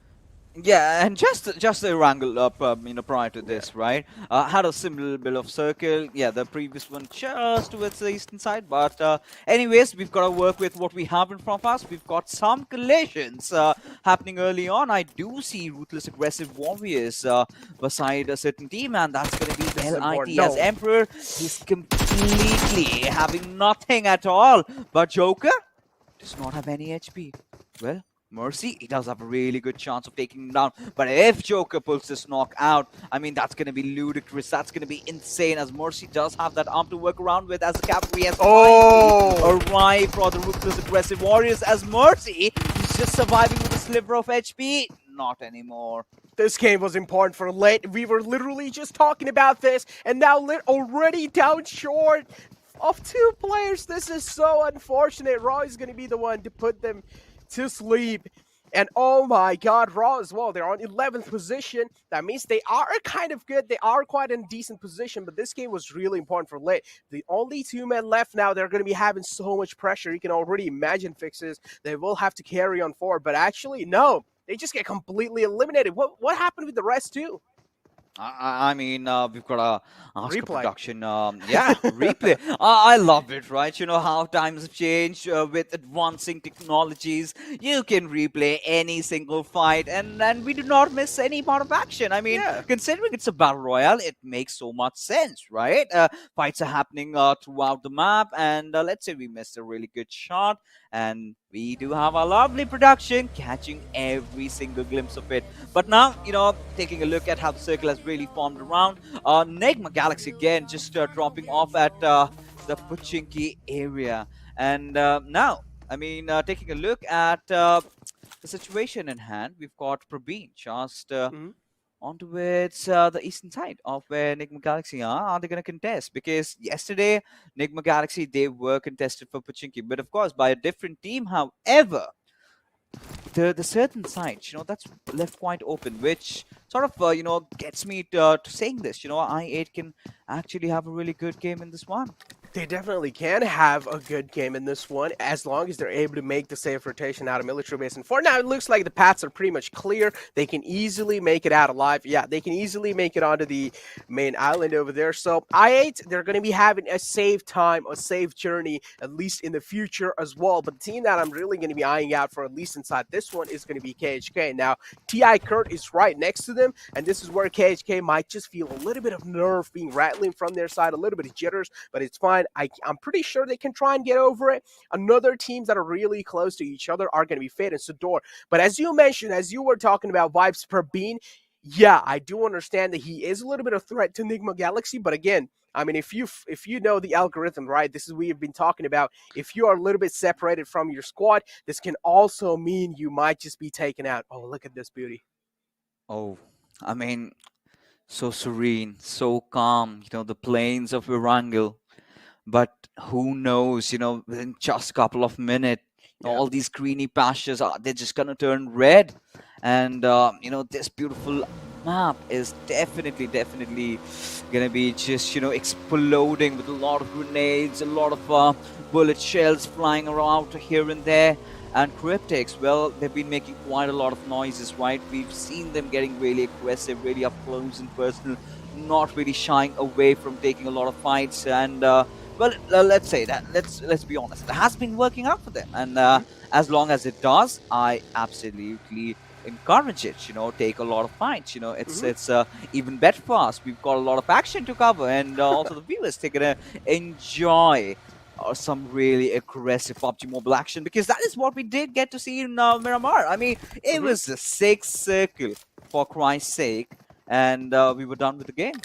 Exactly. I mean, early action in Miramar, that's what we like to see, started all off near LSR. But now we do have the team card in front of us. 15 kills in total. This man top. I mean, I still remember in Season 4, he was one of the kill leaders, doing a good job right next to Action. Then you also have Scribe with 20 kills. Each and every single player from Stalwart Esports is just performing, but Action is the man who has always been another level. Look at this, 23 kills, has the most kill throughout the Stalwart Esports squad. But you gotta give props to Scry man, including how he's been playing throughout, how he's been playing, especially inside this SA and MENA Championship. I feel like compared to Season 4 PMPL, he has shown a drastic improvement because Apex was the one playing with them. Yeah, and you were one of those advocates, right? You were still searching for, where on earth is Apex, and finally now, Necro, it is all making sense, right? Scry, even I was sort of, you were pondering as to why they're not playing around Apex, and it all makes sense. This lad has been delivering, he's been performing, and hence a deserved slot in the roster. And Stalwart, considering, the heavy lifting that they've got to do, because Mongolian region, you talk about South Asia, you can never rule them out. And considering how Zeus have fallen, someone had to fill up their shoes, and I must say they've done that in style, and they deserve to be here leading the charts. But right now, the only concern that I have is those 2 days. That is where they will have to perform. But right now, ladies and gentlemen, we do have a fight breaking out, and T2K, they're in for a bash against Team SUDOR. I mean, these rookies have been silenced for quite a long time, but TDK, is this going to be the moment where you guys fight back, TDK? Because you really need this one to at least boost your confidence up. They're getting ready. They're getting warmed up inside this fight. We already do some popping some kind of meds and stuff like that. They're popping those boosters over here. SUDOR, they're not really overextending themselves. They're just staying out and trying to kill. Yeah, I also saw those a few like utility kind of misdirections. I don't really know what to call that at this point, because TDK, they're missing a lot of utilities. I don't know what's going on with them. Yeah, I mean, I literally saw 2 or 3 frag grenades being lobbed at their own direction where they are. I do not know if it's a visual glitch, but either ways, they've finally managed to find a knock over there. Clever being knocked out. A lot of smokes have been, disposed of over there, as Jane does want to march out of that bottom close panic room, goes after that who has apparently been spotted out, and T2K, the aggression being displayed by these lads, and Jane is just jumping around and spotted out safe. However, he's on really low HP as Legend gets that knock over there, but Jane, in fact, he does need to lose them up. The question is, can he do that in time?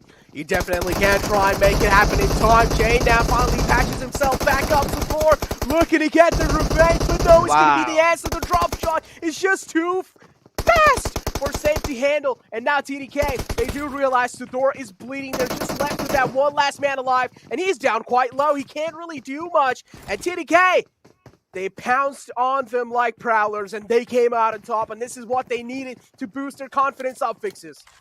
Oh, this was absolute obliteration, but there you have it, Sandesh. Oh, that crispy suppressor on that M24. I mean, that has to be the best sound, you know, inside the game. Nothing beats the M24 with a suppressor. I mean, unless not till you have a different thought, Necro.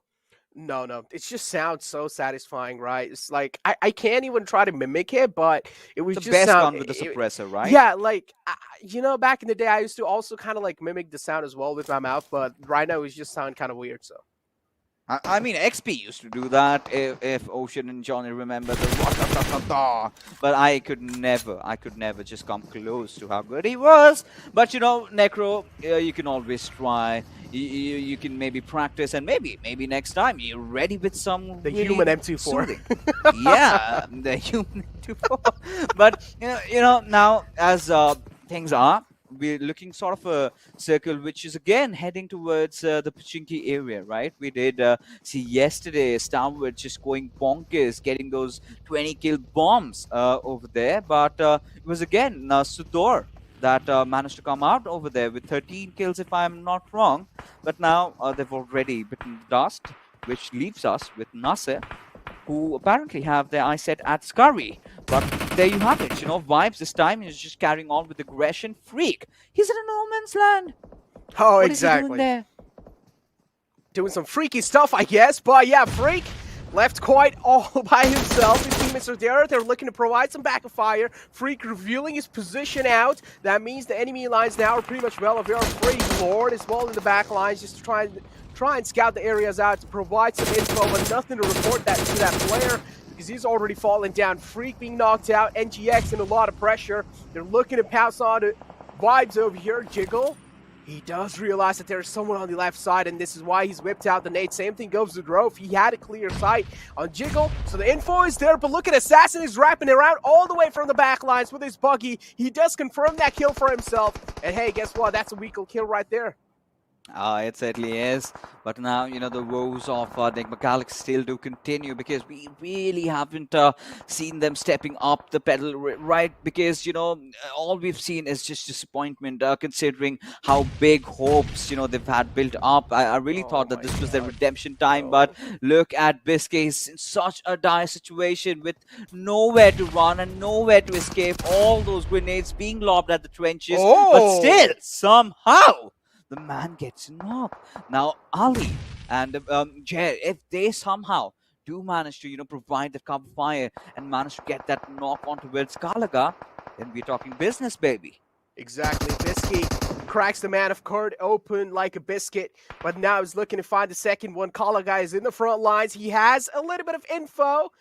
A little bit of Wow, I love this. But yeah, now Kalaga, look at this. He just bought one more man of KHK. He's all the way in the back lines. That means they have a little high ground to work with. TI Kurd might just be in a bit of trouble because high ground means a lot of info, and this means Biscuit will have a little bit of more safety to work around them. But look at what's happening in the back lines. Ravon, his Weekle just kind of flipped out in the open. He's doing some wheelies, but it's fine.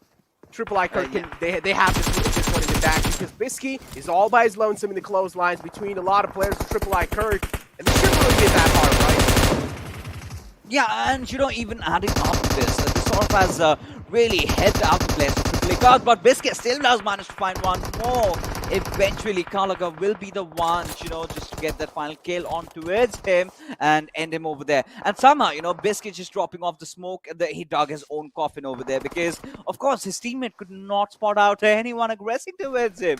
And of course, Ravan just making that rotation.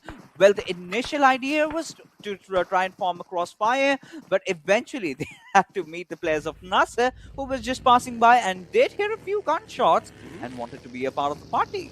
Well, they definitely are part of the party now. They have gotten their foots deep inside it, and this is where they're trying to get those kills for themselves. But Tika is the man who has closed out quite a lot of distance, and he's just trying to scout the areas out. He's like, all right, I'm just here to see those blood markers. I'm just here to follow the blood trails, and he has found one. He has spotted someone out, lobbing that nade into that smoke, and realizes he's getting pushed on by someone. He's down quite low, but Tika, you can't just let the tables flip against you like that.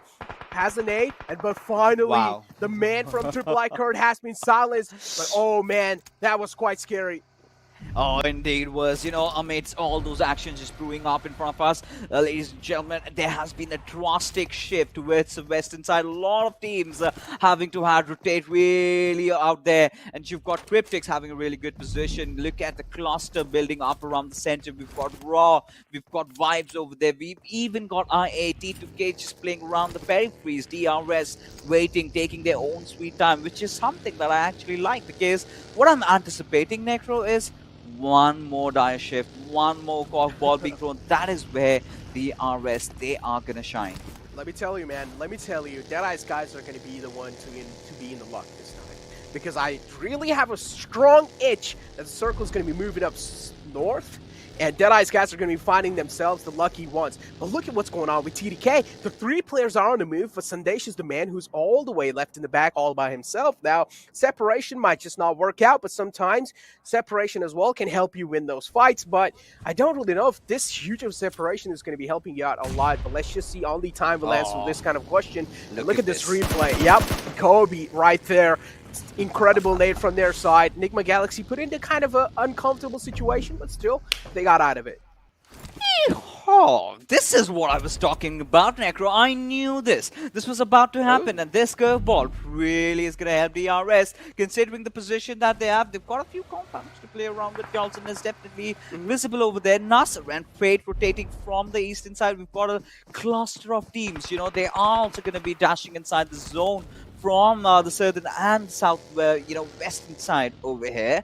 But the interesting question remains: when is the hell going to break down and lose? Because that is what I was waiting for. Rico Infinity, they're gonna have a really good time. A lot of opponents are gonna come their way.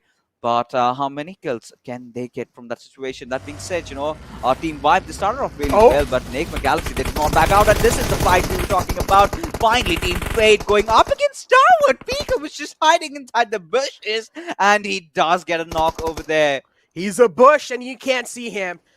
Oh my god, Stalwart Esports. This isn't a team that you want to challenge a fight like that, especially with the disadvantage of fuel ramming the weak in their compound. Stalwart Esports are like, alright, here we have another dinner party. They just eat them alive. But here we have now Nasser taking a few shots onto their enemy lines, but instead exposing themselves. That's why one man falls down. The rest should be back up. But Tika is the man who sticks the res in. Johnny as well is down from the side of I8. I don't really know how things are going to be looking like, but hey, we're seeing Johnny to play fixes. Oh, we finally are, and I always believe in this lad. He can pull off something big, but right now Blade is in a bit of a trouble as he's been knocked out over there by Batika, as I believe a few grenades are definitely going to follow up, as we do have a Nepali Rumble over here. T2K going up against Deadeyes. We've got Frag Boy and True Love on the back lines. We've got True Love lobbing the grenade. Does that hit the right direction? Yes, it does. Damaging Jane just a little bit, but not enough to knock him down. Exactly, Jane still alive, making it back to his teammates. A little bit of comfort level added to his side. But now take a look at Deadeyes, guys. I also like the fairness being shown from their side. They're still trying to scout the areas out from the left and right side, making sure they're not really being spotted by some enemies. But take a look at TDK. Legend falls back, making sure that he's at least having a little bit of backlines covered from the side of TDK. And he will also try and give a lot of info there. Look at this. What? Oh my god. Oh, thank you so much for that replay prediction. That was a legendary moment. I never thought. I really felt for a moment that he was hiding inside the bush, but that was a completely different story. That was a Carmageddon on a different level. But right now, getting back to the fight in hand, T2K against Deadeyes. Look at on top's position. I absolutely love it, man. If T2K are unaware of their surroundings over there, I think they are in there for some beating. They definitely are, but Deadeyes guys, they're not really shying inside this fight well up here. Same thing goes with TDK. I like the on top's position has been compromised by Sanhok. Yeah. So now at least they know that where the flank angles being created onto them, or at least where they can try and sneak in the eyes onto themselves. So TDK, they will have to make sure that they're keeping on top on the bay. They will have to leave at least a man who's taking care of on top. But the nade from on top can be really close. Sanhok need to watch out, but nowhere near.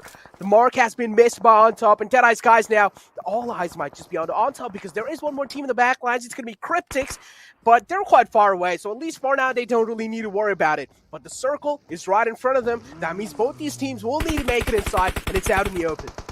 Oh, it certainly is. Now this is where, the fight is going to break down, because Shifu, look at the angle that he's got. If he can find out Jane somehow, then that's going to be big, as Sanhok is still in pursuit, still searching for one head, maybe one player to just knock him out, on top. This is the position, this is the time where he should be changing his position, considering he's been already compromised, right? He needs to make some movements, as we've been hit with constant curveballs. I think this is the third one where the circle has finally managed to go down a little bit towards a certain side. Now Rico Infinity having a really good time, but Jane and Sanhok still just being patient as ever, as True Love does take quite some heavy amount of damage, but will get into cover just to heal himself up. Exactly, the separation from Legend that came in from the side of TDK has secured them a spot inside the circle, and this is huge. Train to Kill played this one out pretty cleverly, but Deadeyes guys are the one now. The tables have been flipped. They have a lot of pressure onto themselves because Deadeyes guys will need to make it inside the circle. 2 players fall down. They are left with only 2 players alive, including Frank Boy. And one more guy. That's going to be True Love. Are they going to be able to get the rest back up? Yes, they have sticking the rest. But if they get, if the enemy team finds out that they're trying to get the res back up, they will still need to make it inside the circle. Deadeyes guys, yeah, they have gotten the rest. They will be having a little bit of comfort level, but how are they going to make it inside? Smoke wall trying to be built from their side, but they don't really have a lot of time left. The sand's running through their fists. Oh my goodness, now we've got another fight breaking down right from us as Keaton gets knocked out as Starwood. They're on fire. Action really on low HP, but he's definitely going to patch himself up with some meds. Prestige location is still not compromised. He does have that high ground advantage. Has spotted out Action, though. Those grenades being flung over as Starwood do take one man falling down with himself, but Flurry does get a knock and a finish instantly. This shows how thirsty they are for their kills. But right now, the trouble is still not over, as Prestige finally taking a leap over there. Does manage to get that knock onto its Action. This is where he needs to confirm all those kills, and this is exactly what he's trying to do. And if he can manage to heal himself up, it's a 1v1 situation we're talking about over here, Necro. Exactly, this is quite intense. Cooks up a nade. This is where Scribe put down low. Oh, finds himself just enough time to patch himself back up. Recoil Infinity, this is getting way too intense, way too close. The push comes in, but no, he's getting blocked by the car. He's not able to move inside. He's not able to vault in the window. Oh, just bought enough time for Scry to stay alive, and also he's going to be sticking the rest back up, and this is what exactly Recoil Infinity players does as well. He's trying to get Anna's back up on his feet. Oh, now things are starting to look really bad for Rico Infinity, because the last thing you would want to is get the players, give the chance of the players, the Starwood, to get back up on their feet. Now that has happened. Now they're in for some revenge. They know they've made some mistakes. They know they were careless right there over there. But now they're not going to do that, as the nades are being flung over from both the directions, as Top finally goes falling down. Another respite for Rico Infinity. Some space being bought up, but now they've got to get inside the circle. Can Scry get the revive again, or is Prestige going to go in with the push? Because Mika, he's trying to provide the cover fire from behind, but honest with that beautiful opening. This is where Rico Infinity goes charging in, but Prestige has been taken down. It is enough, and Top again. But look at that, the mag getting emptied. He had to go in for a reload, and Starwood just feeling a little bit lucky over there. They did lose out on action though, but still managed to win this fight. Oh, dumps his whole mag in that window right there.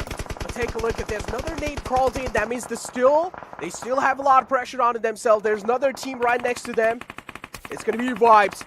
Vibes, they're already kind of handicapped with one player down, but Vibes as well, they're replying back in style against Stalwart Esports.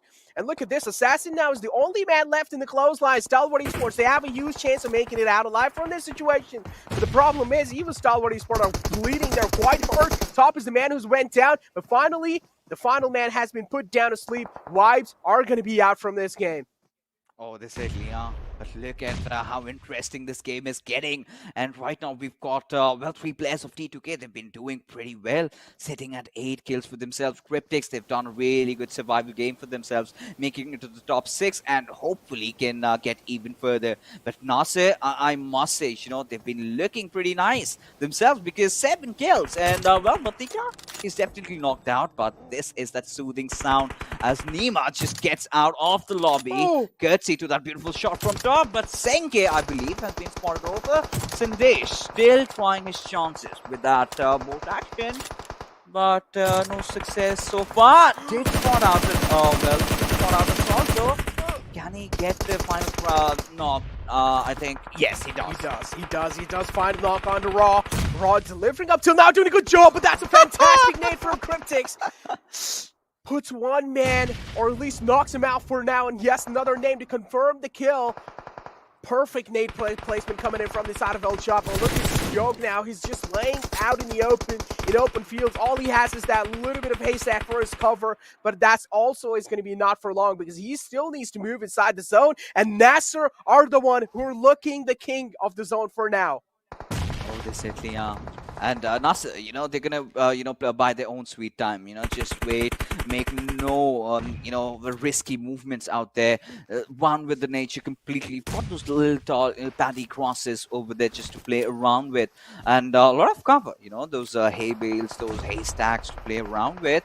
And Starboard, I mean, finally, they're just down to one man. But you know, when Pika is alive, we've known this lad is really prolific with those bolt actions. But we've got to test his survival skills today, and now he's making a dash inside the circle, but still 38 meters far.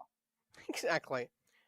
He can try and crawl his way, but again, he's scared of exposing himself. Even a little glimmers enough for teams to eliminate him, and this is what exactly I was saying. Nasser spots Pika out, takes him out the game. Suyog now realizes he needs to make it inside. He finds one knock that buys him enough time to at least try and make it in, though.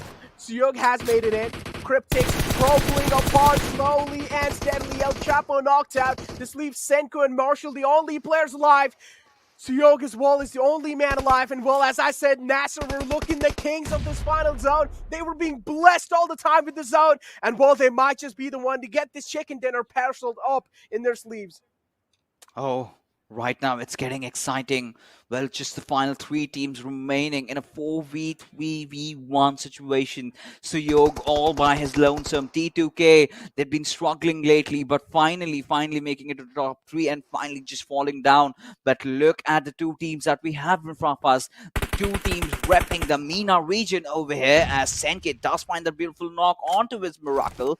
And Cryptics now just evening out on the numbers just before El Chapo gets taken down. And we were just talking about it before this game started, how important this game is for Cryptics, and they're delivering. They do realize how intense this one's going to be.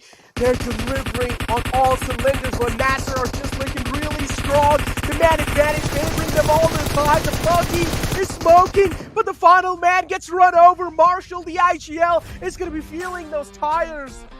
Oh, man. Cryptics, though, but a nice try. But Nasser was just really good with that zone. Yeah, the classic EMEA buggy strat into it, those final circles to finish this off, and this propels them to the 6th position. 15 kills to their name, and we know this team always had the potential, and now they've finally delivered, and when the moment came, of course. But Yeah. Cryptics also, hats off to them on really good valiant efforts. Getting those top 2 positions, nothing taken away from them. Finally, the MENA team stepping up really well, and this is exactly what we wanted. The masala that is building up over here, and which is that one game remaining for the evening, and it's going to be Miramar. I mean, from what we just saw, the best part about this game was, Pika just ramming his vehicle over, flying across and getting a few kills. This was nuts, I think we do need a breather right now, because we're going to go in for a shuttle break. Right after that, it's the Deadeyes to break the fights down.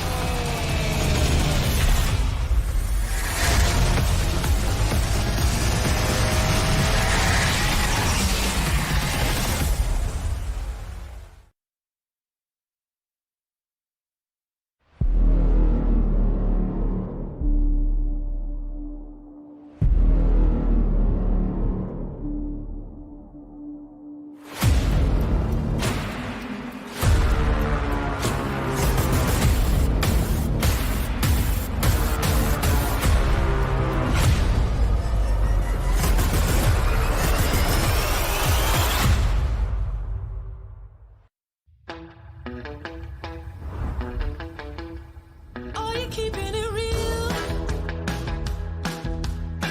I'm calling shotgun, wanna see my baby run.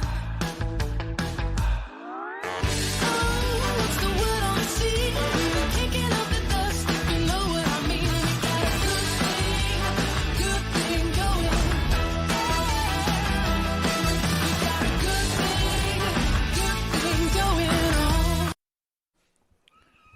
Welcome to the virtual world of PUBG Mobile Pro League, MENA and SA Championship. A big thanks to our sponsor, Oppo F19 Pro. With that, third day of the league plays where we're at. Game number 4 done and dusted. But dudes, I mean, the comeback, the resurgence that we're being showcased from the side of MENA, it is just miraculous today. Day number 3.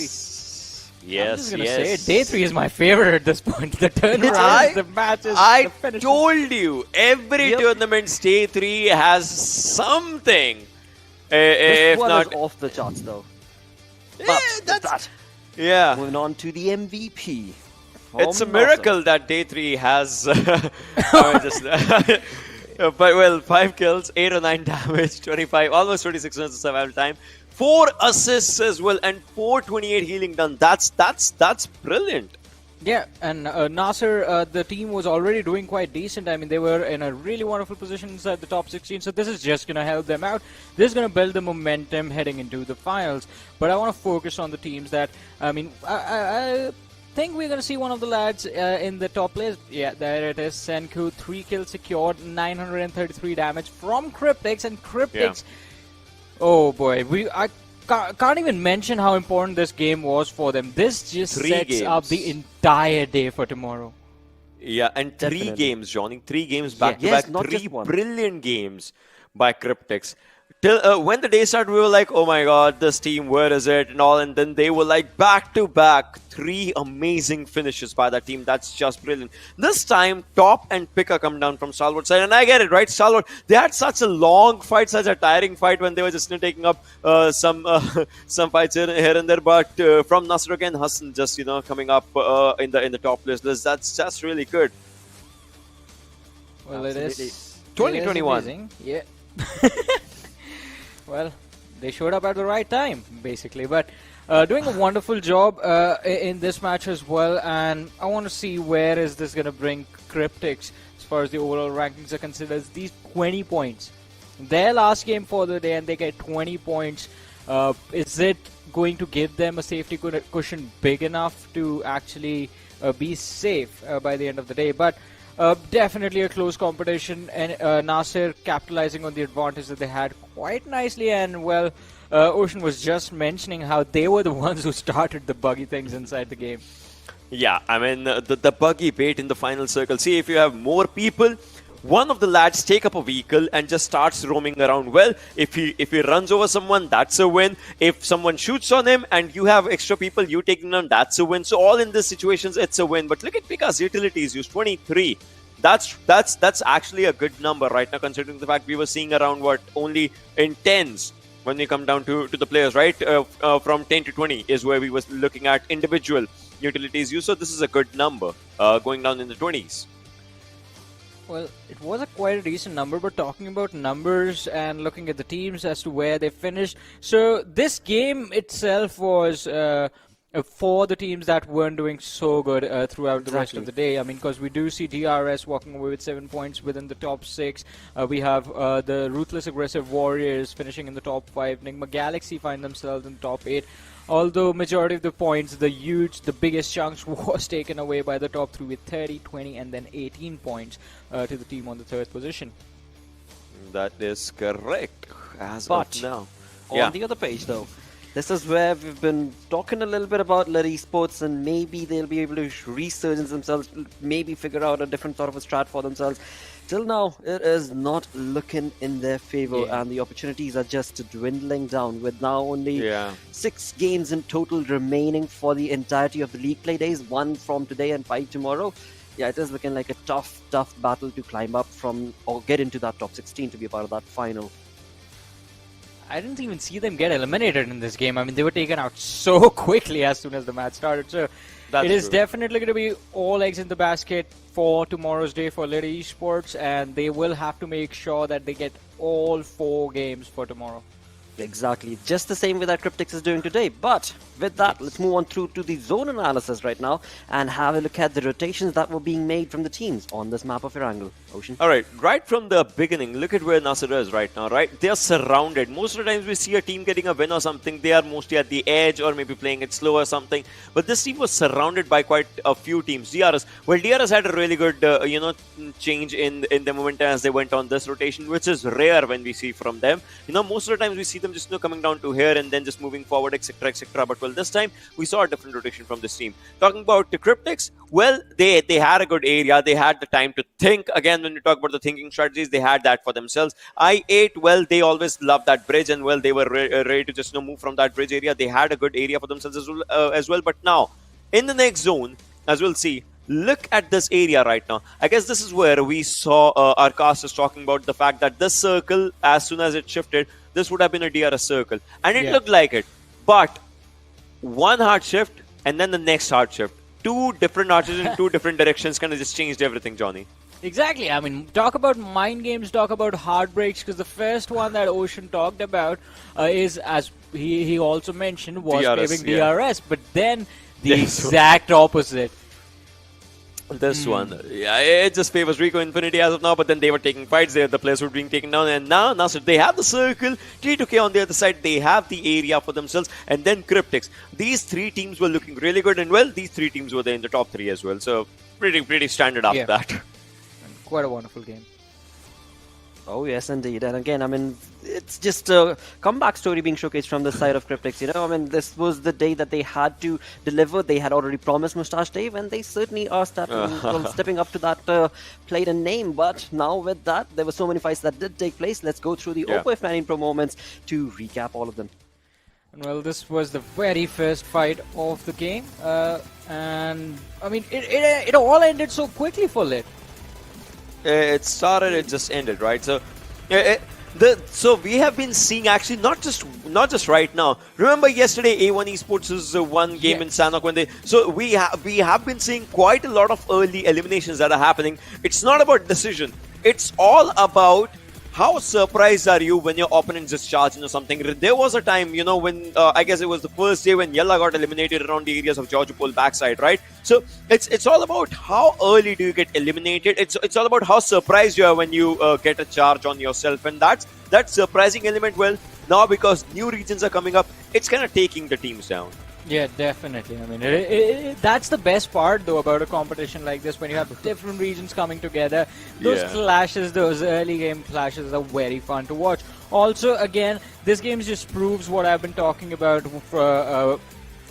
Anas from Rico Infinity team, that if you see him, if you spot him out, if you see that man pull up a pin, get ready with his nade, run away. Just run away. Again, finding openings for his team left, right, and center, and just creating a wonderful position for Rico Infinity to actually secure those kills. Look at this. Come on, the best region with throwable utilities. We have talked about this previous days when me and Pixels, when we casted them, I guess around the season 2.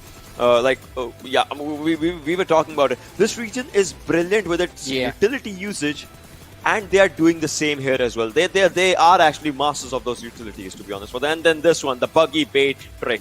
Well, they did it. Well, they certainly did, and they are happy about it as well. Because again, when you talk about that top 16, this team has found themselves in a pretty comfortable position. And again, with 30 points from this game, it is going to be definitely solidifying their position in the top 16. On the other front, as we move on to the damage graph, now this is very interesting from Stalwart. Almost 2,500 damage bar created from their side with 8 kills. That's good. 2, 4, 6, 6. That's really good for them. But Nigma Galaxy, right, almost touching down 1,000 marker, 4 kills and early elimination. Again, the good fights and the bad fights. They had a good damage for themselves, but they were not able to capitalize it. And well, because of that, they were being taken out early as well. And top 4 teams, top 5 in fact, they did really good for themselves. So it's good. But Cryptics, I'm pretty sure in the overall, they'll be having a really good spot for themselves now. Oh yes, they will. Let's move on to the storyboard queue in the overall ranking, where we shall see how big a leap are these teams going to be making in the first page. Nasser right there, 6 positions up on the 6th with 99 points. Talk about a comeback story being showcased from the side of MENA region, and well, it is right here on the storyboard. Yeah, right on the heels of Wizzes with Vibes, who are sitting on the 5th with 102 points. But apart from that, Train to Kill with this game, they also find themselves within the top 8, sitting on the 7th position with 91 points. So a lot can change between Fade Esports and K7 actually. Here's a stat, right? K7 did not play the previous game. Yes.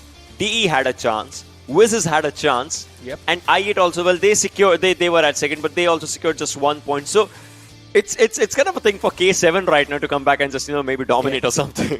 Yep. I mean, them and Wizzes with Vibes, because they were also not there in the previous matchup. Apart from that, I'm more interested in the second page, because A1 Esports and YALLA both were sitting out, and Cryptics, whoa, they take over Nigma Galaxy, a team who were in, if I'm not wrong, weren't they in the top 10? Well, Johnny, I mean, if we just, Johnny, if we talk about it, in their own region, they, again, that time as well, they took over Nigma Galaxy, so yeah, that. I mean, alright, that was a different story now, but over here, Nigma Galaxy was in the top 10, and now they're on the 15th. Day 3, man, I mean... It's just full of surprises. Yeah. It definitely is. With that, let's keep moving along with the show. Let's bring up the schedule for one final time, where we will be witnessed with that one final game remaining for the day. And that will be played on Miramar, where, of course, Group A is not going to be able to participate, but Group B, C, D, and E will. Well, they have done it for themselves. I would say for now, as of now, they have. Tomorrow will be a different story, so obviously they won't be playing it. They have time to just, maybe meditate and just, keep their calm and composure for themselves. Or maybe just make notes on A1, YALLA Esports, on Nigma Galaxy as well. Yeah, make notes as to how do we plan to wipe these teams out tomorrow, make it to the finals, and then just worry about the teams that will be joining them in the finals. But for this game, I want to make a gamble. I'm going to go with YALLA Esports. You go with it. Them get the chicken dinner. Yeah. You go with it. I'm going to go with open mind, because day 3's final game. Again, day 3, Chaos, final game. Come on, I want to see the Chaos just rise up. The teams are entertaining, Ocean. You have to make one pick, interesting pick. One interesting pick. Whatever Fixes picks. Fixes, it's on to you, man, now. Just don't curse it now, because obviously you ruined everything out here, so just don't curse it. Well... And if it does not pick well... Let's find out what the casters are going to be thinking about that when we move on along into the game. But right now, if you were to pick a region, what region would that be, Ocean? Let's do it 2 ways, right? You can choose the region, and then he can perhaps pick up a team. Oh, yeah. Oh, that's going to be fun. Imagine if I pick up a region and he says like, no, not that region at all. That would be bad, right? But I would say I would say, so today's day started with K7 doing really good. I would love to see them ending their day again on a good note, right? So K7 probably. I mean, it's a map of Miramar. They might just play it really good. But as much as I love talking about the name, there's a team that loves to play Miramar in a really good way. That's Stalwart. So maybe that. So it's either K7 and or Stalwart, a team that likes to play, because I mean, they have that. They have action for themselves. Who just rushes in and he takes out 3 lads. He's like, hey, last one remaining. He doesn't even want that. Like that's him. That's not fair. Stalwart is the safest choice right now. That's why I made it. I want an interesting one. Or maybe a region, as Blotto said. No, pick all a right. region. You want an Fixes picks your interesting team. one. You want an interesting one, right? All right. Nigma Galaxy will do good. They'll get above Cryptics again, and then they would. I mean, they would get above Cryptics. That's what I'm saying. That they would It do is good out there. in. There is definitely a possibility for that, because again, I mean, Enigma Galaxy, they play that one good game and they just fall back because they know that they're going to be making it into the finals itself. But on the other front, again, when it comes down to a team like, for example, Rico, now that team definitely, I mean, Varun has been talking about it quite a lot again and again, and that team is something to look out for as well. But alongside all of this, when it comes to a team that has made a phenomenal comeback, I mean, Mustache Dave has been talking about it since day one. It is going to be none other than Cryptics right here, and we're going to have their performance seismograph. Whoa. Wow. I mean, Wow. usually whenever we see Dave, he has a very nice smile on his face, but pretty sure Cryptic's performance right now has made it even bigger. Oh, he's going to And- be leading for yeah. sure. Yeah, definitely. He's going to be quite delighted. I mean, because look at that bounce. Cryptics' lads were like, let's put a smile on that face.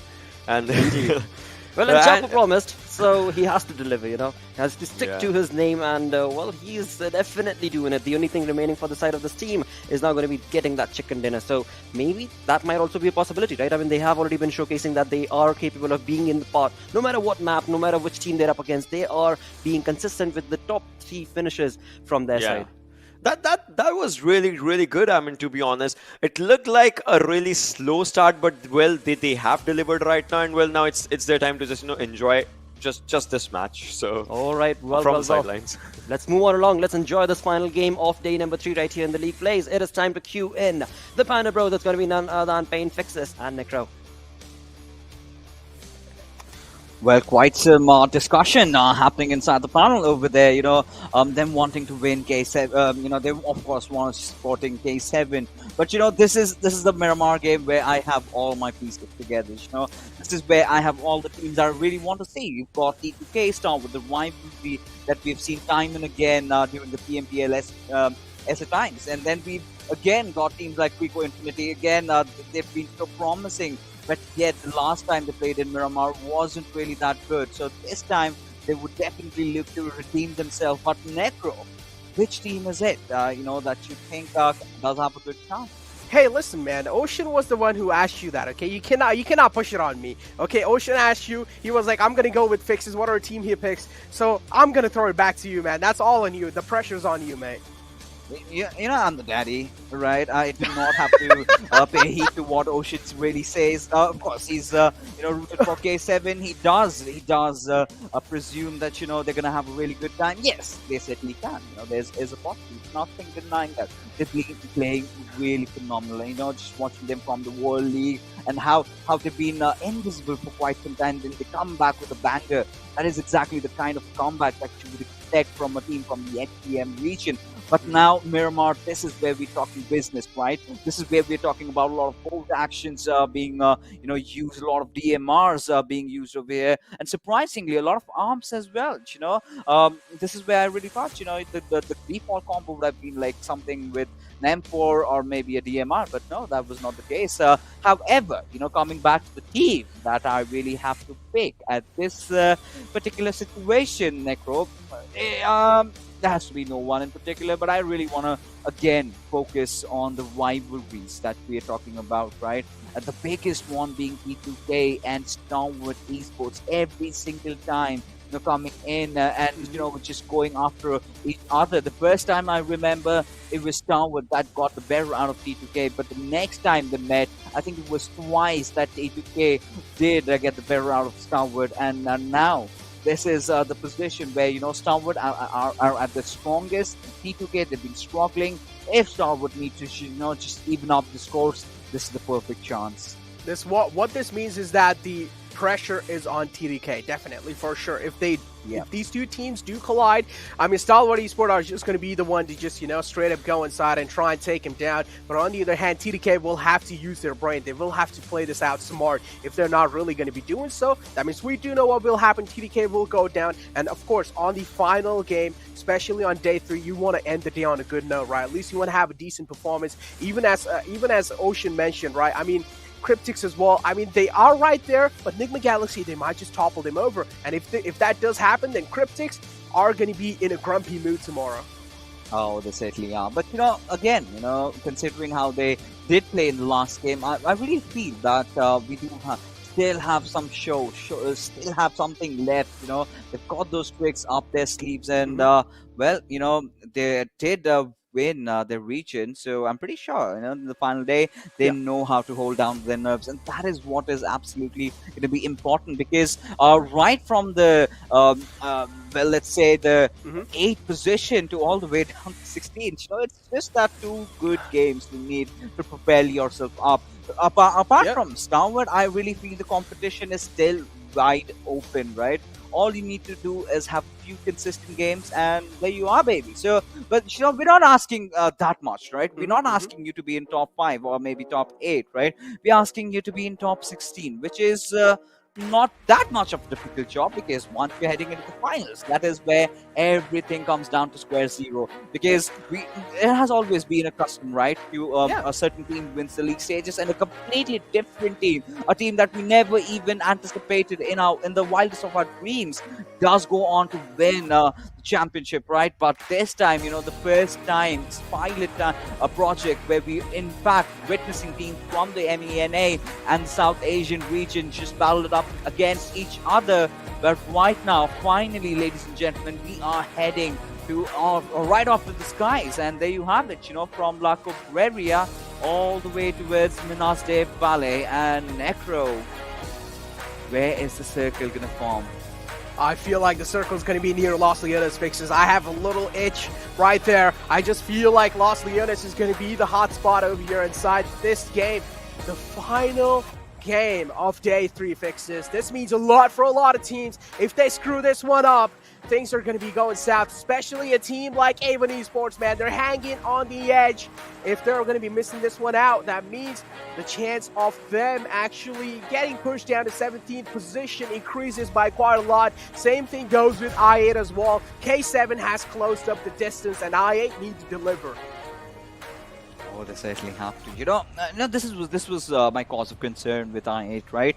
The way they started off in the first day, they were looking explosive, right? And suddenly, I mean, I've always, really thought of I8 as a team, as a top 5 contender, as a top 3 contender. And for the first time, I really felt that they do have a chance, to win it all. Because this is what Pakistan region has been needing for quite some time. And they have been their representatives. They've been their saviors. And I don't think anyone could do it better than them right now. But considering this particular circle that we have forming in front of us, again, a standard circle, nothing out of ordinary, nothing out of blue. But this time, a lot of teams are gonna have they're not gonna have any issues getting down to the drop location. But I do hear some shots in the background, and this is a biggie.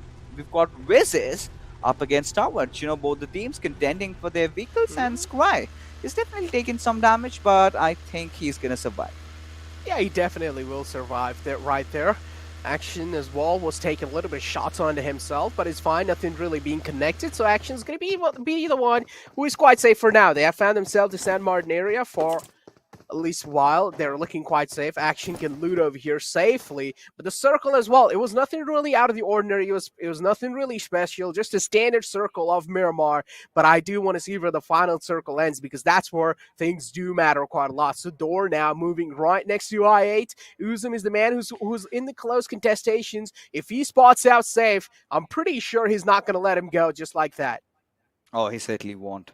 But safe.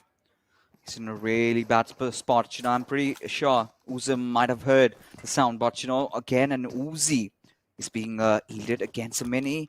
I really did not like Uzum's chances at that. But an S2OK, that is interesting. That is one of those weapons, if you know how to use it, it's deadly, it's devastating. You just can blow your entire body up. But we've got to see, just Uzum, I think he's pretty much trying to buy his time. He's not one of those players like Rahman who loves to play aggressive, right? He's one of those players that takes his own sweet time, position himself, is the smarter one of the bunch. And yes, he has spotted out exactly where Safe is. Considering he's got an Uzi of his own, now we're talking even grounds, baby, with Uzum still having that little advantage as he knows where exactly Safe is coming in from. But Katnin did try to provide that cover fire, but eventually gets taken down by Crypto.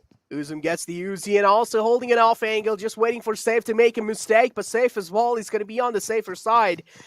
Instead, he backs off the warehouse. Uzum has heard his presence, but he still doesn't know exactly where he is positioned. Or maybe he does. That nade is cooked to perfection, deals quite a lot of damage on the Safe. He's going to be moving back for now, but finally silenced the rookie. Crypto is the man who puts him 6 feet under. And Volide are going to be quite happy because they've already found themselves 2 knockouts this early in the game. And off to a flying start, and this is what they exactly needed. Nasser, the winner from the previous game. K7 looking to silence them up, but is that going to be possible? K7 as well do realize this game is really important for them. Shaw is the man. He's getting pushed on by 4 players. Imagine the nerves that he's having right now. He's trying his best to handle them, but it seems like it's just not enough. Oh, it certainly isn't. And now Nasser, I mean, this, surge of confidence within them, it's much needed, right? You get a chicken dinner and suddenly you start feeling like as if you've cracked the code. Suddenly you start feeling confident while taking those fights, and it's purely being reflected in their approach right now. This is exactly what was needed, considering the fact that you've got the finals just 2 days, and there you have it, the replay being shown where RA just getting the better out of SUDOR. Now, SUDOR is again one of those teams that, if I can recollect, they do have a good Miramar game, but it's been months since I did last cast them, and well, things are definitely not looking good for them, considering the way they were playing yesterday. Today hasn't really been their best day, but still, they're just hanging around. But I must say by the Wizzes, because they're sitting at 78 points. Now, DRS on 13th is on 75, and on 16th, we've got A1 Esports on 63. So, not a lot of points separating, few mishaps, and you never know, we're gonna witness a lot of slip-ups tomorrow. We might, because the nerves are going to be rattling, the nerves are going to be shaking. The jitters are going to be there tomorrow. It's the final day, the final chance for the team that are all the way in the bottom lines to make it up to top 16.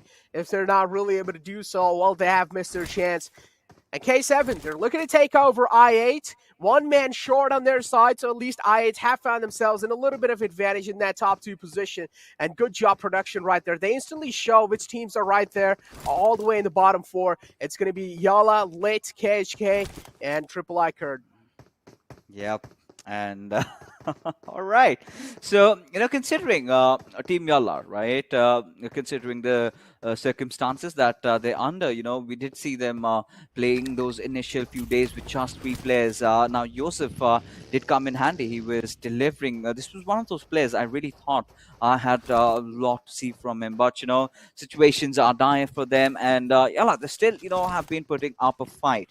But right now, they've got to do more than that, right? They've got to get a really perfect final day if they need to still contend for the championship title over here, because there's a lot of things online, the trophy, a lot of money that we're talking about, and most importantly, those 4 beautiful slots to the global championship. Now, DRS and Nigma Galaxy, they've already qualified, they've already done the hard labor, and all they're doing is just playing for that moolah over here, and well, they're looking certainly careless most of the times, I must say. But I really hope they recover during the global championships, because they definitely have to, make a mark. They are both representing their regions, and I'm pretty sure they've got to, prove themselves out there. Definitely, I feel like they can be one of these stronger bunches as well because we know they are the best from their own individual regions. They have been doing the best. I mean, I don't even want to talk about DRS at this point. We have seen them play in the past, and anything you talk about these lads is just going to be less. But take a look at this. A1 Esports and I quite close to each other. They might just lock horn. And I8, we do know what kind of a team they are. They might just take down A1 Esports. A1 Esports need to be a little safe because they have their nerves shaking, at least for now. Oh, they certainly do. But again, I8, A1 Esports, it's an old rivalry, right? We've seen them time and again engaging around Los Leones. And A1 Esports, there was a time they used to get the better out of I8. But, I8, by the sheer determination, the way they've improved, the current roster that they have is promising than ever. And the best part is Uzim, right? I think more than Crypto this time, I've been loving how Uzim has been performing. And nothing taken away from Crypto. He's just too good, right? But again, the player that has been making the difference has been Uzim. Every single time you want a person that you can rely on, who's leading the team, not just from the front, and even from the back lines, the support fire that certainly he provides, even in those clutch situations. He's Mr. Dependable, man. And, it's just not me speaking, it's the stats also speaking for themselves. Exactly. I mean, being the IGL, you will have to be one of those clever peoples out there. And Uzim is doing a good job with that, directing Ian at the same time, helping himself out in those situations. And this is just a sign of a clever IGL right there. And Uzim is delivering on all cylinders in that kind of a category. But take a look at the circle shift. It's right in the center of the previous circle. But teams are stacking up quite a lot near Hacienda del Patron and San Martin, including that hill. But this is where Rico Infinity, Deadeyes guys have found themselves in. Enigma Galaxy's trying to close in slowly and steadily. Triple I Kurt, this game is really important. They want to end the day on a good note because they're all the way on the bottom of the leaderboards. Oh, they certainly are. And, it's not looking quite sunny over there, is it? Because the way they've been playing, it's been disappointing, right? At times you think, yes, this is their game. But the next moment, they entirely mess it up, and this has to change, right? This has to change. Right now, it's all forgivable. You're going, championships and everything. But again, constant slip-ups is not going to help you out. But, getting back to, discussing about Team I8, I've got a few more pointers to add on. Now, we've got two of those places completely sealed with Uzim and Crypto. Now, the two variables over here are the three players in hand we're talking about, Blaze, Johnny, and Reviews. Now, these two slots are kind of like the missing jigsaw, right? They're still trying to figure out the perfect combination. They've been trying that. And, Blade, for a reason, during the PMPL moments, we did see him perform really well. But now, he's looking a little bit dicey. So that consistency is certainly missing from these three players. And, the Pakistani viewers, they know what Johnny and what Reviews are capable of if they are starting to feel themselves. I've seen them absolutely just thrash lobbies, just, make the games look like a walk in the park. But suddenly when the situation calms down, when the pressure is starting to surmount, they start to simmer down. They start to, just gas out a little bit. Now, if they can manage to hold themselves off, I'm pretty sure I8 is definitely, of course, we all know, one of the best teams in the SA region, but can be the best. Definitely they can be the best, but hold on to my words there. M24 again being in the action. Some Dash is the man yielding at this time. And he's looking to connect some headshots. Unfortunately, wasn't really able to do so. Instead, that was a chest shot right there onto Vibes. That's going to be putting Assassin in a little bit of fear for Sandesh. He's not going to be peeking out again with that same angle, bandaging himself back up to full HP. He should have no problem with that. Vibes have found themselves in quite a comfortable place, right in the smack center of the zone as well. So they won't really have anything to worry about. TDK is the only one that can challenge them. They also do have the high ground over Vibes. So Vibes need to be a little careful before they start exposing themselves. Airdrop 2 on the board. It's going to be the AUG. And, well, I feel like it's not really worth going for.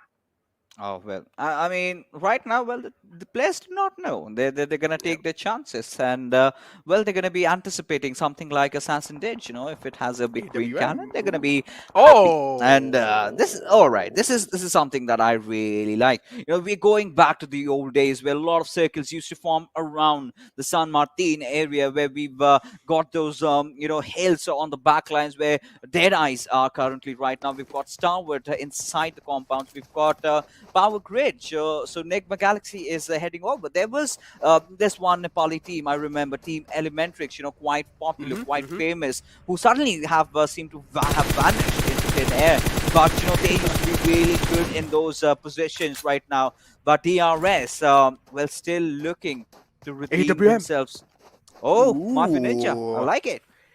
And well, the best man handles it. The IGL handles it. And Jiggle, though, talking about IGL. One of the IGL from one squad is going to be Vibes. He falls down. Jiggle being taken out of the game. That's going to be such an unfortunate moment for them. Legend down from the side of TDK. What's going on? It's just the battle of IGLs, fixes. Like, the IGLs are just battling it out over here. Each and every single IGL is fired up. And by now, this is the final game of the day 3, man. It's understandable. Scry. Since it's not a week, I don't really know if that's a good idea. What are you doing? You know the enemy has a big green cannon, and you're just sitting in a stalemate situation in front of him, just giving him a free shot onto yourself. But Chaxin is getting burnt down to a crisp. He finally moves outside, but he's still on fire. And finally, well, he has been taken down. Every single way he moves, he's just burning, right? Now, Wano, he's got to make a run for his life. He's crying for help, but there's no one to hear him out there. As IA, they're just going to obliterate K7. But hold on, Johnny. He's not going to be happy about that, as Wano does still manage to knock him down. But of course, the revivals are going to be there. But considering the situation in hand, Mafia Ninja missing out that shot, well, he really needs to brush up on his AWM skills, because I've seen this lad snipe. I know he's really good, and it's been a while since he yielded that big green cannon. And we all know, right? Ocean loves to say time and again, it's not a gun, it's a responsibility. And for the first time in life, I really think, it is a responsibility. He did have that. Had he cracked his skull open, maybe the RS did have a standing chance to take down the target over there. Exactly, and this is how the replay over here almost took out. Actually, it just blew the weak club. Finisher's going to be in an unfortunate shoot right there. Avon Esports, we do realize how important this game is. They're just holding on barely on the origin. And you talk about the battle of IGL, Sinister as well being taken down. But now hold on, 9boy. Oh, bullets raining right on himself, and it's going to be the band of Rico Infinity raining down death and destruction on the Avon Esports. Avon Esports now down to just 2 players. They have so much burden on their shoulders, barely hanging on the ridge on the leaderboards as well, fixes. Oh man, I don't really have a good feeling about this one. This is where Rico Infinity were playing at their best position, right? They love those high ground situations. And, I've got a lot of games where I've seen Rico Infinity always making it to the top 3, if not get the chicken dinner. I mean, it's at least 40% chances they do get the chicken dinner in Miramar. Miramar had been a really strong map for Rico Infinity, but lately they've been having their own struggles. Of course, they've got to adjust to a different region, different set of style. Now we're looking at things changing, right? With this drastic circle shift towards the western, side. Look at so many teams just ganging up on towards the peripheries. Not a lot of them are contending for the center, and it's clearly understood why. For a moment, I just got creeped out, right? Me the way too. he's smiling. That's not a smile. That's an evil one. The clown from it. It really feels like that. Yeah, it definitely was a creepy one, man. I mean, what a way did you, even show that? I mean, Halloween just passed back like a few weeks ago, but hold on! Ragnarok over here is looking powerful this time. Powerful being taken out. Fate is the one under contestation against YALLA. YALLA as well. They are quite important inside this game. This game is really important for this squad, and Johnny has went with YALLA, fixes. If YALLA get eliminated over here, Johnny's hopes will be crushed. I mean, what does he have to lose, right? He's still gonna come back in on the desk next day, still rocking that biker's jacket and still nailing it all. But you know, yeah, absolutely. There you have. But you know, I believe in this lad, Joseph. He was definitely one to watch out for. He is delivering. As I8, they're not really looking good. Deadeyes also bouncing at them already. And there you go. They've been eliminated from the game. A lot of teams are falling down. I8, well, they started off really well. They did manage to rack up 7 kills, but that was just about it. And there they go, falling down. T2K now locking horns against Rico Infinity. This is one of those fights that I've been dying to watch. Rico Infinity looking quite good in the position they have found themselves, and we do know they like to play on the edges of the zones. And this is what they're doing. This is the classic Rico Infinity. There is one more team on the right lines. That's going to be TDK. They will have to take care of that. I'm pretty sure they're well aware of what's going on. But the problem is, Rico Infinity now, they have found themselves in a compound. They have a little bit of shacks to work around with. That's a decent cover, at least better than TDK, what has found themselves in. TDK, that are playing off the bridge. But the next circle is going to be the decider of so many teams' fate. Enigma Galaxy's kind of in the center. They will also have to move out if the circle moves away from them. But Jane, TDK, look at this. A1 Esports, 1 kill being confirmed, and now Dante, the only man alive. Dante, again, has a lot of pressure on themselves. A1 Esports are just crumbling down. Miramar has always been the kryptonite. Yeah, it's the cookie and cream shake that we're talking about that's happening for A1 Esports. They've crumbled again. And Jane, he's going to deliver the final nail in the coffin. And T2K, they're looking good right now with just 3 kills. But, you know, hey, hold on. They're just getting started, you know. This being one of their best maps. And, well, their arch nemesis. Well, Starboard, they haven't really been looking so good. Because I see they did have, you know, they have lost out on one of their players. But again, you know, I would love to see that, you know, final duel happen between these two big giants. But right now, what we can see is, well, T2K, they've got a lot at their hands. They've got to deal with Deadeyes. They've also got Rico Infinity on their western side. And again, most importantly, they have to get inside the circle. Now, the moment they step out, the covers are gone. Their covers are blown away. And they've got to go do that right out in the open. They need those vehicles. They need to take a fight over there. And they're exactly trying to search for a perfect angle to do so with all these grenades being lobbed out. Can Frag Boy be taken down? Does take some damage though, but not enough. Chip damage being dealt on to Frag Boy for now. TDK looking to take him out. The Weekle's moving up slowly and steadily. Frag Boy as well trying to stay with the Weekle, but finally backs off to his teammates. Does realize this is not the comfort level that he wants for himself. He's not in the comfort zone right now. That's why backs off in the comfort zone. But take a look at this. Deadeyes guys now are getting challenged by Nasser. Hassan is man in the clotheslines, and he might just be taken out. And yes, he has been taken out. He was the final man standing for Nasser. It's fine. They got eliminated in 10th position with 2 points for themselves. And now Deadeyes guys, they have locked their horns against Stalwart Esports and Visited Vibes. The pressure is on these teams. Stalwart Esports as well. They will need to make it inside the zone. Same thing goes with Enigma Galaxy, and same thing goes with Visited Vibes. But the Guardian Angels of the zone this time are going to be Deadeyes guys. But guess what? They're being pushed on by Enigma Galaxy. Oh, they certainly are. Now this is looking really bad for them. Shifu does have that lower ground, but True Love, he's got to make that difference. You know, the latest addition to the roster. And Deadeyes, they've been looking so good after that. You know, I know this boy always packed a punch, and seems like he does have found his home. But Raul, he's going to take his chances. Now, had that been a knock, that would have been impeccable. But, you know, again, True Love being a little bit overwhelmed over there, getting taken down. Did manage to, however, get Malik over there, but that was just not enough, having too much over his plate. Now, Enigma Galaxy, weak. Is he going to make his move? Because Ralph, he's definitely shooting elsewhere. But Delta, he is fighting against explosives and fire just to finally get taken down. Just that death and destruction on to Delta. But I gotta say, Stalwart Esports with a savage rotation inside the zone. Didn't care about any teams right next to them. DRS again into the back lines, but hold on, Deadeyes guys pushing the table against Enigma Galaxy. Enigma Galaxy crumbling down. It seems like they will need to do something at least inside this zone. But guess what? The circle shifts away from them. TDK are going to be the lucky ones. Sundacious the man right in the center of the zone. That means teams like Rico Infinity as well, they will need a close distance on the zone over here. Deadeyes, guys, they have a massive advantage inside this fight. They have all 4 players alive. Enigma Galaxy, if they want to have a fair share of chance, they will need to take down at least one man. But guess what? They're being helped by someone else. The third party comes in.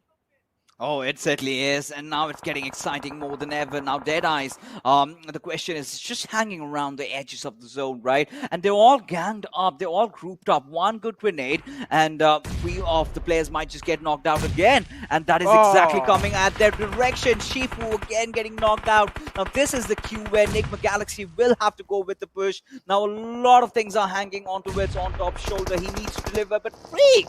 Oh my lord, he's been knocked out from elsewhere, maybe from the backlines, and on top he's definitely going to capitalize upon it, but instead gets traded off right back. There you go, Lord, really being very angry about his teammate getting taken down. But Deadeyes, do they have it in them to finally clutch it out, or are they going to fall down over here?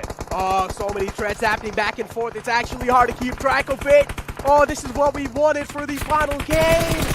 And guess what? One man caught off guard out in the open. Deadeyes, guys, that's it for them. They had the man advantage, but not anymore. They're out the game. TDK are going to be the one to put the final nail in the coffin. And guess what? Stalwart Esports in the front lines. And now this is just going to be a battle between Rico Infinity and TDK. It's a 3-on-3 situation. But again, 2 more teams are alive. Enigma Galaxy and Stalwart Esports still outside the zone. They need to make it inside. And they will have to surpass Rico Infinity and TDK.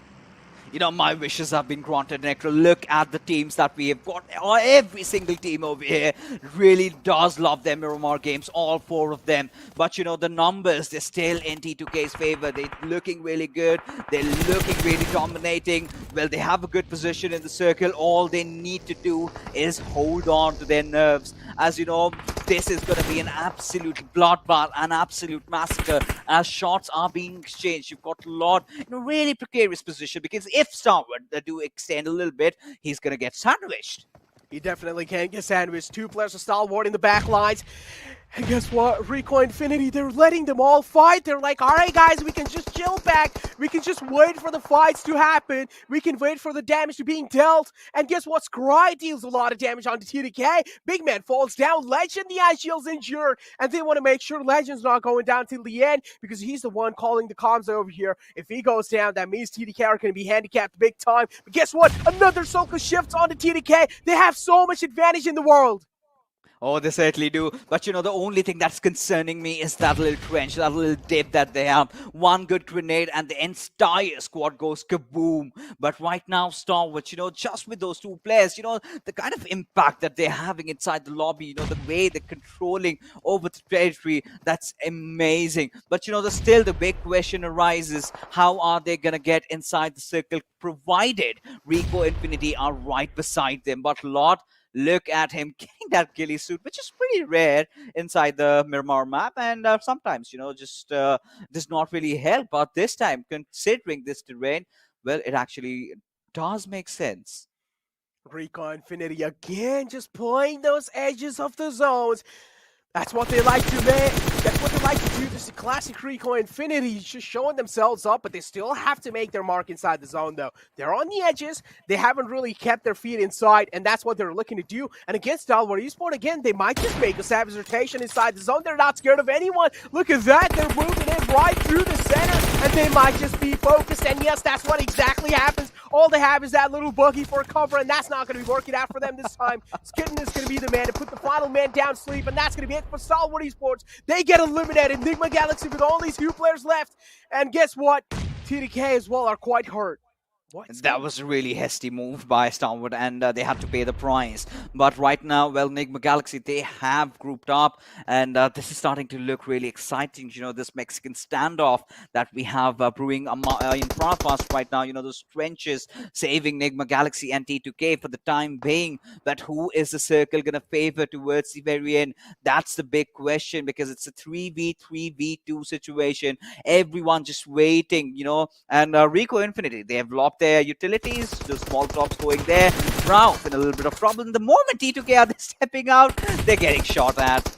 definitely that's going to be happening. You don't really have a lot of cover to work with. All you have is those ridges, and Skidden right above Enigma Galaxy. A little bit of misstepping taken from their side can cost them, and same thing goes to Skidden as well. He's taking the blue zone damage and also taking a little bit of damage from the side of Enigma Galaxy. But he makes it inside the zone safely. I do want to see where the next circle has shifted. And again, it seems like it's kind of favoring Rico Infinity and Enigma Galaxy. Now, TDK, the tables have flipped against you guys. You will need to leave your cover and move inside. And guess what? Rico Infinity finally puts the final nail in the coffin for Enigma Galaxy, and they're out the game. A 3-on-3 situation, and it's going to be a stalemate. Yes, turning the tides in their favor. Look at the zone. They have the better of it. Now, T2K are the ones that have to come inside of it. And the spread, the map control by Rico Infinity is absolutely pristine over there. And there you go. Fidan gets that opening knock onto Wizzes. And this is where they're going to charge in. Sandesh trying to provide the top fire from behind as Legend also has fallen down. And Sandesh, oh my lord, he's given up on his position as Keaton is going to buy his own time. He's going to heal himself up. He's just waiting for his death to occur, and there you go, Rico Infinity. This is it, you know. Finally, just reigning Miramar, the chicken dinner that they've been waiting for. This is here. Exactly, the chicken dinner, Rico Infinity, man. Just going back to their classics, going back to their basic, playing those zone edges, and that's what pans out. This is what they're really comfortable doing, and this is the exact example of why they should keep doing it. A beautiful chicken dinner from the side of Rico Infinity. Yeah, I did kind of get lucky with the final zone. TDK had to move outside, but still, that was a phenomenal play.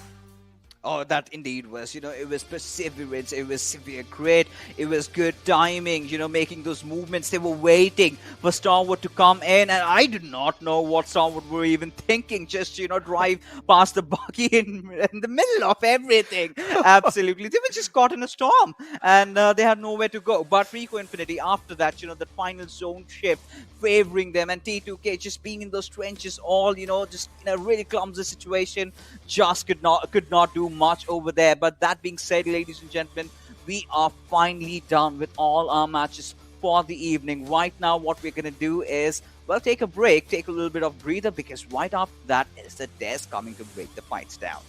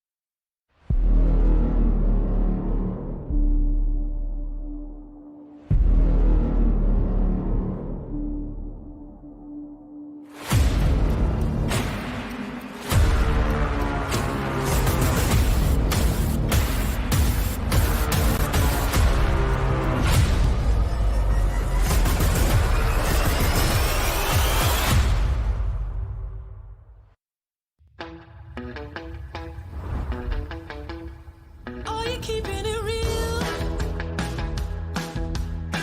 I'm calling shotgun, wanna see my baby run. Oh, what's the word on the sea? Kicking up the dust, you know what I mean. We got a good thing going. We got a good thing going on. Welcome to the virtual world of PUBG Mobile Pro League, MENA and SA Championship. A big thanks to our sponsor, Oppo F19 Pro. With that, day number 3 of the league plays comes to an end, and what a banger of a day the entire thing has been. With that, 5 games remaining. Yes, teams have been doing really good, but it's still not confirmed, still not done. 5 games definitely remaining, but Johnny, Enigma Galaxy, well, they did good. We were talking about it, right? Stalwart in the end, well, they were a safe pick, but they did good. I mean, that's and T2K's Stalwart rivalry, well, that happened again. And but Rico Infinity, out of every other team, they just did brilliant for them. That's just so good. And Jane coming up here, 4 kills, 837 damage, and 4 assists. Talk about a balance in kills and assists right now. I mean, definitely doing a wonderful job in this game for himself, getting those 4 kills, and his team as well, getting those assists. I mean, you called it yesterday, right, Ocean, when you said that G.I. Jane was back in action. Yeah. I guess we're going to wait to see all the action from him once he gets his team to the finals. But this was an incredible performance, and there it is. We do have the top players in front of us, and Fidan from Rico Infinity is going to be there on the 4th spot with 700 damage dished out, but just 3 kills secured. Sandesh is there with 3 kills for himself, 963 damage coming up. On top, sir, from D and Blade from I8. I8 now, the lads are definitely doing good. I mean, they have their impact if we talk about it. But then again, we are still missing that, top 3, top 2 as of now. In 2-3 games, we've missed that top 3, top 2 finish from themselves. Otherwise, the team is just doing brilliant. I8, for me, it's a favorite now. One of the favorites, to be honest. I agree. Definitely is. With that, as we move on to the head-to-head between the top 2 teams from this game, we did talk about Rico Infinity, but T2K is also back in action. I mean, definitely. And this is the perfect time to be back in action as well. Just one day, as you said, 5 matches, 4 per team remaining for tomorrow's day before we head to the 2-day finale that's going to be there. I know that's quite a lot of words, but it is as intense as I make it sound. Because, I mean, 2 days, 10 matches to decide the teams that will be moving forward to the Global Championship. So the stakes could not be any higher right now. Oh yes, I mean $150,000 on the line, and tomorrow's 4 games, as you so perfectly mentioned, for each and every single team, they are going to be critical, so very critical. But on the other front, as we talk about these teams, well, they have made it. I mean, these teams that are in the match summary, from T2K to Rico to, well, Stalwart, they are looking pretty comfortable in the top 16.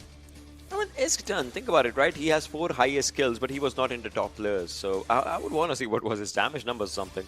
But well, match ranking 15 placement points obviously coming down for Rico Infinity, and 10 kills for the team. That's really, really good. I8, classic. I8. Classic I8. Yeah, that is care indeed classic I8. Absolutely. Just never caring about the placement points, but definitely keeping a close, keen eye on to the crosshairs and their opponents. Well, I mean, no placement points coming down for this team, and this is just the way the team just likes to move forward with themselves. Whenever they see someone, they would want to get results.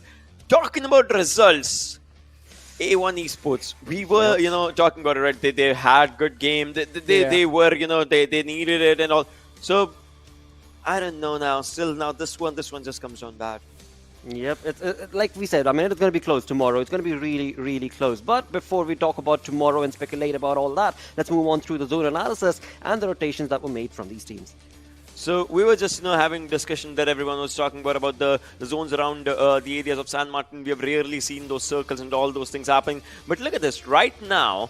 Rico Infinity, Enigma Galaxy, Stalwart, they had really good places for themselves, and this is where things kind of just started just shipping up with momentum. Enigma Galaxy, no team behind them, and they have a good area for themselves. They can just stay here for a while if they want to. Rico Infinity, inside the circle, in a good area, they can stay here if they want to. We know Stalwart, well, they love fights, so if someone's just around them, they would just, try and take up the fights for them. So that's a really good thing, but still, a cluster from the southern side, that was still out onto the out area, and that's where I8 is, and those 7 points that they just got for themselves, right? Just taking down their competition one by one, that's just so good, but staying outside the circle, kind of just, was here and there was kind of a thing, like they were caring for the fights, not caring for the people around, like not caring for the placement, and that thing kind of just bit them hard in the later stages of the game, John. Yeah, I completely agree with that, but that's how the team rolls. And on the other side, though, during the late rotation that you did explain, I mean, Rico Infinity always having a wonderful position and knowing how to control their strongholds. It was incredible. This split was a bit questionable, but hey, they made it work in the end. Yeah, if it works, right? You cannot just talk about it. But this one, just the fight that was happening here as well, and then the players just moving forward, and that was just really good. T2K with one lad inside the circle, pretty good decision by the team, just trying to survive. And well, at the end, we also saw, obviously one lad surviving from T2K, still just giving out his location, still trying to take the fight, taking down SK10, almost taking down SK10, not exactly though, but still pretty good effort by T2K. But Rico Infinity, the region, the team, the region itself as a whole as well, and this team, well, they're doing good. True. I mean, the entirety of the day for MENA region, this has been the day of comebacks from one team to the next, as it has been. But alongside that, as we move on through the game, there were those fights that took place. Let's recap those through the Oppo F19 Pro moments. Yeah, and again, shoot first, ask questions later as to who you're shooting at. I8 just absolutely destroying SUDOR Esports, one lad after another, just picking them apart and getting those points. And I guess if you think about it, right, as we have been talking about, this tournament, it is a sprint, so you do need to get those points as quickly as possible. And hey, if you can secure his 7 points just from the kills in every single game consistently, which I believe I have done so far, you don't have a single thing to worry about. Yeah, I mean, the team loves chaos in their own way, and they don't care about it. Even if they lose the fights, they're still happy with the result that just came, overall, and that result just pays them in a really, really good way. Well, right now, if we just talk about it, the teams like Nasser and all, the team was doing really good in one of the games, and they have done decent in this one as well, but still, the actual results that every team wants, whenever the game starts, every team is like, we'll get chicken in this one, or we'll get a good point, but it all comes down to the randomness. Be it the zones, be it how far away you are, be it the throwables that are being used and utilized, all those things kind of just make or break your game. And in this one, well, for most of the teams, it did break the game. Well, it did take a lot of time though. Yeah, it definitely did take a lot of time for that to happen. But, I mean, Lord from Enigma Galaxy pulling up miraculous plays over there. And the casters got very excited with the way he was getting those finishes and getting those points for his team. And it was definitely a moment for that. But in the end, it was Rico Infinity. And, yeah. Yeah. Hot water. Well. Again, it does not matter if you're sick or what, you have to push on through, and that's exactly what the team was doing right there. And again, I mean, you have to give kudos where it is deserved, and Rico did just that. With that, as we move on towards the damage graph, let's find out what sort of fights or other teams that were not able to participate in the fights. I'm pretty sure that Pidgey must have been having like energy drinks in itself, and that's the reason, they were doing really good. But right now, Rico Infinity 90-03 damage, pretty brilliant the way the team just did for themselves. T2K just coming up there, but DE, this was a really, really good game by DE as well. One few teams to just turn down to 2,000 plus marker for themselves. I8 on the other. Look at this, third team to be eliminated. Yeah. Still 7 kills on the name.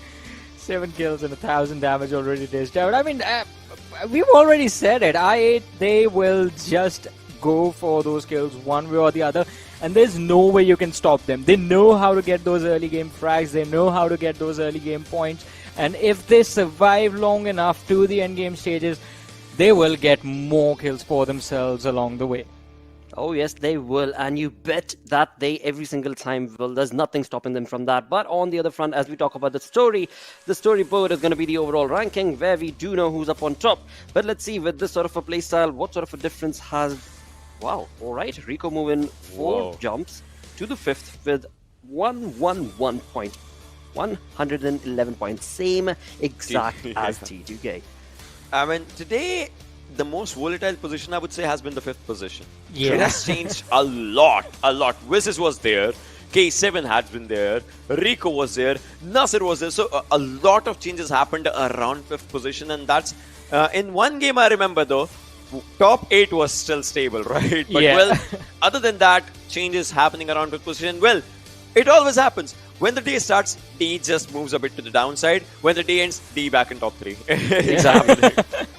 I mean, as we've been saying, classic I8, I mean, we should be calling DE this sort of shenanigans, classic DE shenanigans as well. I mean, also, I mean, making the top 3 more interesting, Deadeyes guys, because there's just a 6-point difference between them and I8 on top of them. Enigma Galaxy, before this game started a few minutes ago, I was just saying, oh, Enigma Galaxy sitting on the 15. They were like, what? Wait, did we fall down? All right, back to the 11.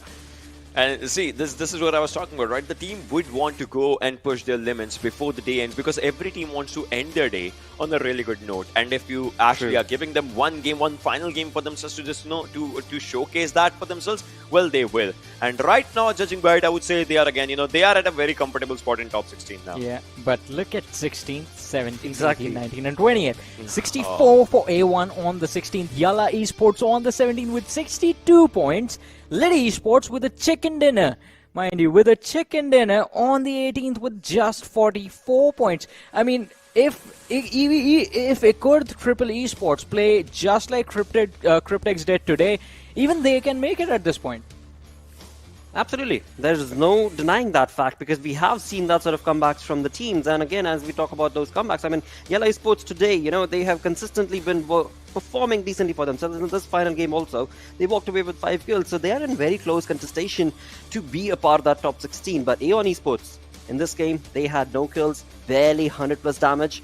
Yeah, something needs to change for A1 Esports if they are to make it into the top 16, and they will have that opportunity tomorrow being the final day of the league plays. With that, a team that has been overperforming today, well, it is going to be trained to kill.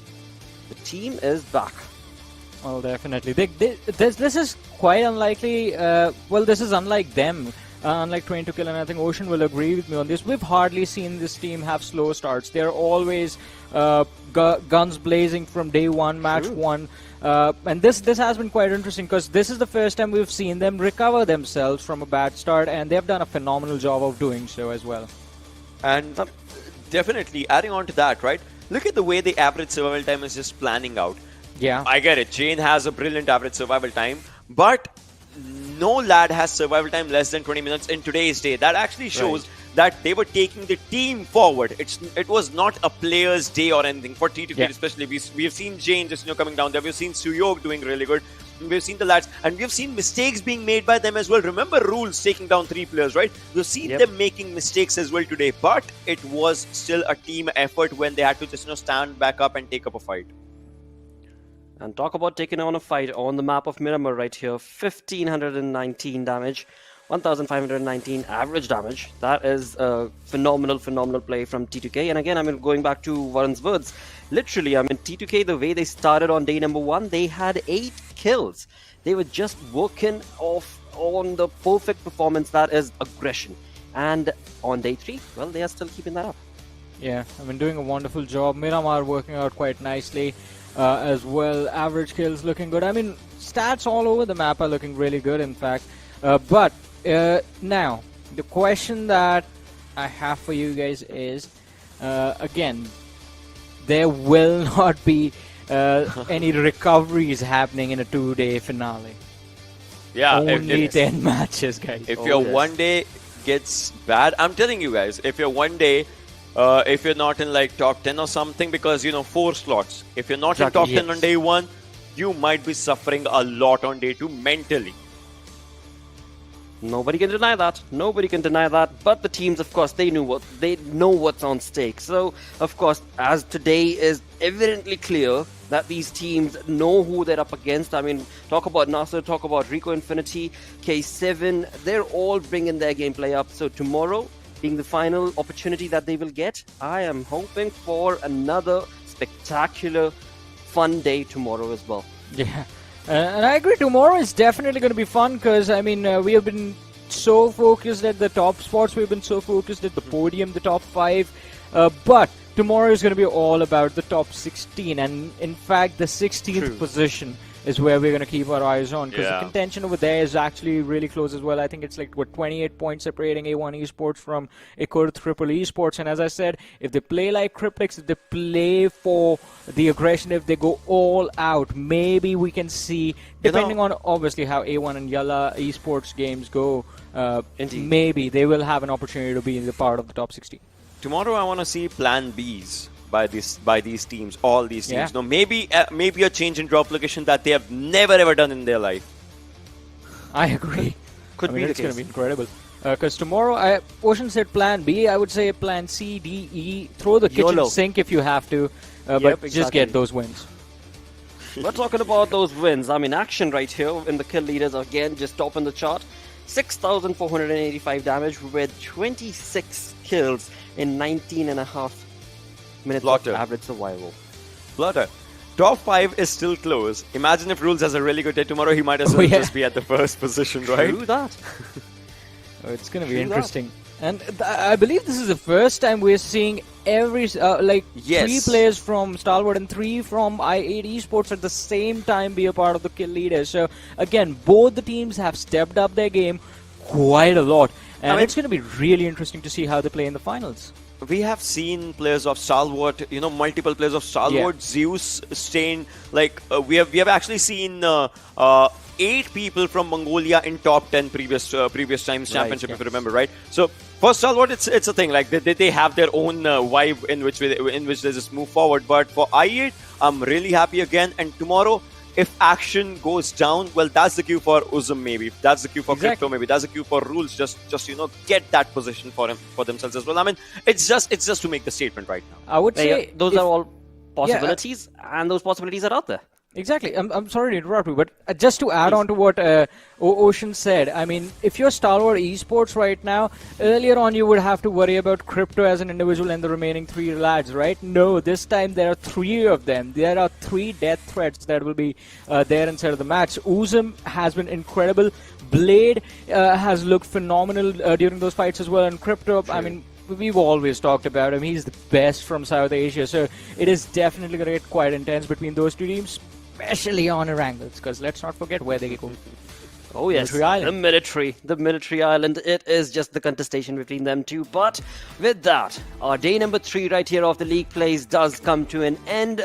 Alongside that, we have one final day remaining for the league plays. Top 16 teams going to be moving on forth for the 2-day finale that will take place. But again, like I said, tomorrow is going to be a crazy fun event. But alongside all of that, there's been too much of buts. This is important. You do need to go on to, of course, our social medias. Please go ahead and click that follow and subscribe button because, well, we're giving away so many wonderful in-game items and you stand a chance to be a part of those redeem codes as well. Do not forget, go on to PUBG Mobile Esports South Asia page. That is where all the codes of the in-game items are being shared. And, yep, that is all she had to say. With that, a huge thanks to our sponsor, Oppo F19 Pro. I've been your host, Bora, joined in with, of course, these 2 amazing analysts. It is Ocean Sharma and I, Super Johnny. Bidding you adieu. We'll be back again tomorrow. Until then, take care.